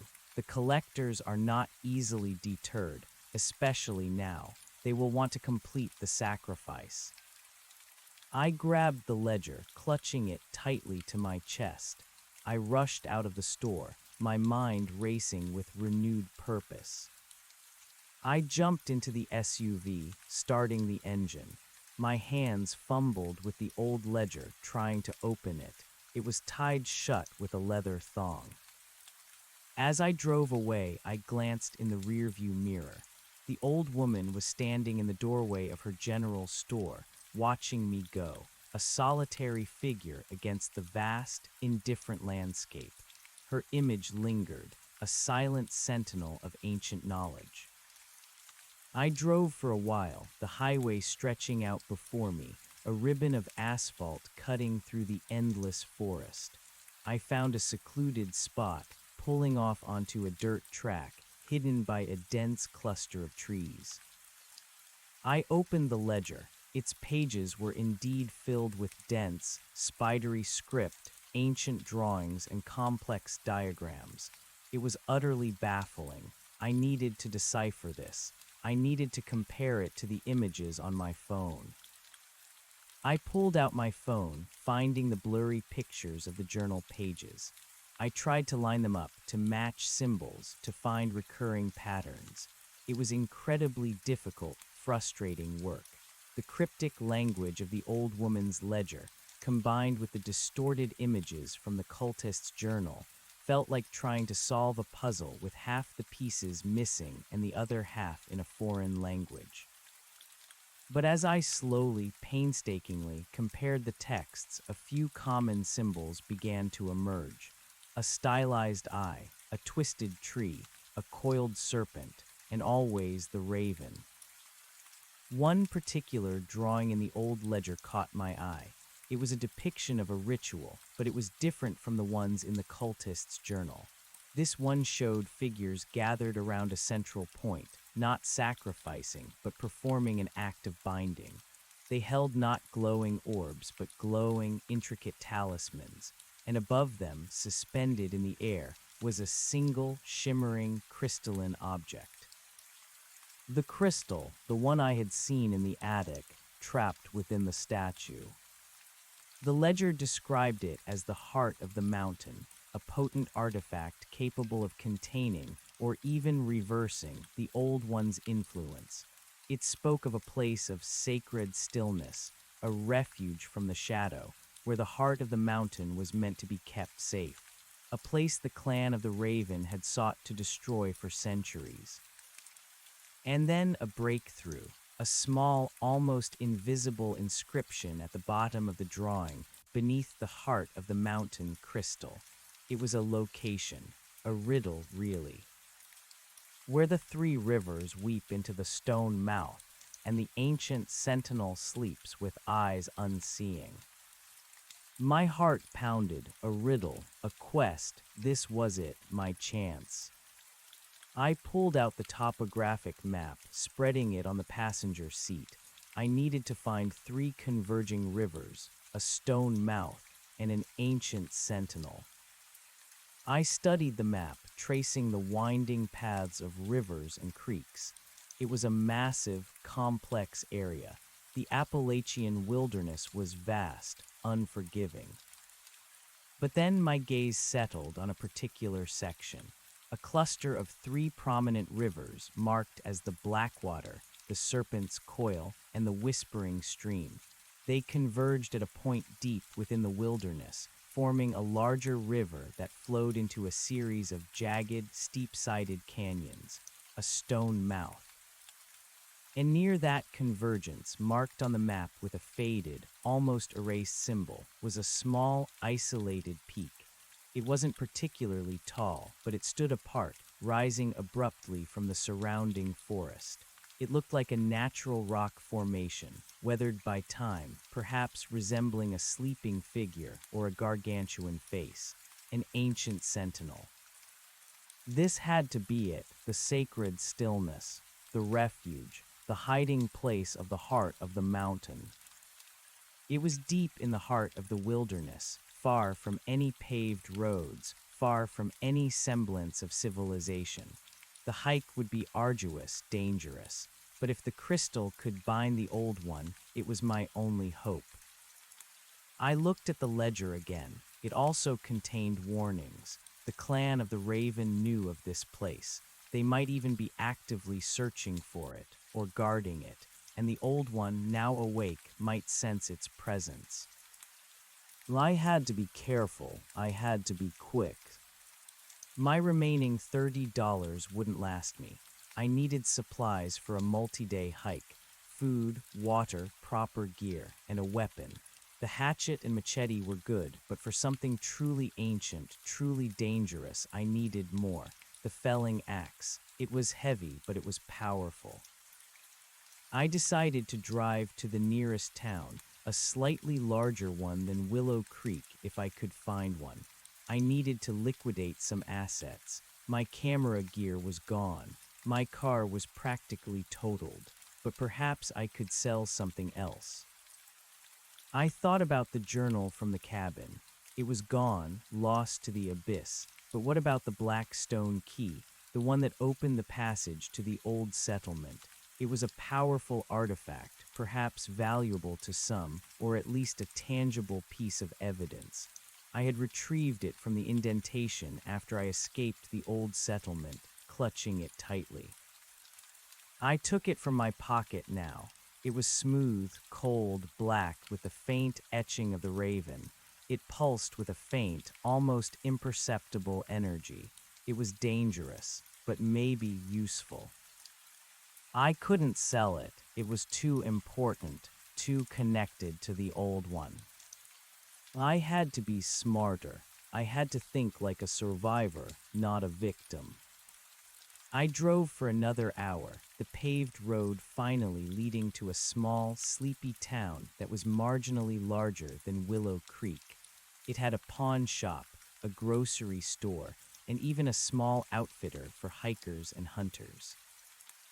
I needed money, but I couldn't just walk into a pawn shop with a felling axe.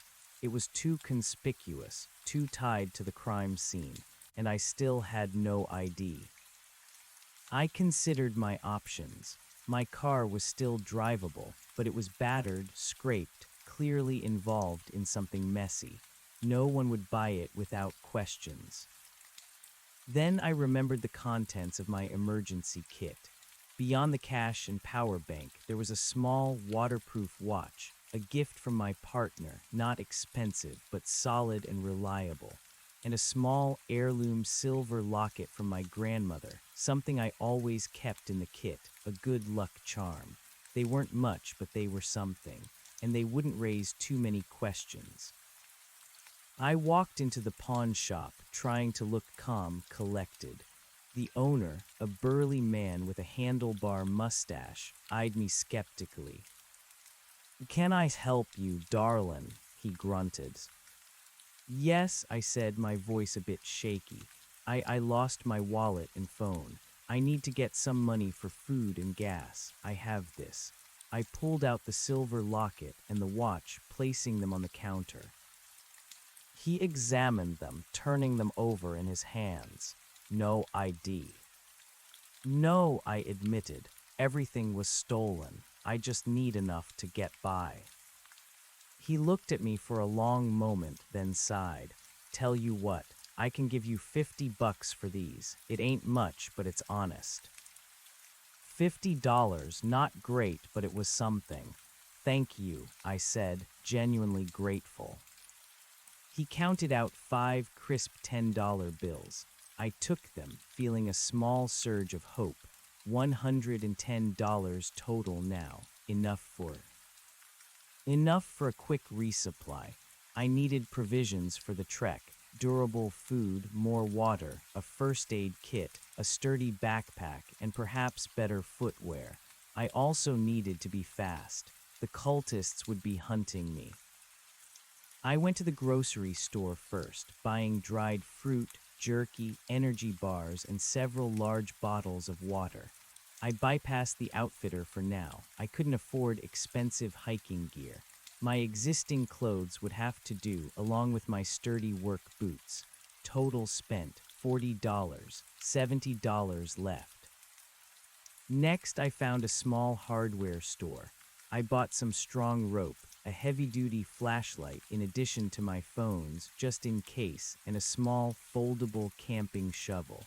I also picked up a cheap, durable compass. $50 gone, $20 left. My gear was rudimentary, but it was functional. I returned to the SUV, quickly stashing everything. I exchanged my current flimsy backpack for a slightly larger, more robust one I'd found in the back of the SUV, a leftover from an old camping trip. I packed the new supplies, the hatchet and machete, the old woman's ledger, and my phone. The felling axe, too heavy for the backpack, I secured to the roof rack, wrapped in a tarp, hoping it wouldn't draw attention. It was a heavy, intimidating weapon, my last resort. I studied the topographic map again, cross-referencing it with the crude drawings and riddles in the ledger. The location of the heart of the mountain was clear, though still deep in the wilderness. My SUV could get me part of the way, but the final ascent would be on foot. It looked like a 2-day hike at least. As I prepared to leave the town, a flicker of movement caught my eye. A black SUV, older model with heavily tinted windows, pulled slowly into the gas station across the street. Its presence immediately put me on edge. It looked too sleek, too out of place for this sleepy town. My paranoia screamed, cultists. I ducked down slightly in my seat, trying to avoid being seen. I watched as a figure in dark clothing, its face obscured by a wide-brimmed hat, stepped out of the SUV and headed towards the convenience store. My blood ran cold. The way it moved, the purposeful stride, the dark, utilitarian clothing. It was them, or one of them. I couldn't risk being spotted. My plan had to change. I couldn't drive directly to the trailhead. They would undoubtedly be watching the main routes. I needed to be unpredictable. I started the SUV, backing out slowly, trying to appear nonchalant. Instead of heading towards the highway that led to my chosen route, I turned in the opposite direction, towards a series of smaller, winding country roads. I would have to take a much longer, more circuitous path, adding hours to my journey, but it was safer. I drove for what felt like an eternity, weaving through remote logging trails and neglected dirt roads, constantly checking my rearview mirror. The black SUV never appeared, but the sense of being hunted, of watchful eyes in the shadows, never left me. As dusk began to settle, painting the sky in fiery oranges and purples, I found myself deep in the mountains again, miles away from any paved road. The air grew cooler, the forest denser. I pulled off onto a barely visible track, deep enough to conceal the SUV, and decided to camp for the night. I couldn't risk driving in the dark on these treacherous roads, especially with the cultists potentially tracking me. I quickly set up a rudimentary camp, just a sleeping bag and a small tarp strung between trees. I ate some jerky and energy bars, washing them down with water.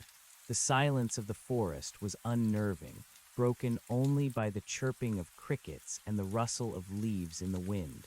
Every shadow seemed to harbor a lurking threat.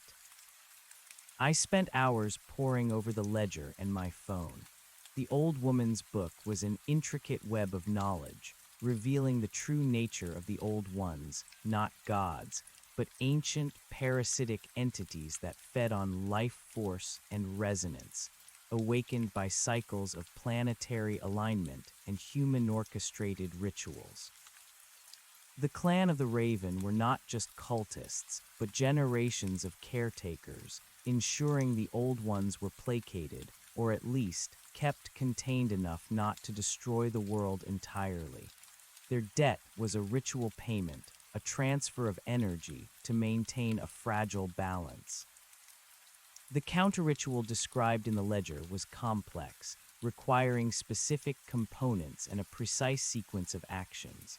The heart of the mountain was the central component, a pure energy capacitor, formed from millennia of telluric currents, imbued with the mountain's own primal force. It could, the ledger claimed, act as a reverse anchor, drawing the old one's influence back into itself and sealing it away once more. The other components were less clear, shrouded in riddles. One passage spoke of the tears of the moon collected in the vessel of dawn. Another mentioned the breath of the sleeping sun, drawn from the deepest root. And a third, the echo of silence, forged in the heart of discord. It was maddeningly vague. I tried to decipher them, comparing them to the cultist's journal pages on my phone. The cultist's journal mentioned the tears of the moon as a specific herb, a rare, phosphorescent moss that grew only in deep, lightless caves. The vessel of dawn was a chalice, forged from meteoric iron, used to collect the moss's essence. The breath of the sleeping sun seemed to refer to a specific geological phenomenon, subterranean geysers or vents, where gases escaped from deep within the earth, imbued with immense pressure and heat. And the echo of silence was the most chilling of all, a particular tone, a resonance, created by striking a crystalline chime made from specific materials, believed to disrupt the old one's influence. The ledger hinted that the clan of the Raven had systematically destroyed all known copies of these chimes. This was overwhelming. I had the location of the heart of the mountain, but the other components, finding them would be a quest in itself, assuming they even still existed.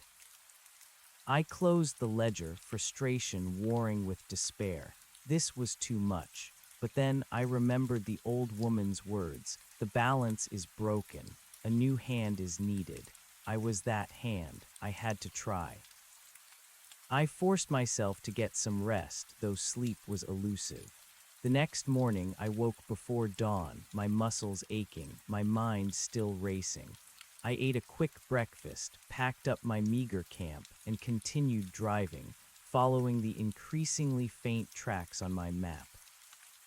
By mid-morning, I reached the end of the drivable trail. A dense, impassable forest lay ahead, marked on the map as the Shrouded Peaks. This was where the three rivers converged. I would have to proceed on foot. I parked the SUV, hiding it as best I could under a thick canopy of pines. I strapped on my backpack, hatchet and machete firmly secured. I grabbed the felling axe from the roof rack, securing it with rope to the side of my pack, its weight a comforting burden. It was time to become a warrior.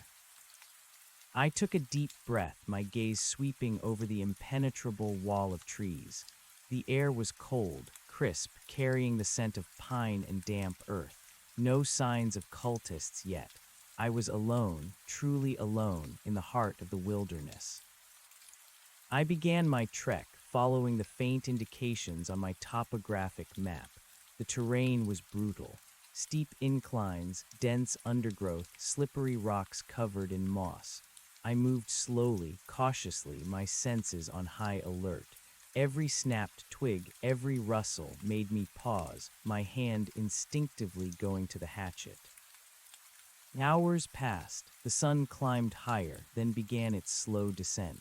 My legs ached, my shoulders burned from the weight of the pack and axe, but I kept pushing forward, driven by a desperate resolve. Late in the afternoon, I reached the convergence of the three rivers, the Blackwater dark and swift, the Serpent's coil winding and narrow, and the whispering stream, a gentle murmur over smooth stones.